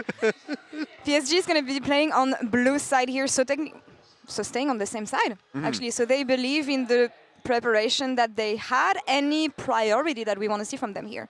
Good question. I think the mentality that they have, it's so hard to get a priority gauge on this team because they're a team that wants to be able to counter pick on mid for Maple. Like the Swain pick they showed earlier on in the week was great. the Nefiri pick too. So I'm really curious as to what it's going to be. Orianna is just like the most powerful mage in the tournament. Orianna and Azir. So like I'm probably going to expect them to do that and try and play a slower and patient game. All right, a lot of control, a lot of lane priority maybe on the side of PSG, but it doesn't matter for now because it is VKS coming in strong in this elimination series. Brazil is here at Worlds. Let's see if they can make it happen right after this. Brazil! Brazil! We can win. I have combo. Low. Kong is on one mirror, one combo. 2 seconds, 2 seconds, 2 seconds. Okay. Look, our combo. Okay, Lolo. Okay. I don't have Lolo. Kill. Come. Yeah, kill. no flash, right? Hey, kill this guy. I can look. Yeah, Lolo. Oh, okay, now. Yeah, keep me the minion. Okay. No way. Okay. Let's play here. Guys, look hard. Look, Okay, you want me to go. Very good. 5 combo. Look, Kong yeah, no. Lolo, kill him. Nice! VKS will annihilate PSG in game number 1.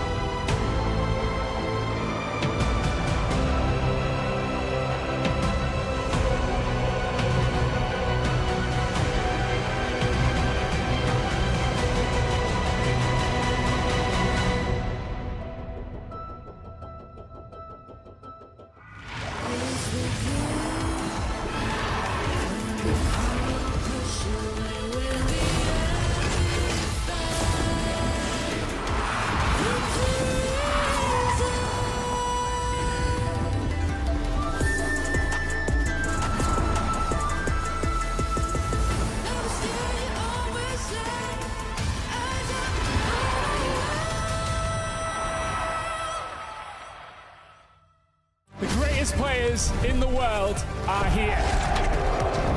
They can just burn this one down. Oh my God, forward by 9. You are going to see them like you've never seen them before. Frost at will as the Arcane Storm doing so much work, and Genji, they are just going to ace them.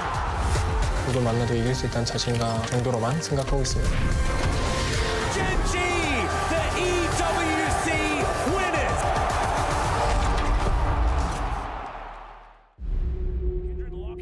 Drake is now Doran, decent position, doubles. Break down my walls, but I won't rise again. Cause I stand tall in my environment. How could I ever close my eyes and stay silent since they try to take me down with their violence? Oh, they go back in. Bishop flashes in, and down goes Knight.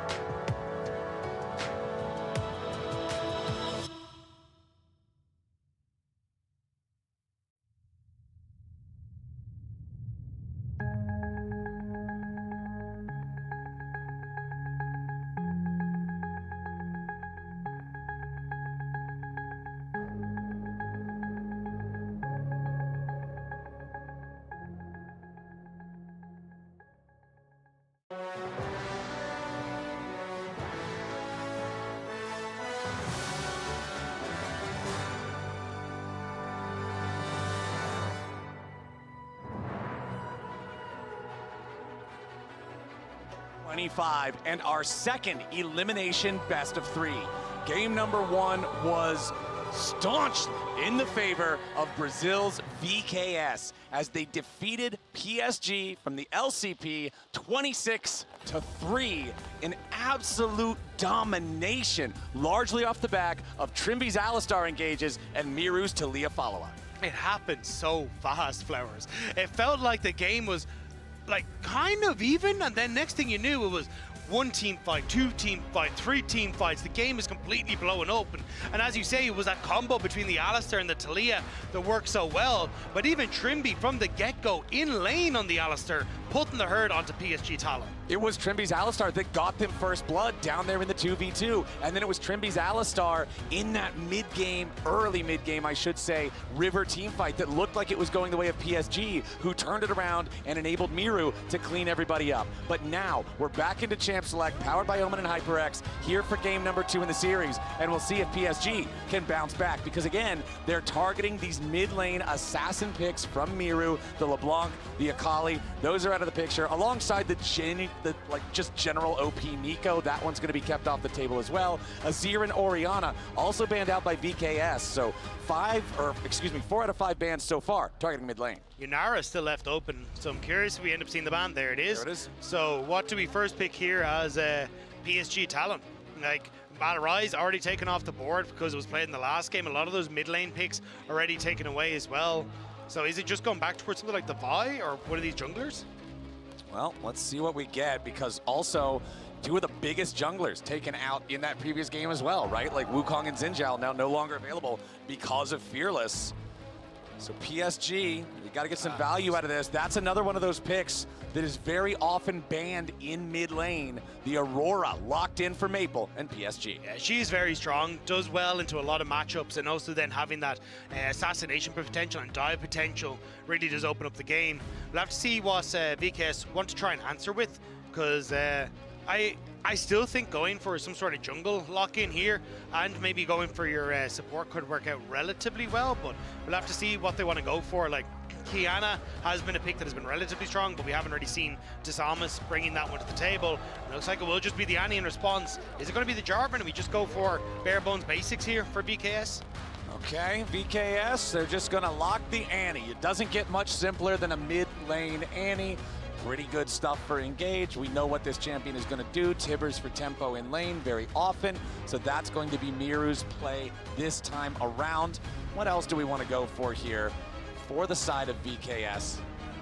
Whoa, that could be spicy. Nope. Okay. Nope, we're going to get... I was like, now, hold on a second. I still do really like the Pantheon. Yes, I think the Pantheon is a great addition here. Good setup in your mid-jungle, the ability to play for side lanes are fantastic, and just decent team fights. So I think this is a much stronger pick. And PSG Talon, again, I'm not really sure. Because we haven't seen a huge amount of these deeper picks in the draft, what exactly you want to go for. Rumble, still going to be nice, but it does mean that for Maple, more than likely going towards this Jarvan, for Karsa, going towards the Jarvan, because it is strong in enabling both of the Aurora and the Rumble. But I think you just take the Jarvan. I'd be worried about the Jarvan getting banned away in this next rotation. I'm still a bit of a Jarvan hater. I still think that the champion has not had a great showing at Worlds thus far. Last game, remember that I said Ambessa was the second most played champion for Aja throughout summer. Rumble is the only one that he has more picks on. So again, it's comfort for the top laner of PSG. Varus locked in for Betty alongside the Corki. This is his most played in summer. So it's more comfort, more of what PSG is used to. And more of that backline access, because I believe essentially what PSG Talon want to do is poke Varus into Rumble ultimates, into Aurora damage, and just cause a ruckus in the backline. Whereas VKS feels a little bit like if it ain't broke, don't fix it. Going for this very strong tank top, front to back, similar style to what we had in the last game. If I'm PSG Talon, I am target banning Trimby. I want the Rel gone, I want the Nautilus gone, I want nothing that can enable Trimby to continue the performance he had in game number 1. Yeah, I think Trimby's Alistar performance in that first game was one of the best Alistars we've seen at Worlds so far, right? Like, he was constantly setting up plays, constantly hitting multi-man pulverizes that were then followed up by multi-man seismic shoves, and it was really just a beauty to watch, unless, of course, you're PSG or a PSG fan, in which case it was terrifying, and we will go ahead and see some jungle focus here from VKS, who have already locked their own jungler, so they're going to target the pool of PSG a little bit further, that Kiana removed.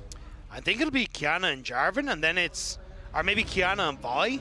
But either way, you're still very limited on the pool that you have available.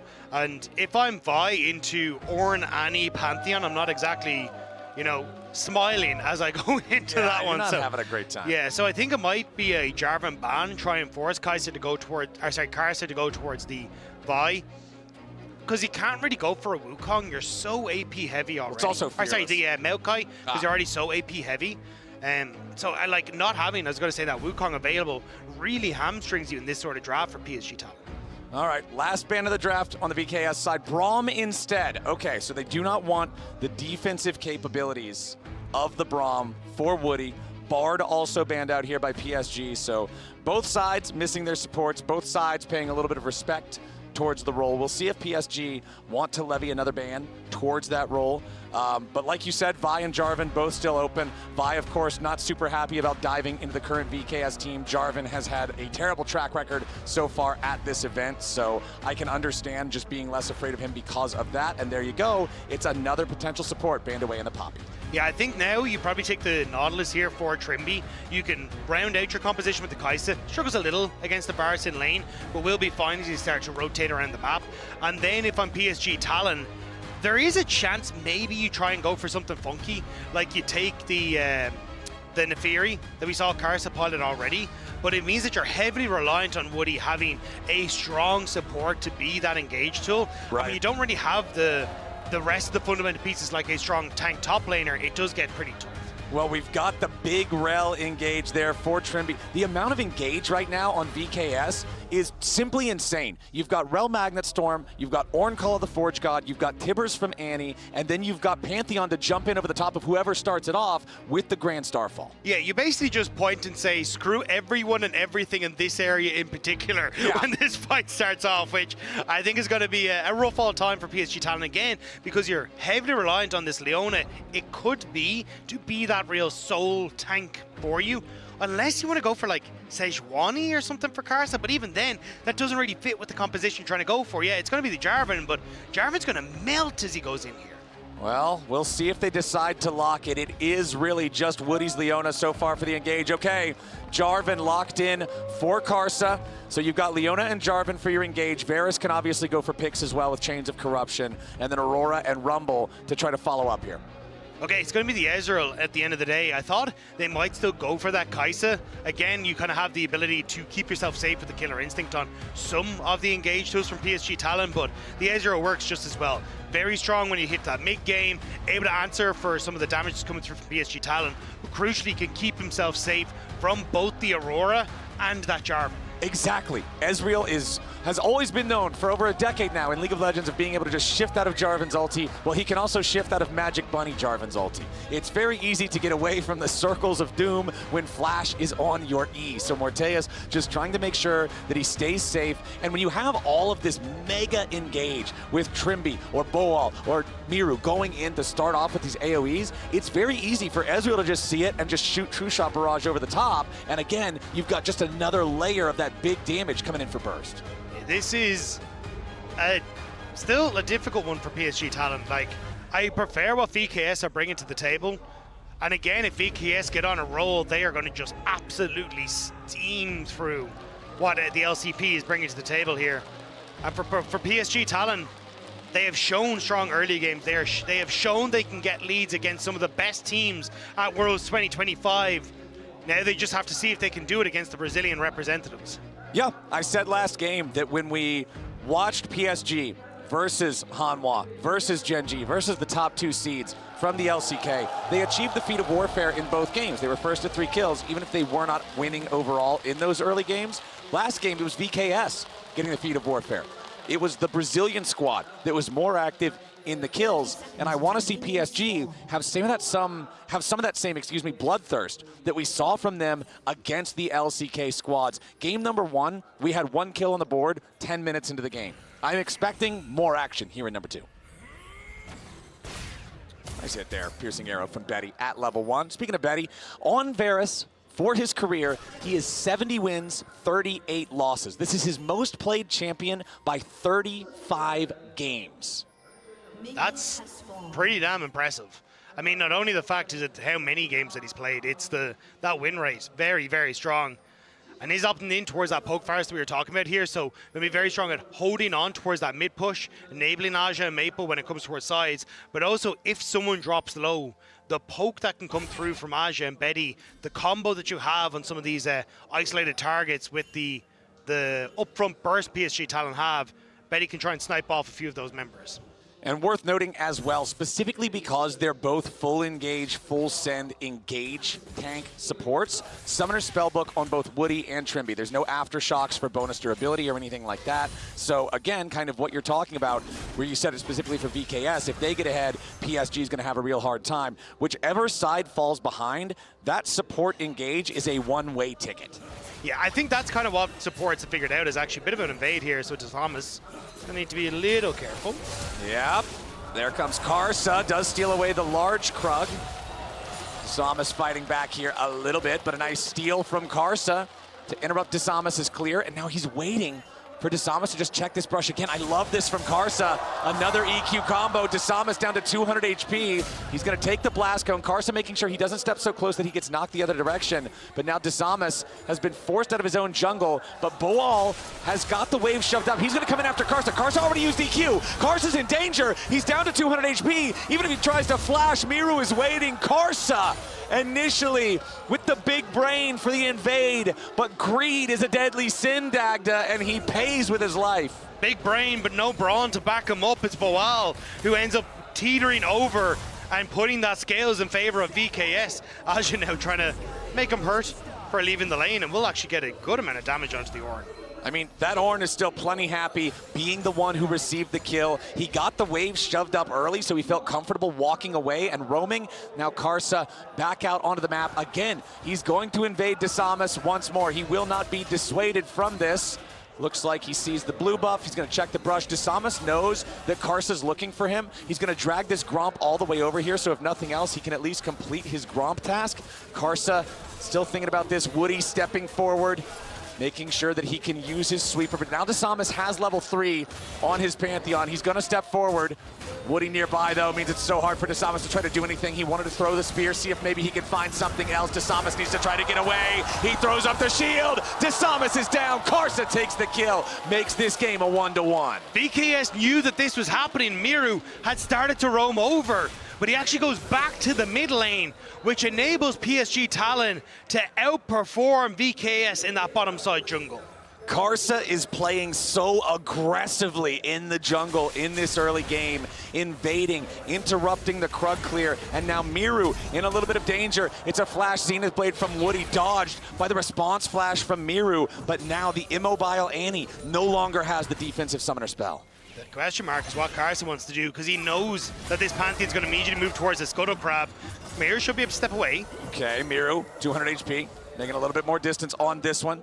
Did not have a stun ready and charged. Desamas continuing to retreat back in his own jungle, because guess who's back, Dagda? It's Karsa again. And it's a great call from Karsa on the path. He knows that the only thing on the map that Desamas can do is that topside scuttle. So immediately forgets about his bottom side, moves up towards this top, defends the scuttle, now can start his clear back down towards this bottom side, and has really set Desamas behind. Desamas on this Pantheon, down the largest gold deficit individually in the game, 369 gold behind his opponent, and Karsa going to make that distance even more as he clears out his own blue buff, clears out his own Gromp. He's got plenty of camps ready to farm, as now Maple has to get away from Trimby, who has made his rotation over towards mid, and it's a couple hundred gold lead for PSG, largely off of Karsa's antics. Yeah, and it's a great start for him. Again, like the experience will eventually even up because of the catch-up XP, but the gold and the and everything else is such a big momentum push for PSG Talon. The flash not on Pantheon makes a lot of these early plays difficult, and if Carson now can kind of play off these spot side pressure, he can maybe look to contest the push as Trimby and Morteus bounce this wave back. Aja cooking up the wave here, getting this one shoved out. Does have equalizer ready, but while TP's in and immediately just ready to try to keep this wave frozen, make sure that he can farm up whatever he needs to. Does have Spectre's Cowl already purchased for, you know, heading towards the Kanik Rooker that you would have to expect every tank builds into Rumble early on to make these trades a little bit more bearable, because right now you can see Aja wins these pretty hard. Desamas has to be so careful when he walks around these brushes in this game. Bawal going in though, looking for the solo kill into Aja, but a nice flash for the PSG top laner, getting himself away, making sure he does not get hit by the knockup on that. Bawal, I'm expecting him to go for the fast Ornn combo and try to double brittle proc, really make life miserable on this Rumble. It doesn't quite end up hitting it, but it still delays Aja on the reset, which is honestly a bit of a win here for Bawal. He's got the, oh, hang on. Yeah, Desamas in the mid lane. Tibbers has already been summoned. Maple's in some serious danger. He goes between worlds and he gets away. Maple, he flashes just to try to make sure he gets away from the Comet Spear. He would have lived anyway, but a bit of a panic there at the very end. Did not want to get caught out. The Dragon down to 400 HP, and now Trimby stepping in. Crash down, dodged by Betty there with a flash of his own. Morteus continues firing here with the Mystic shots. Trimby still looking to see if maybe he can get a little bit more lockup onto Woody, who wants to get away. Trimby with a shattering strike. Woody's about to die. Morteus takes the kill, and Desamas gets away. VKS get a kill, but PSG take the Drake. It's a good start for PSG Talon, but VKS are coming alive. Bawal needs to escape, but can he? Yeah, he's Alcove gaming right now. Aja trying to make sure he doesn't overheat all the way. This is looking a little bit silly, but Aja is winning. He overheats, steps back into the alcove. Bawal again, just trying to create some distance. This is Ornn gaming right now as Aja continues trying to burn him down, but Bawal just taunts him with the emote. Bawal gets away. The most intense game of Peekaboo might not be over yet, though, as we get the TP from Trimby. They're looking for Aja. He has no flash. He has no flash, but there's not a lot of damage between Rel and Ornn. We'll see if there is enough. There's the Bellows Breath, but no. Aja sidesteps the knockup and stays alive. Aja breathing hard after that one. That was a workout and a half to try and stay alive and also get the kill, but can't quite do it. But PSG, they're on Desamas again. Good flash. Yeah, Karsa jumping in there for the Cataclysm. Desamas immediately responds, flashing away. PSG full sending again. Desamas is their target this game. Game number 2 is all about Karsa playing aggressively and the rest of the team ready to back him up. Maple so thankful to have got out of that gank in mid lane earlier as well, but he does not have his ulti. He does not have his flash. The Aurora is very vulnerable. Aja has now teleported back out onto the map after his recall to join up with the rest of the team. The Grubs are alive, and that's going to be PSG's goal. Yeah, I think at this stage, VKS are kind of shown they're happy to be patient. They don't want to try and overextend and contest PSG as they move in towards these objectives, even though they have... Oh, hang on. Do they want to try? No, Trimby just going to kick them to the curb. Yeah. But it's just, yeah, even when you don't have, like, Maple's ultimate was up quite at the right time, but also because Desamas is that level down, thanks to how aggressive PSG Talon have been in his jungle, it does make them a little bit more scared. Well, now Desamas does have the Grand Starfall, and this is kind of the great equalizer if you fall behind early. No, that's Rumble. Yeah, okay, my bad. My bad, buddy. Well, we've got the great... leveler outer of game state for Pantheon here, since he can try to use this to set up a play, get a numbers advantage when you wouldn't think you'd have one, and try to get some sort of edge. As now the engage comes out from Trimby, Desamas and Miru ready to follow it up. Maple staying alive for now. Morteus needs a little bit of damage. He trades 1-for-1 with Maple. Trimby's gonna get cooked up by Aja. Feet of Warfare claimed by VKS, but Trimby's about to die. Aja needs a little bit more damage, and he finds it. Now Miru's the one under pressure. Ornhorn summoned up by Bawal. Aja in the back part of the pit, and he's gonna drop now too. VKS. They deny 3 grubs. They end up having a bloodbath 2-for-2 in the fight. It is a messy fight in the pit, but the problem for VKS is that Betty wasn't here. It's everyone invested on VKS's side, and Betty gets to have some alone time on the bot side. Maple, thanks to the electrocute, finishes off Morteus, and that takes so much of the wind out of the sails of VKS in this fight. Miru cannot be a consistent DPS. DeSalmas has been set so far behind, and Aja is getting a ton of work done, doesn't quite finish off Miru. But the fact that VKS had to pull everybody to the fight leaves Betty on the bottom side. Betty's going to benefit from that one a little bit, but an even fight there for VKS brings our gold back to a standstill. Feat of Warfare claimed for VKS, feels really good for them, and very important as well since PSG now have 2 out of 3 of the neutral objectives towards the Feat of Monster Slaying, excuse me. So that means that it's probably going to come down to the first turret.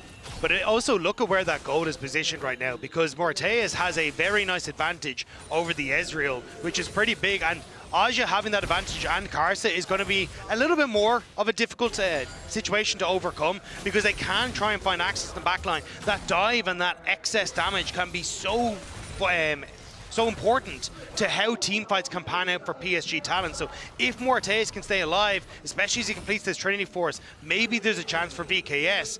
But if Aja and Karsa get to have their way, that's a terrifying time for VKS. Absolutely, my friend. Sundered Sky completed for Karsa on this Jarvan. Nobody else across the map has their first item fully done, so Karsa's in a great spot to be able to lead the charge and continue playing aggressively. Trimby with a crash down, buffers through the Zenith Blade, now defensive Magnet Storm having to flash away, but he's trapped inside the Cataclysm. Trimby's down, nice pick, PSG. Right before the Dragon spawns as well, PSG get exactly what they want, and this was more what people were expecting coming into this series. Karsa dictating the pace of the early game, getting into the face of DeSalmas, and PSG being able to fall back towards strong team fighting and pick-orientated plays.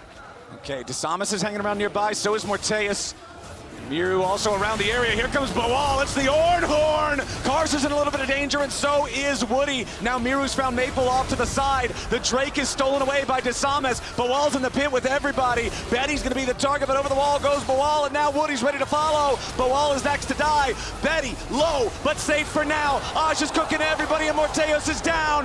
PSG find exactly what they wanted, and VKS find themselves staring down the barrel of a 2,000 gold deficit. PSG are bloody and bruised, but they are walking, and that's all they need to do actually is, hang on, DeSalmas. DeSalmas jumps in, but that Grand Starfall is not where he wanted to place it. He's about to die to Leandries, just barely survives, 24 HP. That was a brave move from DeSalmas, and VKS crumble at the Dragon. They steal the Dragon away, but after all the burst is used again, it's the lack of consistent DPS which ends up hurting them. Maple gets close to being one-shot by Miro on this bottom side, but crucially doesn't. Betty close to going down in the pit, but once again doesn't, because Aja is doing a ton of work on this top side at keeping Morteus out of the fight, keeping DeSalmas out of the fight, and it means that PSG can focus on the 2 other members that have overextended into the back of the pit, and they can finish them off. And the 2 flashes right there at the very start from Karsa, from Betty, to not die to the Ornhorn were huge. Now Karsa invading yet again. Redemption keeping him alive. Trimby and DeSalmas have Morteus coming in to help him. But remember, PSG have a 2,500 gold lead. They're just working with a lot more firepower, and they can't get any kills back. Karsa barely got over with the flag and drag before Trimby had the knockback and managed to get positioned into the Baron pit, which meant that he was able to survive. That was very close to VKS finding a pick back, but this game is explosive, Flowers. This is the PSG that fans wanted to see. They are bloodthirsty, they are aggressive, they are constantly putting the pressure on their opponents and making their opponents play their game. Karsa being in DeSalmas' jungle from level 2 has seemed to rattle VKS and cause them to constantly have to react instead of be proactive. And again, it's the fact that you have so much gold on Karsa now, so much gold on Aja. This 1-2 combo has been crucial in so many of the fights thus far.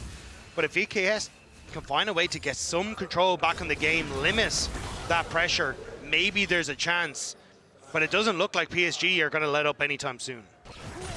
That Varus from Betty is definitely looking pretty solid right now. 1-0-3 has his Ghost Blade, stacking up the tier, working towards the Muramana. That's going to be another big issue. Obviously, Boal's not going to care a ton once he gets more items, but even right now, he's only magic resistance. Everybody on the side of VKS is highly vulnerable to these piercing arrows, and if you can get some good poke from Betty on this champion that he has so many games on before these fights, it's impossible for VKS to play it out. Yeah, Trimby poking his nose in here towards the Rift Herald, but I don't think you really get to do what you want here.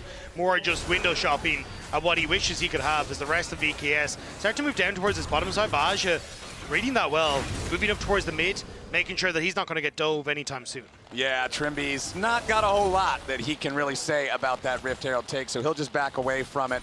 And PSG will find themselves another objective. And it did end up coming down to what I thought. We've got the Feat of Warfare for the side of VKS, the Feat of Monster Slaying for the side of PSG. So the Enchanted Boots is going to come down to who gets turret number 1, and we'll see what that looks like. I'm honestly really ready to bet for PSG because they've got the Herald. Yeah, that's generally where the thought process would lie. Is they want to pick Maple, though. Yeah, they're going in after him. He wants to go between worlds, but immediately the crash down with the shield is ready to lock him up. He's surviving for a very long time, but the Comet Spear finds his back, and VKS are going to get their man. Trimby barely clipped him there with that Shattering Strike and actually got the stun. I'm shocked it went through, but it now opens up as Miru. So let's be careful, though. Karsa does a lot of damage here.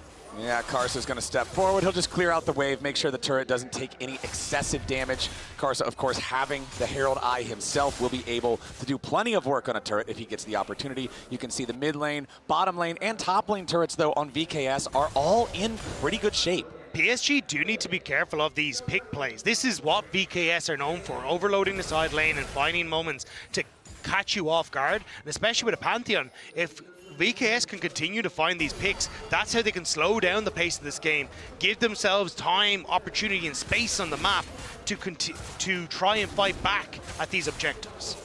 Karsa picking up his next red buff here as PSG are ready, I would think, for the next objective fight, which is that Cloud Drake spawning right now. They still have an almost 2,000 gold lead. They should still feel very confident about taking this next fight. Leandry's completed on both Maple and Aja. Again, you've still got the Ghost Blade on Betty for the extra movement speed to either catch somebody with Chains of Corruption or sidestep some of these big AoE ultimates that are going to be flying out from the VKS side. Looks like VKS aren't interested, though. Dragon started by Jarvan as Karsa feels confident with the position he has on the map. VKS now trying to position themselves, but you don't have Miru here, and you've got your Ornn on the wrong side of the fight. Yep. Miru does have his teleport to be able to join, but it looks like he's going to walk it down the long way instead. PSG are going to pull off of the objective. They can see Miru roaming, and they do not want to be caught off guard. Aja does have his teleport to join up if necessary, but there's a big difference between having all 5 there at the start and needing one guy to channel for a few seconds before he can join. You can see here with your ultimate indicators on the screen, there's still a little bit of time left before Grand Starfall is ready here too. Desama's going to take the opportunity, go back, complete another purchase. Again, Unleash teleports available on all 4 of our solo laners, and critically, Woody has now swapped over to Unleash teleport as well. We'll see if the Leona can find any creative angles, but no, he's just going to use it to get back out on the map faster and allow Karsa to restart the objective, which he restarts on a ward. They needed to match the reset from Trimby, who'd gone back for the wards, but topside plays. Oh yeah, they're just going to make the move onto Aja instead. They even sent the True Shot Barrage over the top. They wanted to make sure he was dead. Great equalizer from Aja, though, because it may have prevented that top lane turret from going down. Betty. Okay, Betty under pressure, but he's still fine for now. Trimby only slowed by the Solar Flare. Heals back up with the Redemption. They are trying to protect that tower, like you say, the equalizer with his dying breath to make it so VKS can't immediately force down the turret. But now, Trimby needs to disengage back here in the mid lane. Karsa walking through. Morteus continuing to apply the pressure as Miru puts the damage into the tier 1 turret up there in the top lane. And VKS, despite the advantage of PSG in the game so far, they will trade the second Drake for PSG for the first turret of the game, and that earns VKS the shoes. Honestly, I'll take that as VKS. You can still look to contest the Dragons later, and these side lane picks with this Pantheon are starting to turn the tides a bit. That 1.5k gold lead that Karsa had over Desamas starting to fall apart, and even when you look towards Aja, he's not having that same sort of control that he's has, especially when he's the focus point of these picks from VKS. And this kind of goes back to that earlier fight, the Dragon fight that was so tragic for VKS, but PSG ended up losing the Drake instead. That fight actually ends up making this trade possible because you don't want to give away Soul Point for free because now you're in a really bad situation for the rest of the game. But a TP's coming in. PSG could be in a little bit of danger here, at least Woody could, as Boal jumps in, slams his head straight into the wall, slams Woody straight into the grave. VKS picking up a kill. I think it's Adicon that VKS are interested in. They'll trade the top tower for it potentially, but what can PSG do to try and mount a comeback here? Aja could teleport down. VKS, there's question mark pings as exactly what they want to do. Okay, Miru clears the wave.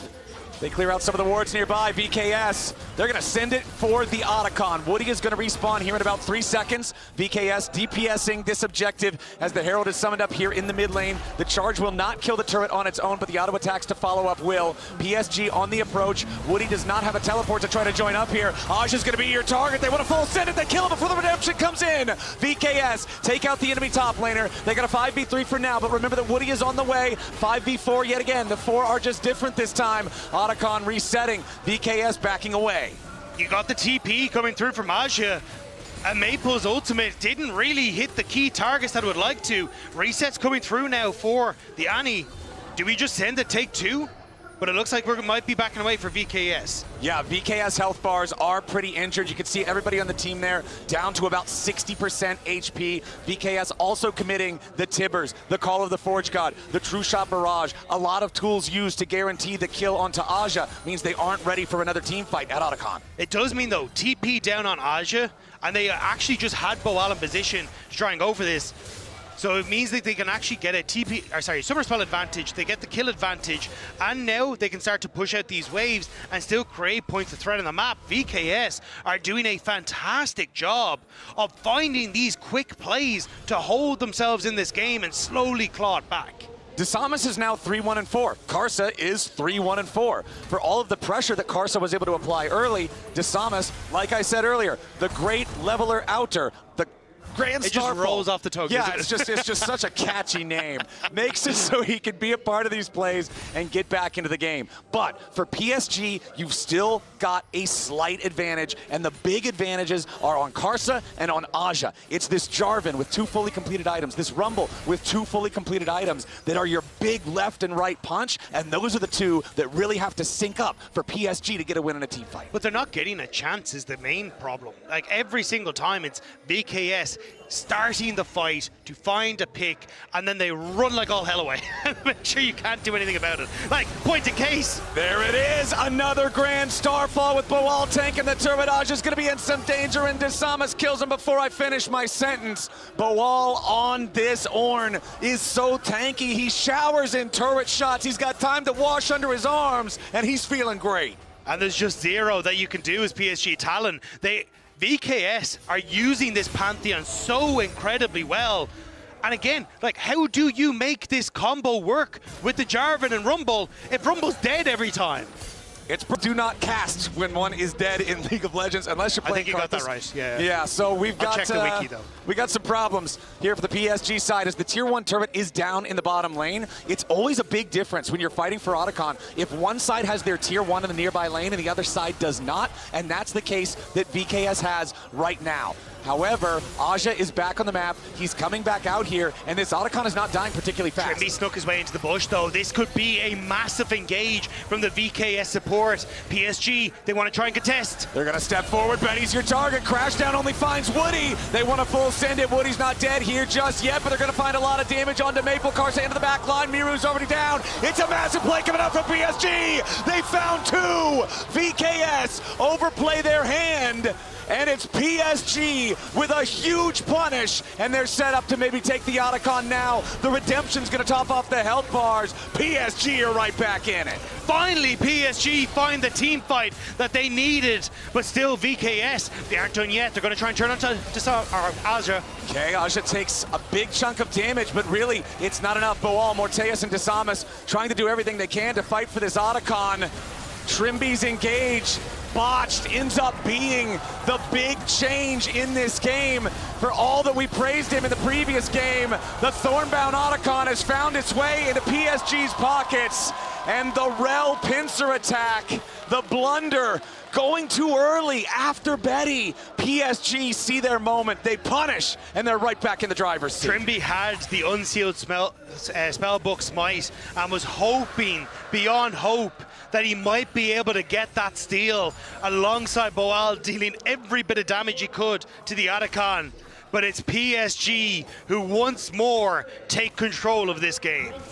Beautifully turned around by PSG. Take another look here. It's a great flash from Betty. Immediately gets away from the problem, which was Trimby. And here, Karsa sends it into the back line, locks up DeSamus and Trimby with Aja there to boot. And there's just nothing VKS can do. There is so much damage between this topside duo on PSG Talon. PSG are so glad. Look, Pantheon. Try to kill Javan. Kill Javan. I have smite. Kill Javan. PSG are so glad that that was the way that team fight went, and you could see the frustration on Trimby's face after everything happened in that fight. Now VKS looking for another one. They're going to go in on Karsa. They take him low, but they won't take him down. True shot barrage over the top. Karsa still alive. Aja still alive. Trimby down first. Now it's turning around yet again. Miru flashing away, looking to escape from Betty, as Maple's now going to be your next target, and he is gone. DeSamus in the back line, staying alive for now, but Karsa barely hangs on too. It's two dead on the side of VKS, but VKS still chasing PSG. They come out on top, +1. I saw the potential for that arcane shift and thought Morteus might have had it, but PSG Talon once again is so close in these fights, but it's VKS who keep falling. It's a nice pick onto Karsa, but the ult from the Leona separates the damage out, and watch that as Maple jumps onto Miru. You've got Betty who comes onto Miru as well with the ultimate from the Varus and makes this fight impossible for them to play. Morteus has to be the sole DPS in this fight. But PSG are just rotating members in and out on blinking health bars and make it so difficult for them to follow through. These fights are getting crazy, Dagda. It's 14-10. It's sole point, though, for PSG with a 4,000 gold lead. Woody, honestly, not too afraid of this. Comet Spear's coming in, though. Betty and Karsa right next to their support. TP about to arrive for VKS. Battle lines are drawn, but it's Maple off to the side here on the Aurora. It's so difficult. VKS, they're still trying to make the same play, still trying to look for these picks, but PSG have become aware of exactly what that game plan is. They're just not letting them find that access. It's still an incredibly close game. Like, one big combo from VKS could turn this around, but PSG Talon are fighting so well in these engagements. What a crazy game, man. I'm having a lot of fun here with this game number 2, and PSG are in a really good spot. 4,000 gold lead, sole point already, 2 minutes until the next dragon spawns. Taking stock of all our summoner spells, it's also PSG with the teleport advantage for now. 2 minutes, however, is enough time. I believe at least Boals is going to be up in time for that dragon, but we could have potential something here in the mid lane. Honestly, this Edge of Night doing a lot of work for Betty as well to make sure that he's not a primary target for the VKS squad. Yeah, all the VKS are trying to do is quickly play off of 2 lanes. You see them push 1 lane, and then either Miru or Boal, whoever cleared out that side lane, is just drifting across the mid, hoping they can find a pick. Maple gonna interrupt Trimby there, but it's just PSG trying to find that space and find that vision to spot VKS on these roams towards mid. Advantages in individual players for every role except support on the PSG side, the largest 2 of which are the 2 largest gold leads that have existed this entire game, which is Aja on the Rumble, which is Karsa on the Jarvan. And as long as these 2 can get their fight, they're going to be looking pretty good. Very important to notice as well, Seeker's Arm Guard, currently built, currently unbroken for Aja. This is a massive tool considering he has been the primary target for VKS the entire game. Here's your ult, just to check the Baron. That side of the map looking very, very dark for VKS, and Boal might be getting lights out here as well. As the engage comes through, Redemption tries to keep him alive. Yep, they're just going to take down the Ornn. For as tanky as he was earlier, the damage between Aja and Karsa is so much. You've got Guardian Angel on Karsa now as well. With Bloodletter's Curse on Aja, it's so easy to burn through that magic resistance. Excuse me. The dive comes through. Disamas under pressure. Miru under more. Aja takes the kill. And PSG have taken both enemy solo laners off the table. It's so well coordinated. Locked down Miru, who is flashless, to set up for Aja's ultimate, to put the pressure onto the Salmas, so he has to run away as well. And now Dragon about to spawn. It will be Soul for PSG Talon. And when you look back at this game, you look at an early game advantage for PSG, and then you look at a mid game that was going all the way in VKS's favor up until the fateful Otacon fight. And that's really where everything just completely shattered for VKS's side. PSG winning that team fight, taking the Otacon, rising to a 3,000 gold lead. Now with the Dragon Soul in their possession, a Cloud Soul at that. Very scary stuff. And a 6,000 gold lead. VKS is going to need a PSG throw if they want to come back, because PSG is looking good. And it's not a PSG that do it particularly often. Rabadon's Death Cap now completed for Maple as well. Going to be providing a ton of damage onto this backline, and it looks like they're done with playing around. They're going to TP in towards the Baron area and look to force one final fight against VKS. All right, this is it.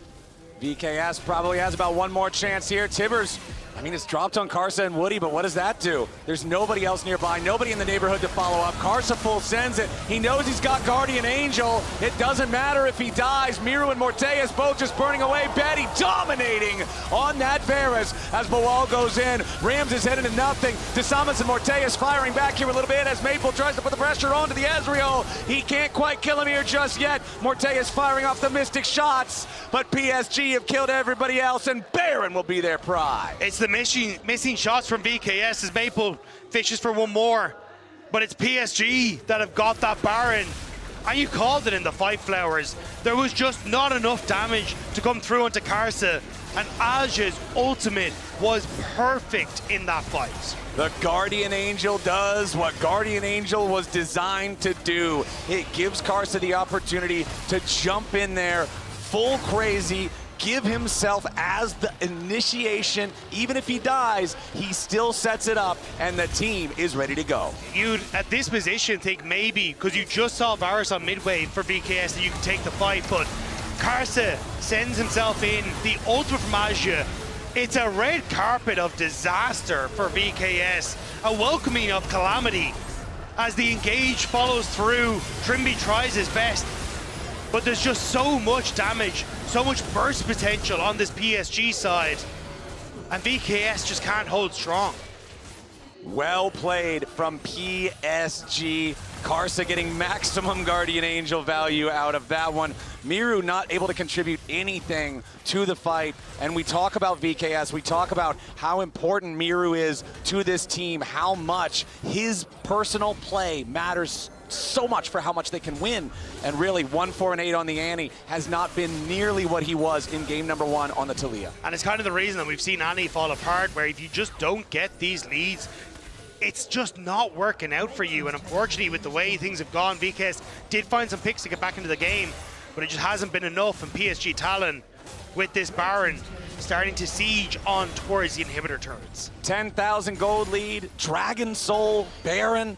This should be just about everything they need. It's one final attempt coming out from VKS. Betty's low, but low's not good enough because the counterattack from PSG arrives. It's Maple grabbing the first kill. Disamas trapped behind enemy lines. Miru's already down here too as Morteus tries to escape, but Maple's just throwing out twofold hexes. He's already got himself a double kill. PSG have cleared 4 of them off the rift, and they don't lose a single man. And now with that minion wave starting to conga line its way in, PSG gonna try and push us now to 1-1.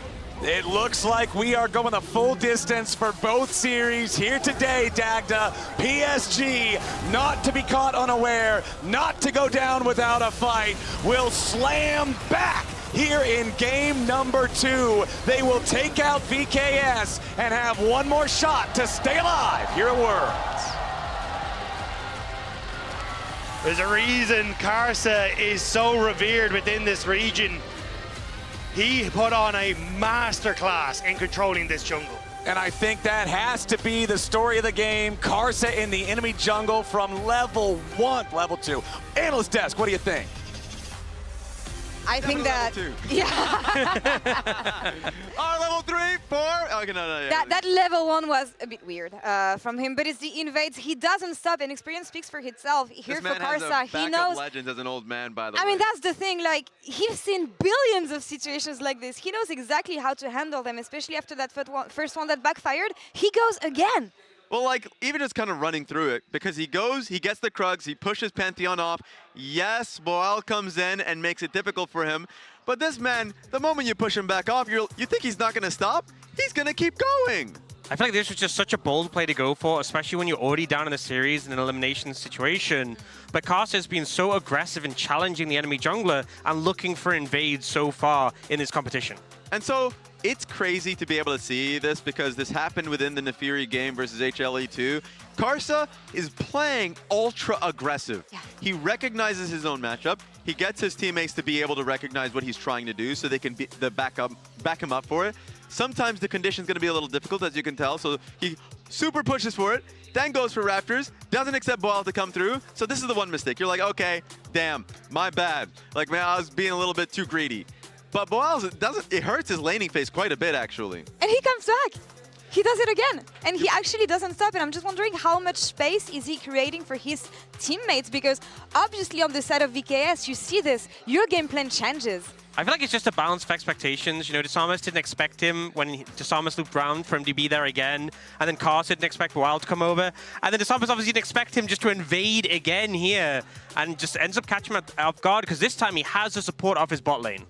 Yeah, and it's great to see that he's like, yeah, you know what? I knew you didn't finish your full clear. I'll be there for it. And he does it again later on, 8 minutes into the game to contest the red buff. Yeah. Maybe thinking going for Krugs again, but no, he's for sure there with his support. His full team gets the support so he can get this done. How much do you think this impacted both the early game for his team, created space for his laner, but also impacted VKS's early game? Well, Pantheon was definitely behind in terms of experience. That was for sure a problem that Desamas had to deal with. I think so much as well with a champion like Pantheon, you can so easily like clear into gank into clear, and really set a fast pace to the game. But here, I feel like Desamas was like really shut out a good amount of being able to enact that early game plan, and so often the laners had to move to adjust to try and protect their jungler, and it really just allowed Karsa to run the Rift. And by the way, that counter jungling rate that you see there, highest of the tournament throughout. This is just, yeah, specifically for the game, but Karsa throughout Worlds, the entirety of Worlds, he is #1 when it comes to counter jungling. He is so far at this event for how ancient this player is. Yeah. He's somebody that still is very confident in his knowledge of being able to push certain matchups. And that's what I think is really beautiful with this player, and also this mix of player being reunited from the old Flash Wolf days into PSG coming here at Worlds today. The fact that they were able to reignite that synergy and still make it work. It's insane. Like, of course, like him and Maple, don't even question them on their synergy. That's not even a question at that point. Betty as well, if they're involved in the plan, 1000%. It's a large part of why their team fights have been so good, especially this team fight around Dragon, that you're like, is it good for VKS? Is it good for PSG? At first it looks great, and then like PSG is able to turn it. And Boal goes over the wall, and it gives like a route out. You know, you actually see Woody, Zenithablade over the wall to follow up, and then so much value because people just keep chasing over the wall. They get to turn it around, and it ends up backfiring here. I think VKS trying to chase down those low health members, really costing them. You can see how close this game was. Like, for a good amount of time. Even with the slight advantage that you could see from PSG around 15 minutes into the game, like, it's not as if VKS is sleeping. They're still fighting back into this game. It's just a better game and team fight from PSG as a whole. Absolutely. And it came from Desamas. Again, with the Pantheon, collapsing on side lanes, trying to make plays and keeping the pace in that game and trying to make things happen. It wasn't enough this time around, especially when you look at the experience that you have on the other side of the Rift. We've talked about this old Flash Wolves reunion. It's 2025, but they're still clicking and working together. Yeah, I don't know why I doubted them, Dan. Oh, are you flip-flopping again? I don't have another flip-flop. You're flip-flopping again? Raz! I have a second one. VKS is from your region. Yeah, I'm not How gonna many do it times? again. You know what? I feel like there's just no loyalty from you. You've given up on them again. I haven't yet. I will give it to you one last time. No, I'm sticking with him. I'm sticking with VKS. Oh, we have a shred of commitment Because here. Damn, you're ashamed You know of me. what? That's character growth. I appreciate that, Raz. For once, you've stuck to your region's team. Maybe You it's know gonna what? curse them. Who knows? Question is, Actually, that's a worry, yeah. Yeah. 100 Thieves one. were doing good until you believed in them. Game 1, they had the perfect draft. VKS had all the champions that brought them success domestically. Yeah. Game 2, even if it wasn't ideal, they kept on fighting. They made it hard for PSG to grab this one. What do you think is going to happen for that third game here? Oh, I keep Do you think saying- they have it? Because, again, on one side you have the experience, but you have that fire on the side of VKS. Yeah, I mean, the trend here is that Boal is willing to sacrifice a lot. He did it on the Sion game. He did it on the Ornn game. You know, the Ornn game it hurt him a lot, I think, within the early laning phase. So, I still keep saying the control mages are incredibly strong. I want to see him back on the Orianna. I think Miru's control mages are exceptional and try and scale out a little bit more. For me, I think it's just very much about tracking costs and making sure you can't do something like this against the Samus. Samus so much of the early game plan. If you get shut out the game, I think they're really going to struggle. And they're going to try this one on the blue side one last time for all the marbles. Is it going to be PSG or VKS taking this third game? We'll find out right after this. So around the area, here comes Boal. It's the Ornn Horn. Cars is in a little bit of danger, and so is Woody. Now Miru's found Maple off to the side. The Drake is stolen away by DeSamas. Boal's in the pit with everybody. Betty's going to be the target, but over the wall goes Boal, and now Woody's ready to follow. Boal is next to die. Betty, low, but safe for now. Aj is cooking everybody, and Morteos is down. PSG find exactly what they wanted.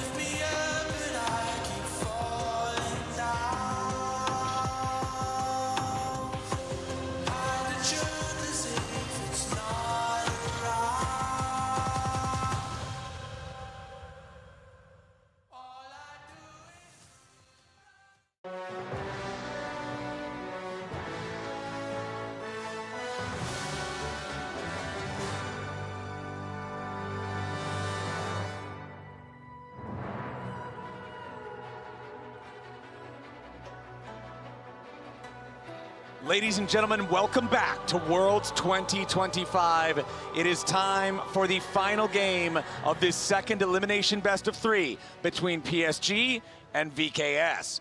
Game number 1 saw VKS absolutely dominating their opponents, 26-3, 27 minutes into the game, absolute victory. Game number 2, it was Karsa in the enemy jungle from level 2, terrorizing Disamas, building a lead for the side of PSG. Now PSG, they did lose that lead a little bit in the mid game, but ultimately it was the Otacon fight where VKS didn't find the engage they wanted. PSG took the fight and then ran away with the game from there. Now, only one game remains to determine who gets to keep competing at Worlds 2025 and whose journey for the year ends here.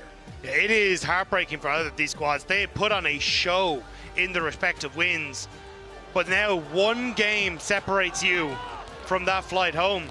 And as you say, Karsa put on some absolute heroics in that last series, or sorry, in that last game. We'll have to see if he can control the game like he did once more, or whether, honestly, that VKS aggression, that ability to find picks on sides, can take them over that finish line. If that's how Jarvan is supposed to be played, I can understand why he keeps getting locked in these games, because Karsa was an absolute menace in that second game. But now we are on to game 3, and this is where we start to feel a little bit of the pinch from Fearless. Typically it is the games 4 and 5 that really have those pools constricted, but even in game 3 you can start to feel a little bit of, well, wait, hold on, these pools are getting a little too slim here. So I'm curious how the draft is going to play out this time as VKS are on the blue side, PSG on the red, and let's see what we get. It's some arcane bans for VKS. Caitlyn and Vi both banned away as bans 1 and 2. Meanwhile, PSG, they do not want to deal with Nico. They will keep her out of the game. Yeah, I think it's a good call. Nico just so incredibly strong, especially as you get this deep into into Fearless draft. I imagine Azir going to be kept. I imagine Orianna going to be kept, as you're saying. I don't know exactly what takes that like first pick position. Although, if I'm VKS, do I ban away the Yunara in the hopes that they ban Orianna? Because otherwise, maybe you just leave one of those really strong picks open and hope you can pick the other. Well, the thing is about the Orianna, both mid laners have played a couple games of it, excuse me, so far this summer, but not a lot. Again, it's a champion that's had a lot of presence, I feel like, all over the world. It's a champion that's been banned a lot, so not super surprised to not see it with a high number of picks for either one of our mid laners here. Lee Sin banned away, the Karsa Classic. This is not a champion that is powerful in the meta. This is not a champion that's super high on the tier list or the priority, but it is a champion that Karsa has worked miracles on in seasons past. And there is when you win MSI on this champion, kind of makes sense to maybe take it away when your elimination hopes and dreams are on the line. So LeBlanc could be banned. So both Orianna and Yunara open. Now, what is the priority here for VKS? So interestingly enough, yes, that Orianna is open. I would expect that to be the priority, but also the Akali is available. So if they want to just take the Yunara instead, then the other side, sure, they'll take Orianna for Maple, but then if Miru takes the Akali, he's comfortable on that. Yeah, and I think that's exactly what they're going to do. Great call, Flares, because it just opens up the draft so much. And again, it's the only thing I'd be worried about is something like a Nocturne Orianna as an answer. Because even though you have the Akali, I think the ability to punish the Yunara by looking for picks with a Nocturne Orianna could potentially work out in your favor with just how much damage and upfront burst there is. We'll have to see if that is going to be the plan or what is going to be the answer for PSG Talon. All right, well, the Orianna that we expected traded for the Yunara. That's the handshake of leaving them both open. So far we're correct, but let's see. Because the Nocturne, I feel like, probably not super highly prized for Disamas, although it is one that he has had quite a few plays on so far this year, or this split at least, excuse me. And it looks like we might have a graphics error. I'm not sure what champion was locked in for the side of PSG. Hopefully we can get that updated ASAP to figure it out and see what that one was. But the selector is back on the VKS side. Yeah, I imagine you're going to pick your jungle here, try and answer for, I imagine, what Karsa locked in for himself as well, and then the support. And at that stage, you're in a pretty good spot. We just got the heads up that Karsa did lock in the Nefiri on the opposite side, and it's a Nocturne taken by Desamas instead. And there's the Akali you were talking about, Flowers. All right, I guess I was a little bit wrong. That Nocturne is the pick for Desamas because he has had 3 plays on it so far in summer. The only 2 picks that he has played more, and he's played a lot more of them to be fair, are Jarvan and Xin. Those are obviously both removed because of Fearless. Wukong and Pantheon are a couple more of the champions that he's played as much as this, but hey, those are removed because of Fearless. So happy to pick up the Nocturne here. Miru on the Akali, just like we were expecting, ready to slam that one despite it being banned in the first couple of games. Miru is exceptional on this champion. It's one of his most played. And that Nefiri for Karsa. Nefiri versus Nocturne, this is setting up for a spicy jungle matchup. This is a very spicy jungle matchup, and match in general, because when you look at the way Nocturne wants to operate here, he's more about turning off the lights and causing chaos rather than fully synergizing with the Akali. Can still do it on some of the dive, but more about causing chaos for PSG. And when you're trying to work with an Orianna Shockwave, something that is protecting the Nefiri in that command protect from the Orianna, being able to disrupt that can be vital for the success for VKS. But if PSG Talon can enable this Nefiri with invades to get the leads that we've seen Karsa get before in this champion, that is going to be very, very scary for the VKS side. All right, let's check out what we've got in the second half of the bans here. As Rek'Sai is the first ban for PSG, they know that VKS do not have their top lane locked in yet. Cassante picked up for PSG. Feels like a pretty powerful option into a lot of choices, but of course, we know how annoying Rek'Sai can be. The champion is so difficult to punish, it's so difficult to heal because it just heals, or it's so difficult to kill, excuse me, because it heals so much. Over on the other side, it's focused onto the AD carry pool, since that's the advantage that VKS already has that PSG doesn't. Kai'Sa banned away. I think, I was actually going to say Poppy might be needed to be banned. Very strong into the Cassante in that top side. Thank you, Broken Blade. Much love to you. And I think that could also be very strong into things like the Nefiri, trying to lock that down and just provide that tank front line that you want for something like Yunara with the peel. And of course, if PSG want to take the Poppy themselves, they can absolutely do it here on their 4th pick. We'll see if VKS want to spin that last ban on it. What's it going to be? No, double AD carry bans instead. They're going to ban out 2 of those scrappy lane AD carries with the Kai'Sa and Lucian combined. Rek'Sai and Aatrox banned out by PSG, so double top lane bans from them. Now let's see what we get. So basically identifying VKS don't have any real sort of engage in the draft. So PSG just saying, look, we'll take the Braum. We imagine that Trimby's going to go for something like the Nautilus here, or the Rakan on that bottom, the Nautilus on that bottom side, and we should be fine then into the matchup. Okay. But and even if you do try and go for some sort of engage elsewhere, I don't think there's much Boal can really bring to the engage side of things in that top lane, at least from what we've seen in the meta at the moment. There's not a lot of engage on either side so far, honestly, Dagda. Like, yeah, Glacial Fissure is a much better counter-engage tool than it is an engage tool. And Shockwave is good to follow up an engage, but catching somebody out with it just directly can be a little tricky. It is, but there is the Doggo. And Nefiri can just send herself in and go, okay, I will be that engage tool, and then it will just immediately pop the W. We get the big shockwave, and then I can follow up afterwards. So that can be a pseudo engage tool. There's that pop we were talking about for Boal, I imagine, in the top lane. It looks like Trimby not going to go for engage, for the beefy engage tools. Instead, looking at the Bard for that tempered fate. No Poppy plays so far in summer 2025 from Boal, so this will be his first Poppy. Trimby on the Bard. We're going to need to see some seriously accurate tempered fates. This is your main engage coming out from the side of VKS. Nocturne can fly in, Akali can fly in beside him, but again, it's not like there's immediate lockdown next to that. Yeah, I think though the issue is what do you try and do as, I was going to say, as Betty here. You want something with a little bit of peel. Xayah going to be the tool, because a tempered fate onto an immobile AD carry and also the Orianna could completely remove any sort of follow-up PSG Talon had to an engage. So it looks like Betty going to be able to peel for himself and avoid any sort of mishap from either the tempered fate or that darkness from the Nocturne.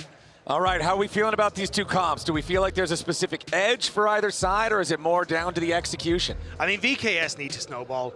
You've got Nocturne and Akali, two assassins that really want to be able to decimate this backline in PSG Talon, and you have the potential to do it, but if you start to fall behind, that becomes very difficult to do so. But on PSG Talon, I just think it's much easier to execute. You have strong front to back, you have this Neferi that can actually be that engage tool alongside the Orianna Shockwave, your own pseudo Nocturne Orianna combo, and then you can have self-peel on your Xayah, which makes it easier then to try and protect the rest of your backline. So probably advantage PSG then. I think so, yeah. Unless VKS can really snowball early. Yeah, exactly. And I think Poppy will get value in trying to block things like the Neferi, also trying to block things like the Cassante, which can hurt the engage from PSG's side, but it's going to be tough. But if VKS can find this early lead, I think they have the ability to just snowball out of control with this double assassin comp. And I think a lot of that pressure is going to be on Miru. It's going to be on this Akali that, remember, was banned for the first couple of games. It's going to be on this pick that is supposed to be one of his best champions. And I think that that's the pressure that Worlds brings. That's the pressure you have to be able to rise to if you want to stay competing here. This is it. This is the last game for one of these two squads at Worlds 2025 as we take the Rift for the last time in this best of 3. So much of this game is going to come down to execution in the moment. These small, minute details that are either going to keep your year alive or end it right here. And already, VKS trying to get aggressive and get that vision down, but it's been responded by PSG. Yep, PSG just flinging a couple feathers back at him here. You can see the early ward of the pixel brush there, dropped on the PSG side. Meanwhile, Desamas hanging around the enemy jungle. Oftentimes, you do want to see like the late Raptor ward placed down just to keep an eye on what the enemy jungle path looks like. Aja has the defensive early ward here. Oh, not Aja, excuse me. Karsa placed that one down. Aja still has his ward available to place. I like this positioning from Bilal, though, because as the Cassante tries to move back into the lane, you'll be able to get some good damage, and that's kind of the advantage of a Poppy in the early stages. But Desamas hovering barely out of vision. This is so good from Desamas. Desamas is going to Karsa. Karsa, he throws out the Duskbringer, immediately finds the dog. He's hungry for a little bit of a hot dog lunch. Karsa flashes away. Desamas, Duskbringer first blood level 1. Revenge is a dish best served as a cold owl hot dog as Desamas manages to pick off Karsa and put him in the dirt. And you can see he doesn't go back to the red buff because at level 1, the respawn timers are very long. Instead, he's going straight to the chicken camp instead. Burn that one down fast with Nocturne's powerful AoE, hit your level 2 immediately, and then switch it up and go to the Krugs. If Karsa wants to come back to the red, he'll find it still intact, but Desamas is stealing away everything else. And you get to keep this pressure, but Miru still just walking away here, down to 100 HP. This Akali taking some real pain from that clockwork windup from Maple. Yeah, Doran's shield and that pot bringing back a lot of HP. Definitely needed it, but Maple doing a good job of keeping control in this mid lane. Still though, like you can see Desamas, he does such a good job here. Playing around that ward perfectly. Barely eking around the edge, just out of vision. Incredibly well played. And as the ward goes down, you kind of already realizes Karsa, I'm in trouble, and it's already ended for me. He knows even with the flash, was hoping that maybe he could escape, but Desamas times it perfectly with the Q. Yeah, knowing the cooldowns, knowing he could flash and get one more auto attack, one more Q. Play the sad help the animals commercial, Dagda. That dog is in some trouble.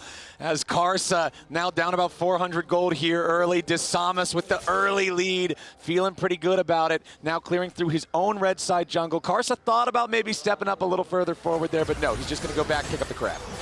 Ooh, Cortez taking a lot of damage though. Still out to back away. As you say, Karsa will get the crab. May also look towards me because this wave is not in a good position for Miru, immediately exiting out that top side as Desamas is going to reignite his red buff here as he finishes out his own.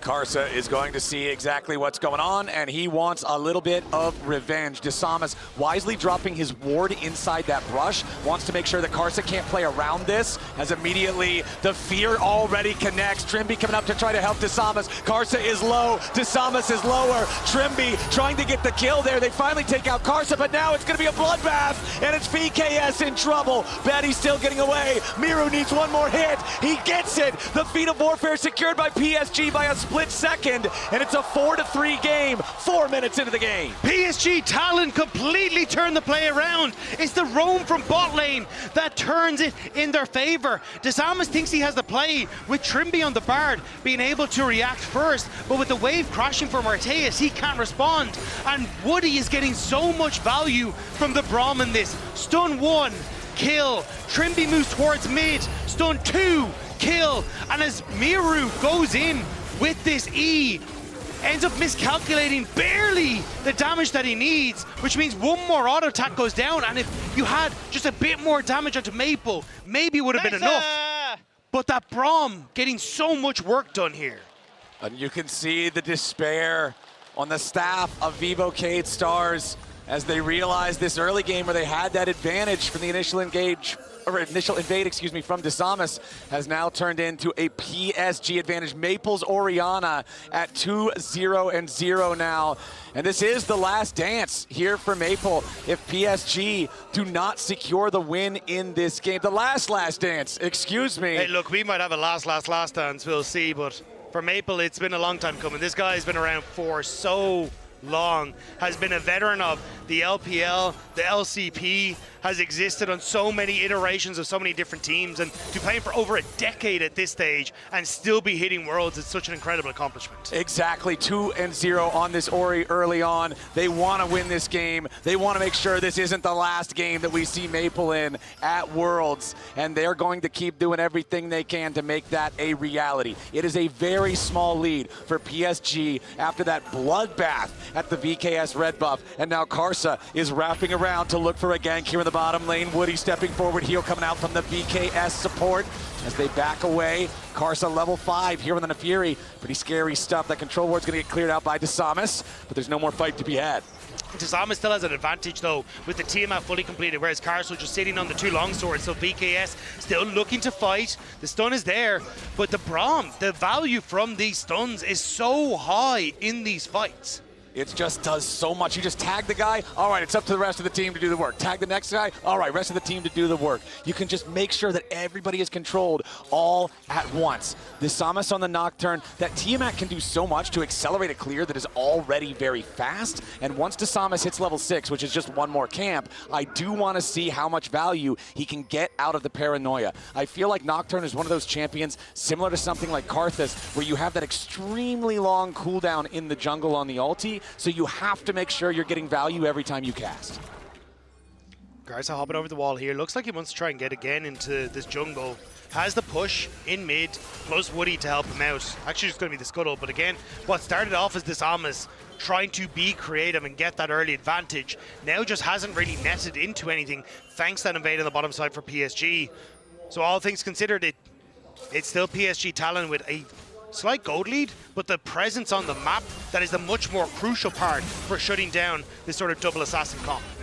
Trimby rotating into mid now to try to help Miru, who is feeling the additional pressure of Woody's presence up here. Woody now making his way up towards the top side of the map. Miru level 7 on the Akali, does have the Hex Tech alternator for the extra little bit of burst here in the trades, but Maple's already got his catalyst. You can see picking up the tier 1 boots and the blasting wand now as well, working towards getting that Rod of Ages online as early as possible. And I feel like that whenever you have a champion that wants to build these stacking items, like a Rod of Ages, like a Yuntal Wild Arrows, anything that just needs to stack to be full power, getting a couple early kills is just that much stronger than even it would normally be. It really is, and it just sets you up so nicely. But Karsa now just hit level 6 as he got into the pit, so that Maple Karsa combo could start to come alive if VKS end up overextending just a little bit. Don't have the Poppy in position to try and block that combo for PSG Talon. Exactly. Neither one of the top laners has their teleport available to try to join this fight. Desamas wants to step forward and at least try to smite one of the grubs away. He will get the single one. Paranoia has already been cast. Miru tries to move forward, but the Feather Storm already flies out. Void grubs overall secure by the side of PSG. Desamas wants to jump in, but Betty's going to stay safe. The barrier isn't even needed as Miru's the next target here for Karsa. He keeps himself invulnerable for an extra second and jumps back over the wall. Now Bowal's going to be your next target. He has to flash away. PSG, they come out +1 grub, +1 kill. Desamas thought once that Feather Storm was gone, he might have a chance of picking off Betty, but the rest of the team can't step up.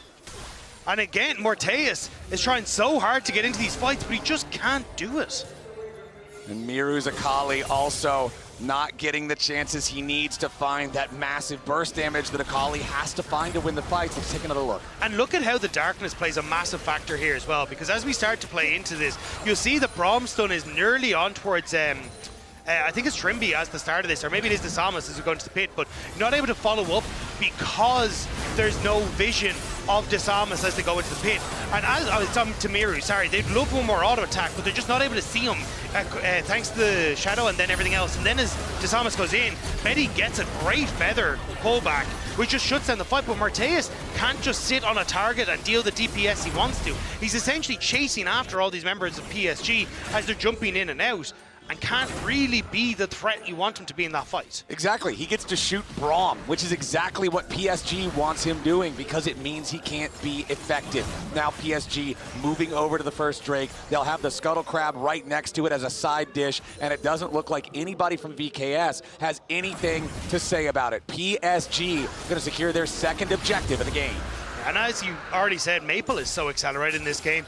The early Rod of Ages and the ability to now just pretty handily side lane into this Akali is huge for PSG, because that's really the big issue with Orianna, is how vulnerable she is in a side lane. But when you just deal more damage than your opposition, and you get more of a shield, and you get tankier because of the Rod of Ages, it makes that threat significantly less viable for VKS. And one thing that I always look at in 2025 League of Legends specifically, when you're accelerated with Rod of Ages and you're able to purchase it at about 10 minutes, 10.5 minutes, that means it hits 10 stacks and you get that huge power spike at Otacon, which is where we see so many bloodbaths, so many throws, and Miru now pulled back by the shockwave, having to use the ulti defensively to get himself away. And with Woody's help, Maple just continues finding himself in great positions in this game. Karsa wants to jump in with the ulti, but Trimby's here to try to protect Miru. PSG, they have more men in the area, but it's not going to stay that way for long. Maple caught up here in the Tempered Fade.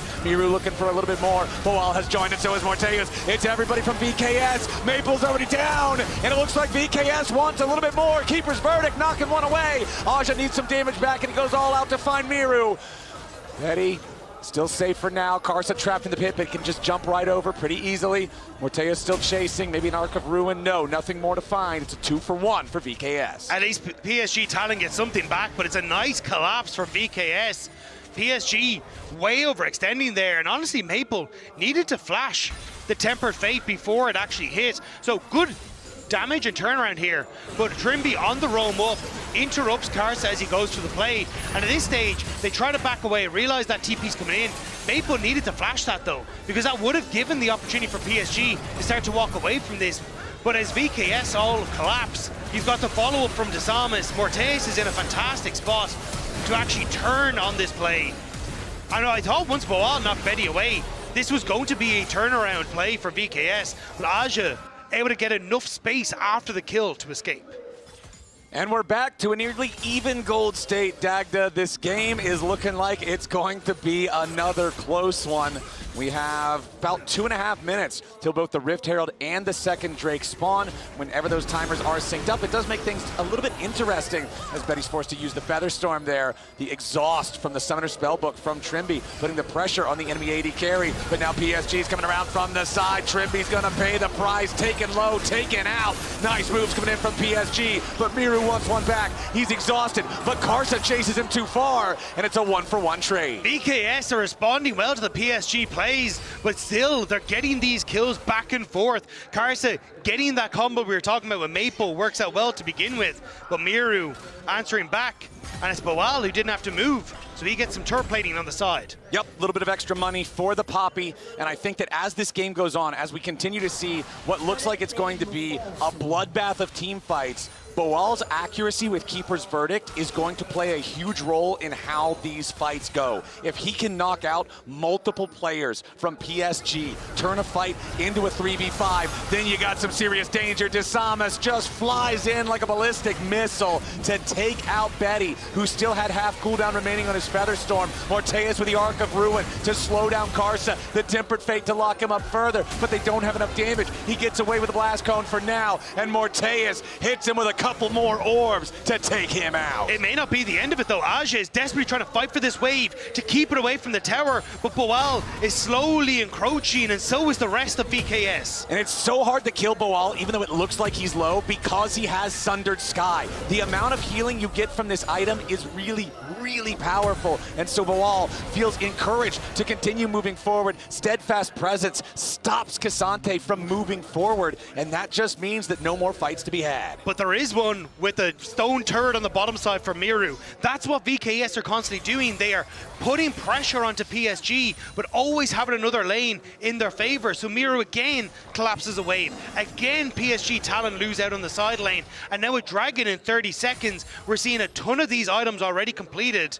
And I think about half more going to be finished off here for VKS right before that objective spawns. Stridebreaker done for Nocturne is absolutely massive. The active part of this item is so helpful for securing your paranoia kills, and Morteus just gets obliterated. Nice pick from PSG. That was exactly what PSG Talon needed to do, because as VKS come back onto the map, they will be terrifying. But Morteus not having flash, not having that ult dodge, makes it very difficult to escape this combo from the mid jungle of PSG Talon, and they use it perfectly.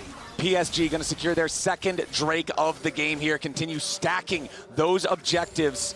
However, that also means they're going to secure themselves the boots. They've already got 2 neutrals. That'll be their third. So it's feats of strength for the PSG side here in game number 3, as the Rift Herald is on the map, but it was the Dragon the priority for PSG. They know that's the easier one to take. They know that's the one they'll be able to get. They're still trying to defend this tier 1 turret down here. Miru's clearing waves critically. Ticks level 11 on the Akali, so second level of the ulti. Yeah, VKS also aware the PSG are down here because they saw the Progs being started by Karsa. So still hovering to make sure that Miru will be safe and can freeze his wave so no extra pressure can come towards him.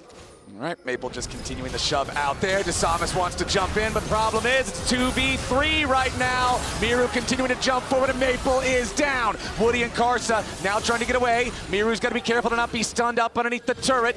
Karsa still running. Morteus from the side jumps in point blank range for the Arc of Ruin, and Karsa, he flashes too late. He's already down. Trimby goes forward, but they don't even need the stun. It's a double kill for Morteus. The Yunara shows him what he's got. The VKS playbook of playing pick after pick after pick is still alive in this game number 3, and PSG Talon are struggling to keep pace. Once more, they're desperate to try and keep VKS at bay. We'll see it as we get into this. So already, VKS are aware the PSG Talon are on this bottom side. The Krugs are already taking half damage thanks to the double Q from Karsa. But Desamas sees the opportunity that he needs, and great play and patience from Miru. Waits for the ultimate from the Braum before he goes over, and then finishes off the kill onto Maple. Majority of the gold now gone, and Morteus sees his opportunity, doesn't quite hit the slow. But Kraken Slayer Yunara is so strong at this point in the game, and they rip through the jungle support of PSG Talon. And that's what it looked like. Karsa not keeping track of the Kraken proc, flashing away when he thinks it would have took 2 more auto attacks to kill him, but the Kraken Slayer bears its fangs and takes him out. 0, 5, and 6 for Karsa on this Nefiri has constantly been punished by VKS here in game number 3. Morteus now with Runon's Hurricane fully completed, with Cole cashed in. Miru in the mid lane, he's got his Rocket Belt already done, and Shadow Flame is just about ready to slide across the cashier's till. This next purchase is going to make that Akali even stronger, and Desamas is starting up the Herald on his own. Yeah, the Rift RLI might be the credit card that he needs to buy that purchase, because if you can play that on a side lane and get him a little bit of extra gold, Miru can be so strong, but even taking this mid lane structure could be fantastic. Morteus taking the... Oh, hang on. Wow, yeah, Miru's on the way. Tempered fate and everything. Miru's making his way over. Here's Paranoia. It's Desamas, level 11 with the extra range of the Nocturne. Flying in, 2 already dead on the PSG side. Betty flashes away. Miru's in the smoke. Another 5-point strike to try to whittle Betty away. They will not get the kill. Desamas decided it's not worth it for the Herald. I don't care. Kill these guys, then we'll go back and get it later. 21, 22, 23, and 24. It was the CB LoL and LATAM America that were pushed out of Worlds by this region. But here, VKS fighting back. 4.5k gold lead. Rift Herald in their pockets. And with 20 minutes just around the corner, the opportunity to keep the pace of this game going is still there. This is such a huge game for Brazil. Such a huge moment for VKS. If they can win this, eliminate PSG, break that curse that you're talking about of so many years falling to the regions that now comprise the LCP. For VKS, this would make them champions of Brazil more than they already are. This is the kind of performance that Brazilian fans want to see at Worlds. This is what they've been hoping for after the first 2 disappointing games that VKS showed on the stage so far. And honestly, Dagda, the VKS that I've been seeing here today, even in the game that they lost, are looking like a totally different team. It's the VKS that came second, the VKS that pushed LTA North all the way to that finals to try and take them down. And once more, they're opening up in this mid-wave. They have the Rift Herald, but they don't need to use it here. PSG talent are just spread thin. Yeah, even though the grubs did overall go to PSG, you've still got the 1 grub for that extra little bit of sizzle and spice on the turrets. Feels good for VKS to have that extra pushing power. Now, Otacon is on the Rift. And VKS fans will remember game number 2. Obviously, that game was much closer at this point, right? Only like 1,000 gold apart or somewhere thereabouts. So it was much easier to toss that advantage away. However, VKS still need to be careful around this objective. But VKS this game seem to know what they want. It is picks on side lanes with Desamas and Miru, making sure you can find these quick assassinations and not let PSG find a moment's respite. This is where PSG are dangerous though, when they can group up and when they can look for Morteus. That Maple-Karsa combo still exists. All right, PSG, they've got to try to stop this bleeding. They've got to survive these pick attempts from VKS, but Miru is moving through the enemy jungle. He's setting himself up on the flank. Maple's about to face check into the Akali, but no, he throws the ball in instead. The lights are going off. Desamas is going in. The feathers have already flown, and now it's a little bit of danger for Desamas, but Miru jumps into the back line. Karsa trying to get away, but a nice tempered fate there onto the enemy support. Woody is locked up, and Karsa's already down. It's 2 kills for nothing for VKS. Aja gonna be your next target here. Cassante is tanky, but he's not tanky enough. They'll slam him back into the wall. They'll knock him down. Miru's on a rampage, and VKS just murdered 3 of them. Desamas is the feint, while Miru is the hook that's following up behind it. Trimby manages to catch Betty. Betty's down. Beautifully done from VKS. Every time Desamas uses his ultimate, Betty immediately featherstorms defensively to not get caught out. But that just means that as long as VKS can find that follow-up punch you're talking about, the Xayah is a sitting duck. It's the dragon taken for VKS. And so much more in that fight. The gold firmly in their favor, control in their favor, but PSG, they're TPing in. They want to try and catch VKS before they can reset, but they're too little. It's too late. This is desperation. There's not any time to possibly punish this, but let's take another look as Desamas flicks the lights. And that's the thing, it's this fake engage from Desamas. He goes on to Betty and goes, peace, I'm out of here. Immediately gets away from all that damage, but opens up for Miru to be the damage dealer in the back line. The ultimate onto Woody means that you don't have that safety net in the Braum when these assassins get into the back line. And honestly, the fact that Boal manages to stop the engage follow-up works perfectly. I think the hearts are racing for many a VKS fan. Yeah, you could see the staff earlier in the game, the sadness on their faces when the level 3 invade didn't go so well, but now the happiness, the joy at the fact that they're this far ahead in the game. Everybody gathered around the top side here for the Otacon as PSG try to dig in and defend. It's so difficult.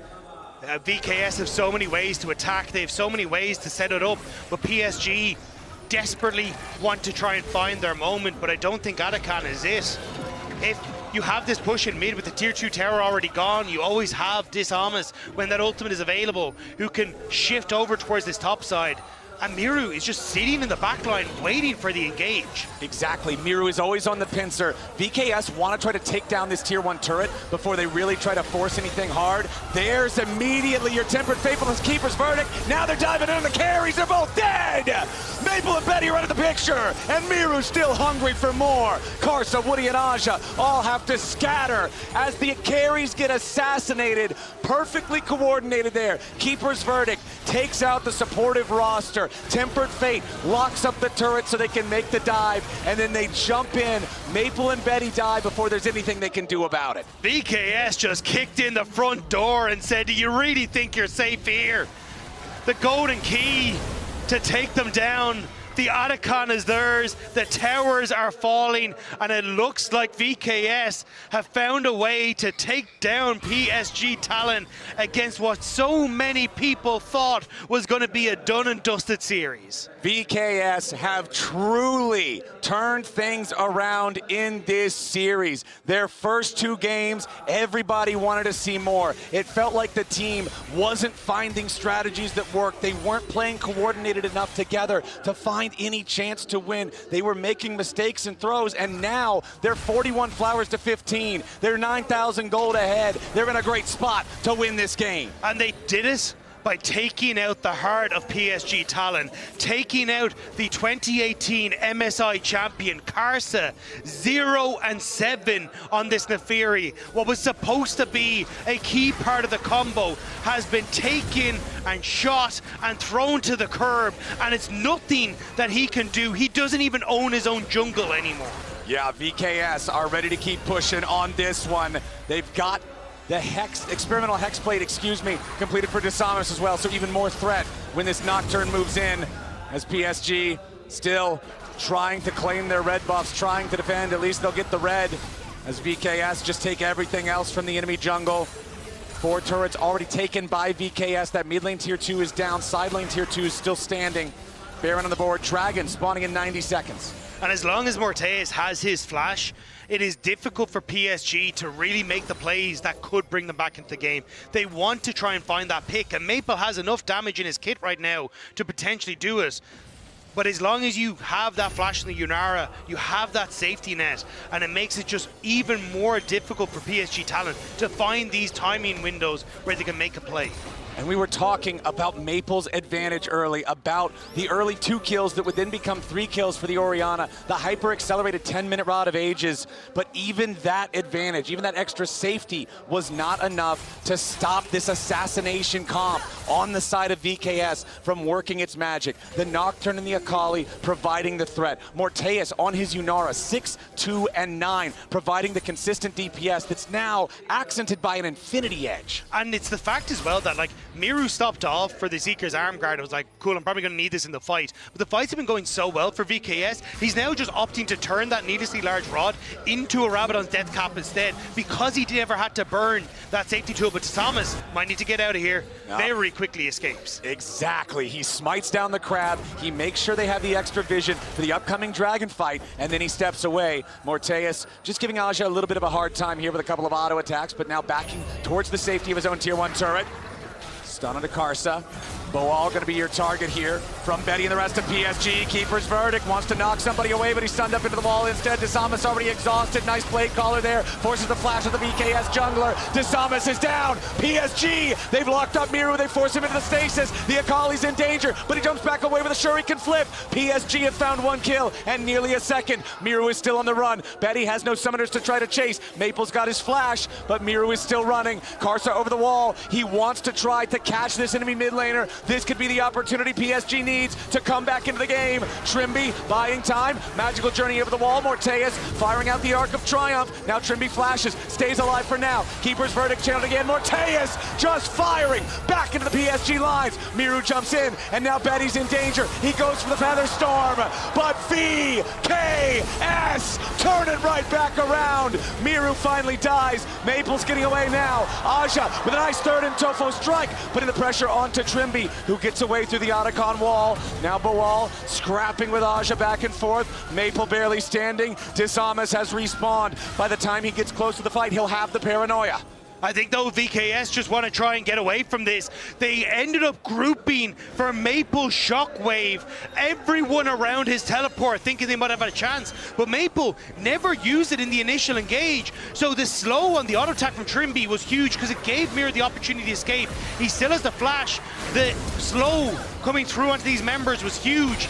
And then Morteus stepping forward, he has the damage. Maple went back to base, which was the go button for VKS. But watch as Maple comes in here. Everybody groups for the shockwave from Maple, which takes Morteus low, which shuts down the Miru on the Sakali. And then the Cassante has enough to finish them off. Ooh, some frustration on the VKS camp, but honestly, it looked like feelings of despair from the PSG staff side. They know that even if they found a couple of kills there, this game is still in dire straits. But it's 8k gold that didn't look like that in that last fight. That looked like PSG talent able to separate out the two assassins, deal with them in transit because Aja could buy the space. But if they can find those fights again, maybe they have a chance. As it's Rabadon's death cap now complete onto Maple. It is a second dragon for VKS though, which makes these assassins much more durable as they jump into the backline. And I do want to point out, because you mentioned it earlier, because he had to break his arm guard in the previous fight, Miru instead decides to complete the Zhonya's hourglass to make sure that he can stay safe when he jumps in for these fights. So still a little bit longer to go before the Rabadons arrives for the Akali. Immortal Shield Bow completed now on Morteus, so extra survivability here for the Yunara to make sure he doesn't drop. And even in the top lane, Dead Man's Plate completed now alongside the Fimbulwinter and the Sundered Sky for Boal. This guy now has even more opportunities to find those angles for the wall stuns. And Trimby, crucially, 2 items completed. The Redemption and the Lock is going to help to keep Morteus safe from these PSG combos. But still, PSG are fighting well. Aja is in a very strong spot. And if he can get access to Morteus and to Miru, that's where you have to start to stress as VKS. Aja level 16 now on the Cassante, the highest level player on the PSG side.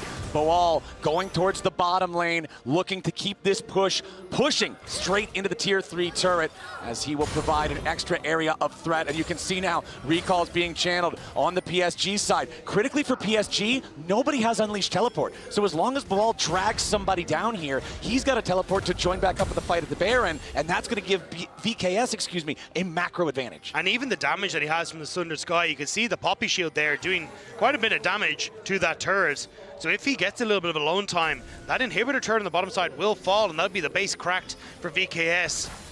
Slow and patient is the game for VKS. But you've also got to worry, like Orianna late game, Cassante late game. These are not picks that you just push over.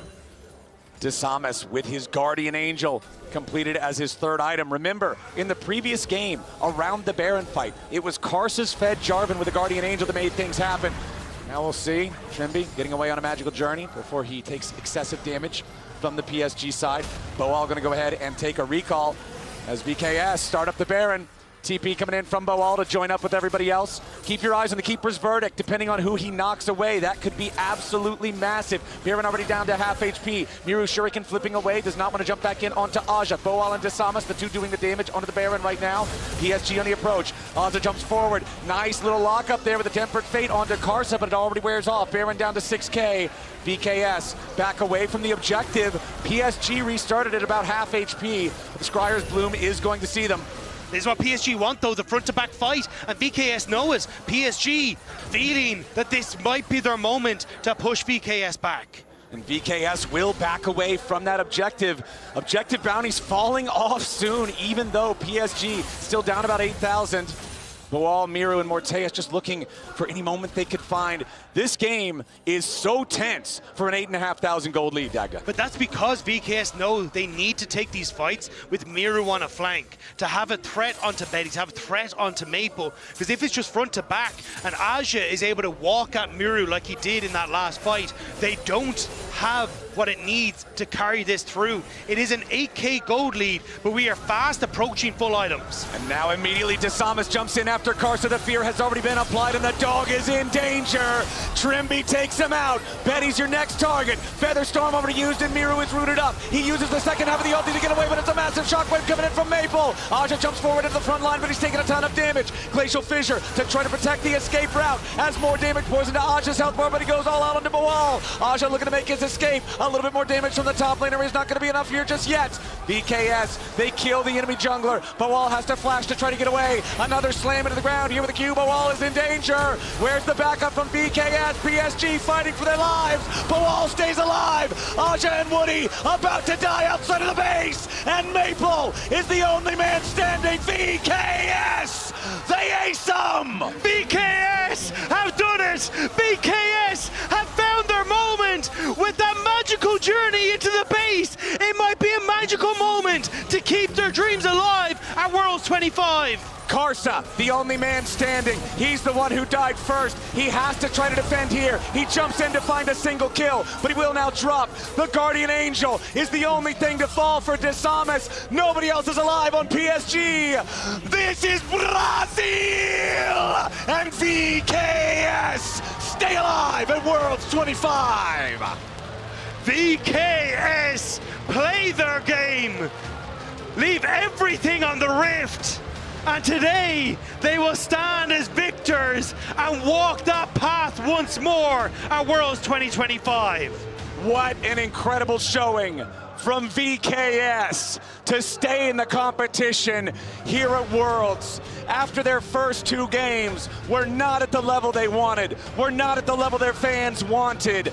This series, this best of three, where almost everyone predicted PSG to be the favorites, it's VKS who rise to the occasion. Because it was PSG Talon who stepped up against Gen G. It was PSG Talon who stepped up against Hanwha. But it's VKS who stepped up here today and now are bowing as winners in front of the crowd.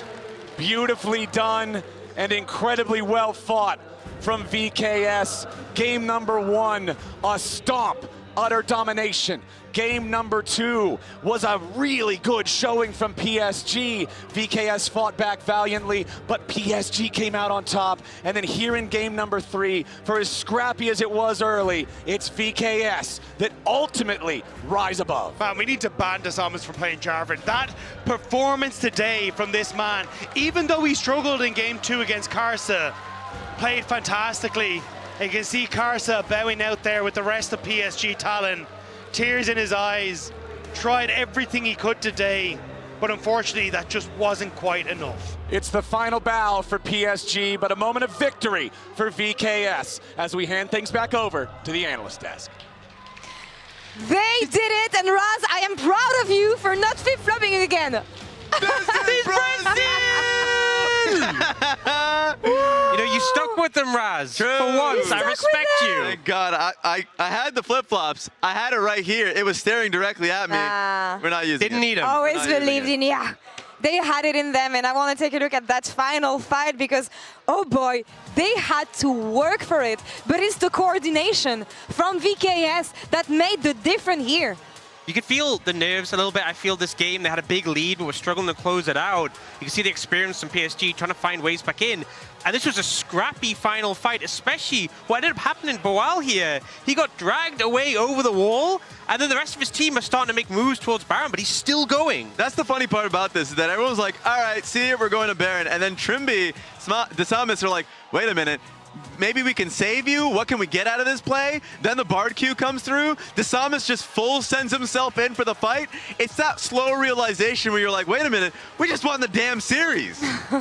It's such a cool moment as well. Especially Mortez, who was like so ready just to go to Baron, moving over. Remember, he was just like, yeah, guys, I was here. I'm here for the final game and here for the picture. Go to the family photo, yeah. Yeah, for sure, when you come into that final game, especially with so much on the line, with so much pressure, you have to be sure that the draft that you choose is going to be the one that's going to bring you the victory. What did you think about both approaches here?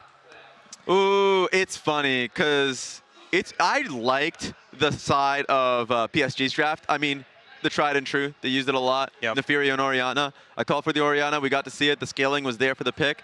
But it was like a question of how coordinated was the dive going to be from VKS. And yeah, I remember you saying this is like the combo, the mid-jungle that VKS used in their finals up against FlyQuest that worked well. I was a little worried about the Bard because, you know, Trimby on the Bard was great, but I feel like on the Alistair, you know, that game they won on that, he was leading the charge well, and it felt like, you know, you can't as easily do that with Bard. You can obviously set up plays, set up engages, but you can't be that body in the front line. But the execution was so good on the back of that. I'm actually proud of him because, again, historically, Trimby, not a ranged champion player. He shines on those engaged champions. Rakan is the main one. Alistar is the second one, maybe. But for me, it goes to show how much he grew as a player, being able to maneuver that champion today. Yeah, and even just like that composition as a whole, that's something they have to feel comfortable on. Like you mentioned it, that's the duo they won versus FlyQuest in their finals. And so now you're in match point, series point. Like if you lose here, you're gone.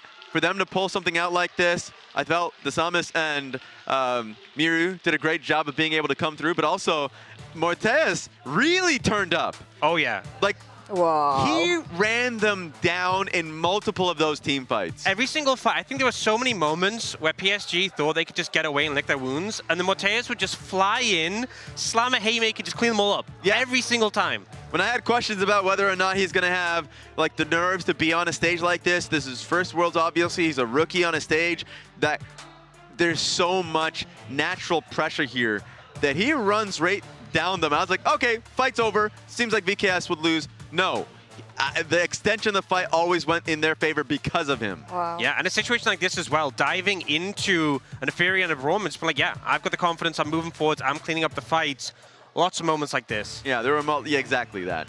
And so you have to give him a lot of credit to be able to bring up that confidence. And I talked about a lot of the player cams for him in particular, because Brazil is known for anytime you get a pop-off team fight like that, you have a player that will always raise the volume and your team. Mortez is that guy. And so it was nice to see him put in 36% of the damage, 36.8.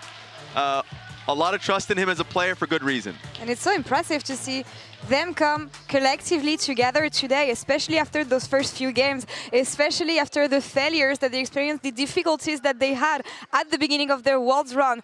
This bunch of players, rookie, we are going to have Trimby in just a couple of seconds joining us at the desk. He's walking towards us right now, but I'm speechless, honestly, that they had it in them. I think it's difficult with the context of they had issues arriving even to Worlds, right? And also with the start of how Swiss has gone. To bounce back like this against a team like PSG with so much experience, it's a huge achievement. It's insane. Like this kind of a bump up. I don't know what happened in scrims or what happened in the conversation coming into a day like this. It's that hurdle at the beginning of the day. It's that hurdle at the beginning of the day. We can ask them right now. Is it something they ate? Is it something they played? Trimby is getting ready right now. Thank you so much. Hey, Let's congratulations. go. Hello. Whoa. Fucking hell, I'm tired. Man, tell us about today. So sorry. Yeah, well, thank you for taking the time to join us here, because first things first, congratulations, Thank man. you. Last time when you came to the desk, completely different story. Yeah. It has been one hell of a journey for you. It's been crazy. I think today's games, I do think we should have won the second game too, because it was really convincing at first. But yeah, like there's still some of the issues that we have right with like certain things. But I think we improved a lot last days. So I'm happy to see the results on stage. We saw the pre-game huddle. You guys are hyped as hell. That one, yeah. It's a special, it's a Brazilian thing, at least for this team. It's yeah. Because like for you guys to be down 0-2 coming into this, and the way you guys came down 0-2, it's like you weren't playing the game you guys played at home. Yeah. what was the difference to be able to show that here today? I think the thing is we didn't have much trainings before too, and everything felt so negative, you know, because we played first games, and it felt like we didn't even have chance to actually see what other team play, right? Like we're the people, the teams that were like, yeah, you know, we picked this, and felt like we got a lot of shit on with that, you know, where like we got shit by like picking Jarvan and Yunara and like everyone picked that, you know, but we didn't have much preparation going into first days, and of course we played bad. I think we had way too many like struggles coming before in Brazil, like we didn't have much good scrims and everything. So but I do think now, I don't know, just clicked, you know, like we got some nice scrims. I think we realized we actually can win games, but of course, coming from the 0-2, the way we lost, right? Like the confidence is just really low, you know. So this win definitely helps a lot. So game 2 we saw Casa, you know, challenging a lot, invading, and then game 3 Desamas comes in, level 1, goes crazy like that. That's how we invade, Was that the game plan? Was that all discussed? Did he just decide to go for it, or how did that play out? How was that Did he planned? actually flash over the wall? He just walked. I don't remember. Do you remember? The Nocturne. We're going to bring that right now, actually. I would like to see, we're going to have that invade. He played so well he around some vision. Tricks, Oh, he knew the ward, Yeah, he didn't flash. He just no, he knew the ward, the ward. Yeah, the Zombies is really, he's called to be like the Brazilian Canyon. I generally think like with the vision for sure, I think he's like, he plays really well because Canyon, I would always say was like the best jungler I've ever seen playing around vision. But I do think he plays more like owner anyway. I think Canyon is more like a, you know, but I think, you could compare them a little bit. I mean, that's what I would say, but of course it's a big comparison, okay? Like, sorry, like I'm not the EU carrier, right? I'm just not, okay? Straight up. I know your bard was pretty good. Yeah, true, maybe they don't give you the bard again. Okay, but that one, when they double tip it, whatever. It's been quite a bit of issues, but at least we had some fun this series, for sure, but it's been quite of a stressful time, like definitely going 0-2 and then playing. I still think LCP is very underrated, right? So I didn't know what to come for. Like pretty much, I was watching like all the CFO, and then like right when we played against TSW, it just feels like those teams that were so strong, and I think PSG was also strong, right? But of course, they had their weaknesses. That's why they were third. So it was, I was not sure what to like expect, and I do think they played all right. But I'm happy we played way better than them. What was like the exact thing that it felt like it clicked for you guys? That made it so you guys were able to come on here with confidence? I think understanding what we actually want to do and how we want to play, it was the most important, because I think before we were trying to fill in to what seems to be the meta, right? Like the way teams played and who we played against. And then we just realized that some things are just not for us. And we're like, let's just do this way and let's see if it can actually work for us. And I think also getting those practice that actually made us feel like we can actually play League of Legends, because those 2 games that we play on stage, it really didn't feel like we were actually like performing at all, right? So coming here today, having this first game where like, it was of course hard, right, to some extent, to some point, but I think the fact that we actually could make plays and be advantageous, be the one coming on top of those plays, I think just showcases that even though, right, we're like from the worst region, of course, doesn't mean that we're gonna just lose by, in a team fight meta where you have to fight well, right? We're just gonna lose. I think we actually did really solid in that, and of course we had some silly mistakes, but that's something we've been struggling whole year, right? So we're step by step. We're gonna have the draw show soon. Do you want to stay with us and find out? I can. I saw Crisp. I saw Crisp waiting there. I know. I was like, that's not a good news for Europe. I gotta say. When I played, every time I played against him, I got demolished. I really hope this time he doesn't make my life harder too. I have flashbacks from 2019 when he demolished Europe's hopes in France against G2 3-0. I'm like, we gave it to you in 2019 in Europe. Please give it to us this time around in China. Definitely. A merciful draw is what we're hoping for here. I'm just asking for North America versus Europe. We need that at least. That's the only ask I have here. Please, Chris. I would like to play like... Koi is tough opponent too, but honestly, he should just bring whatever we need. If we can't win against the weakest team, it doesn't really matter. We just need to win against the strong ones too. All right, so what we have so far is that KT and AL have advanced to the knockout stage. They will be in Shanghai in a week from now, which means that there's 6 spots remaining for the quarterfinals. Alright. Ox, if you got me with a matchup that you're interested in, because there's a lot of killers in Group 1 too. Like, I'm hoping we don't get Genji HLE. Yeah. Good thing is, there's not going to be any repeat matchups here. So if a team is drawn against someone that they have already played, or if a draw would force two teams into a repeated matchup, the drawn team will be moved on to the next available matchup. Yeah, so if Let's see how you're this wondering, G2 have played Top Esports, 100 Thieves have played PLG, and VKS have played Team Secret Whale, so those matchups can't happen. Yeah. Just give me G2 Fly. That's all I'm asking. That's what I want, man. Yeah. I want that revenge from MSI. That would be fun. I'm still salty about this one. I'll give you Fly Genji. Oh. I'll pass. I'll pass on that one. Give me 100 Thieves Koi. Oh, these are okay. Let's see what we got here, Chris. Right. Let's see the technique. Oh my god. Better than JJ. So much better than JJ. I saw him practicing it backstage. I saw him. Ah, there you go. Okay, G2. Okay, okay. FlyQuest, FlyQuest. Open for FlyQuest. It's a FlyQuest. It's a FlyQuest. I can sense it. I don't even need to see the ball pull down. I'm closing my eyes at the moment. If it's not FlyQuest, I'm blaming you. Oh, my bad. I would be so bad. All right, let's see what we have. Moment of truth. Moment of truth. Oh my. Please be FlyQuest, please be FlyQuest. Oh my! Yes! Oh! Oh my god! Oh my god! Crisper's our GOAT. Crisp. We're coming for you, Raz. We're coming for you this time. Hell no! Absolute goat. Oh. Wow.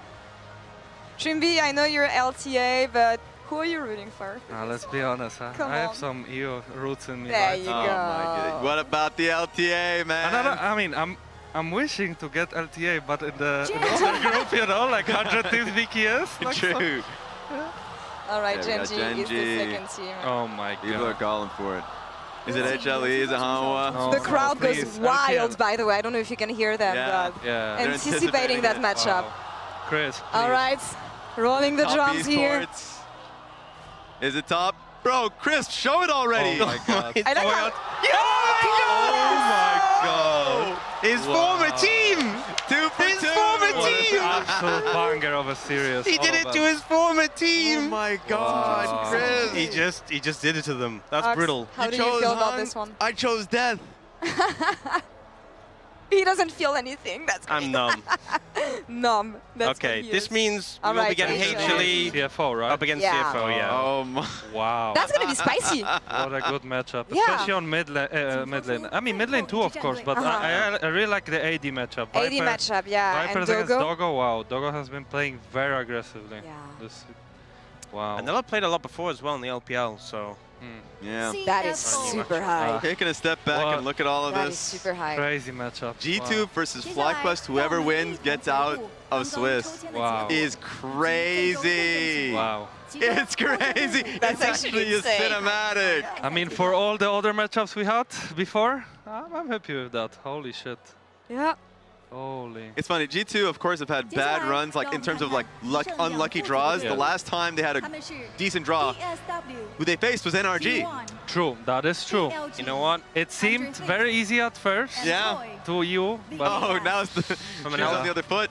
Yeah. From an oh. LCK's perspective, I'm Alright. just glad we dodged Genji HLE. What are you praying for sure. now, Trimby? I mean, my AD wanted to play T1, but I was like, I keep on hearing this. MKOI told me the same thing. And they I'm want to like, play T1, why? right? I don't know, it's just like the excitement, I think. Yeah, I guess. Yeah. I never played against Carrier, so, you know, Oh, that would I would be love hype. to see it. All right, VLG. Right out the gate. Okay. People are chanting tier 1, by the way. They're Wow. chanting T1. I see a lot of You see, VLG everyone T1 wants signs. to play T1. Yes. Everyone wants to play T1. Oh my. Nah, please. If now it's VKS, it's gonna be. Oh, I don't want to see the reaction. Open that up. What do we got, Crisp? He's trying to my, peek. Please. He's speaking every time. Show it to T1. us. No. Oh. Okay, I mean, guys, they didn't look that They didn't look good, that okay? good. They didn't look They that struggled. good, okay? 100 Thieves They're with like- them. they're You win 100 Thieves. They're like, so they're like top one. theoretically- They won LPL, but it's fine. it's mandatory. It's mandatory. Hey, 100 Thieves beat them and you beat 100 Yeah. Thieves. So, So and we are technically way better than 100 Thieves. Yeah, that's what you said. there you go. That's all I'm saying. I That's like all those I'm odds. saying. Give me 100 Thieves right here. MKOI versus 100. Come on. I want to see that 100 matchup. Thieves. I want to see it. Please, I am begging, I am begging. Oh, he Please. feels it. He feels the 100 Thieves power in there. Do we get double? EUNA? Do we get it? Just show it to us! Show it! Oh, That's good for us, though. Is it? Sorry? Isn't it? That's a good good job for for us. MKOI. I think MKOI, I think is stylistically really good against that team, in my opinion. Can 100 Thieves I like what I'm hearing Wow. catch a break? Oh That's true. Oh, you're right. That's true. Every time! And oh my God. I'll be honest, I'm waiting for Dokla vlog. I'm waiting for Dokla vlog. I wanna see what he's saying. that is going to be a very angry T1, especially after the last 2 games. Yeah. You should be a very angry 100 Thieves. They literally are just gone up. That's true. bangers after I'm bangers. actually very sorry for them. That is brutal! It's actually brutal. That's so messed up. BLG, top esports, Hanwha Life, and now T1. Run! It's unbelievable. It's the last run for 100 Thieves. They gotta make it They count. got to sweat for it. Wow. An eventful year for this team, and it doesn't stop here, taking on the world champion. What do you think of the draw overall? I think that I'm happy with it, honestly. I Maybe feel, not Trivial. I feel sorry for 100 Thieves. I think they had a rough. They've had it rough. I really feel that's no one deserves that. For sure. What about yourself, brother? I mean, it's not. I mean, of course, like, it would be nice to get like 100 Thieves or MKOI, right? But to be fair, at the end of the day, if we're not gonna show good performances against BLG and we go 2-2, doesn't really matter, right? Like, I think it's good that we play them now, because if we actually can beat them, which, of course, is manageable. I actually think it's doable, and of course, people will, like, you know, be like, for sure, right? But I think if we can actually beat them, we can showcase that we deserve to be 2-2, because I do think our draws, I mean, compared to like 100 Thieves, right, it was just way easier, right? That's for sure. And maybe after 100 Thieves beat T1, you can then face them. Wow, imagine for the... Wow, that would be amazing, actually. For all the marbles. West is back! West is back! You were saying that your mid laner is looking forward to facing off against Faker. He was our Oppo player of the series today, and we saw the evolution of VKS from when Miru joined the team. Yes. Anything you want to share about your mid laner today and in general, the impact that he has with you guys? I'm really happy that he showcased such a great performance on that, like, on all these champions, right? Talia, and then his Akali, who's like kind of a signature at this point. Ooh, that's a U replay, by the way. I mean, that WQ is kind of crazy. Maple coming out of a retirement just to get this one dished out. I do think he played extremely well all 3 games.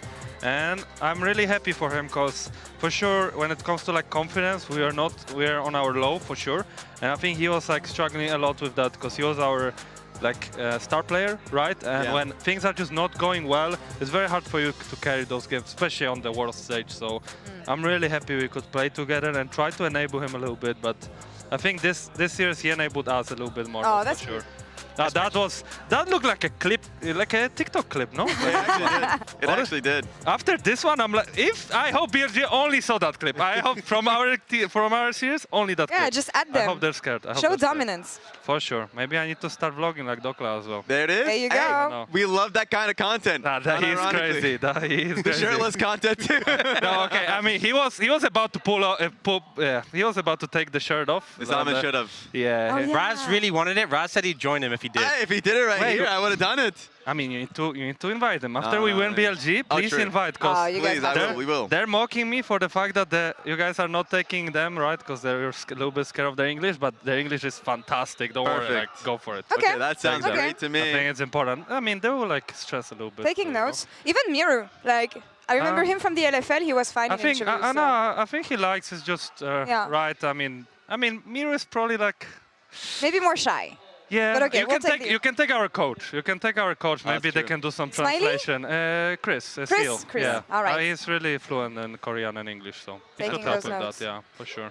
Trimby, is there anything you want to add to the Western audience before we Stare that camera down. This is Tell your them what camera. they want to hear. This is your time.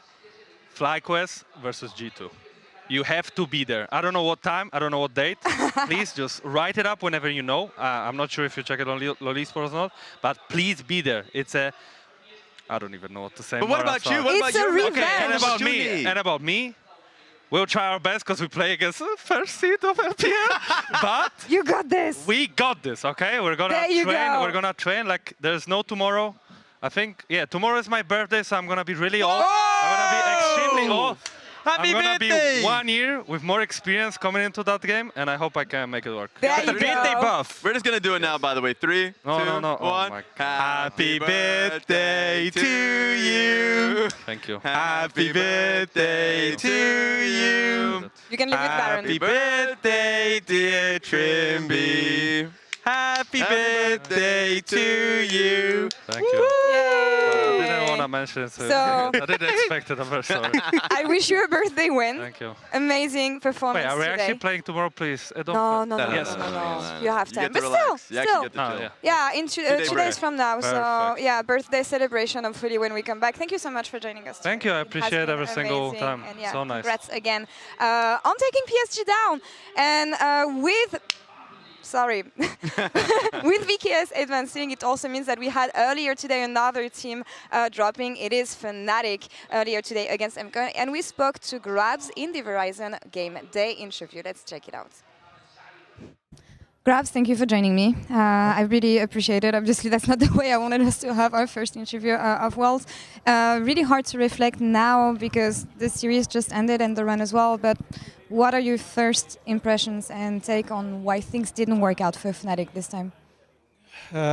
It's always really hard to answer this without getting to the detail. And ultimately, I'm responsible for the performance, right? So if that is just the level we can show, then it's on me. I think we could have been better. Multiple reasons why I guess it didn't happen. It's not surprising though, because again, we just don't manage to fix the issues we're talking about week in, week out. Could be the way staff approaches it, could be players being resistant to change, I'm not quite sure. All right. Ultimately, I think this is a competition and this has been our level. Sure, we played against CFO and BAG. If you play, I don't know, PSG and Thieves, we get to win more and suddenly fans maybe don't see it as bad.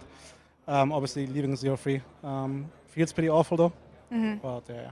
You say not surprising. As a European fan and someone who works at the LEC, for me, it is surprising given what you showed in Madrid with the team, the way you qualified for Worlds, even the series after that as well. So why are you not surprised if you can? I would disagree with the series afterwards. I think against KC, we had a good series against an opponent who was kind of FK.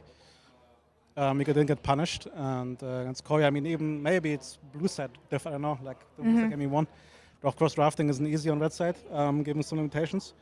But again, we're doing the same mistakes that I think the org as well, like as Fnatic, this is the style they play, right? Chaotic and sometimes flippy. We did manage to get it out of the players.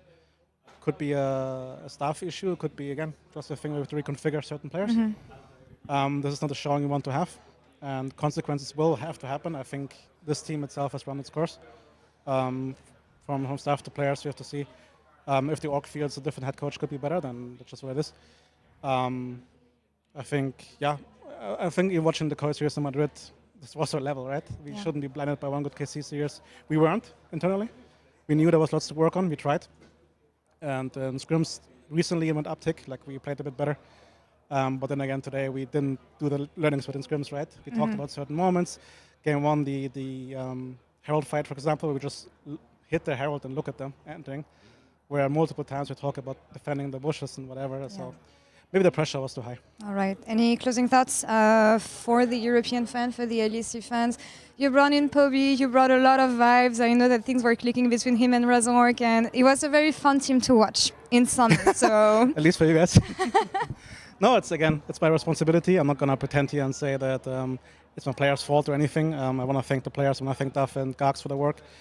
And we have to just look at the year in total and see again what we can change. To the Fnatic fans, I'm sorry. The way we dropped out, obviously, is unacceptable for this organization. And for you fans, I mean, G2 is a good team. I think they can get out of this for sure. Quarterfinals depends on the draw, but at least that's something to look forward to. I appreciate your honesty, Grabs. Thank you so much.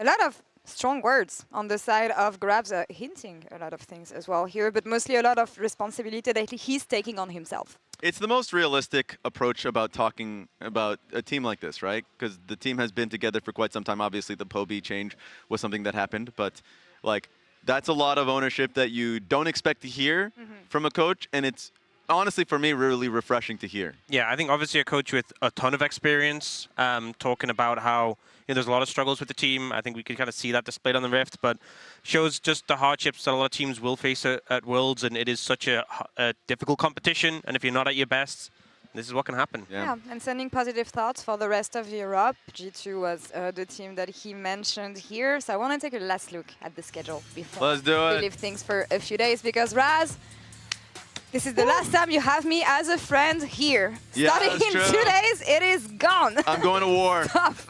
Photoshops are going to be made.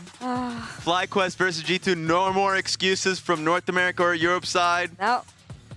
The last time Europe has taken a win versus North America specifically, what was it, 2023? It's actually crazy. And so, yeah, we're due. It's partially because, not a lot of times we face off against each other. And even though I'm also counting the K-Corp loss to Team Liquid, K-Corp literally went to finals in first stand, so me cheating a little bit with that. But G2 versus Fly, Seed 1 versus Seed 1, what could be better than this? It's a pretty big banger, and the guaranteed Western team getting out of Swiss is always nice, always very optimistic. And the other two matches, pretty heated. I think, obviously, to me, Gen.G pretty favored over Top Esports. My hopes are, as a Top Esports fan, are pretty subdued. HLE against CFO, though, I think CFO definitely can challenge there. If they come in swinging, I think HLE, their form hasn't been the best at this tournament so far. So they definitely need to be on their A game if they want to take out the Flying Oysters. And there was a tweet about, I want to say, 2 minutes ago from Quid. And he quoted the team, like Pyosik one, where he was like, God has abandoned us, but we will enjoy it. It's the Pyosik quote from when he was on Team Liquid. That is the most insane run for 100 Thieves. It's their last run as an organization in North America in League of Legends. And for their Worlds run to be HLE, T1, and then, of course, Top Esports, crazy. Yeah, I mean, I feel like the fact that they got that upset as well early on against BLG has just extended it to mean that their luck can be even worse, because now they've drawn T1. If they win against T1, which would be absolutely crazy, and then they went into the 2-2 bracket and drew, like, I mean, let's say HLE get knocked down. Well, they can't draw HLE again, but say Gen.G got knocked down, they drew them. That could be crazier. And that'd be like the worst run of, I think, of all time in Swiss. If somehow 100 Thieves take out T1, they've evolved as a team. You might as well take the one out of it. Be 100 T1. They will basically, I don't know what to say. You know what? That is a dream. If 100 Thieves beat T1 and then winning the 2-2, just straight to the trophy after that. Clean route. You get through this Swiss stage, right? I think you've earned it. Talk about the last heist. The way the last heist is literally the Summoner's Cup. Oh, yeah. This is why we love Crisp. He screwed his own team in Top Esports in the draw, but I think that's the hilarious thing, is that his former team, he drew Gen.G against them. That's like the ultimate, hit. Yep, that happened. No, of course, I mean, we didn't have any NAU matchups, and I'm really happy that we get 4 quarterfinals. Hey, I think that makes it even. And you know what? That's the beauty of Worlds. True. Surprises, True. upsets, the unexpected. Guys, thank you so much. It's been an honor being with you on the desk for these past few days. And you guys at home as well. We're going to be back in 2 days, October 22nd, with more elimination matches. So keep an eye out on LoLesports.com for the match order to be published. We'll be live at the same time, 10 a.m. CST, 1 a.m. Pacific, for more Worlds 2025. Take care, be nice to each other, and see you next time.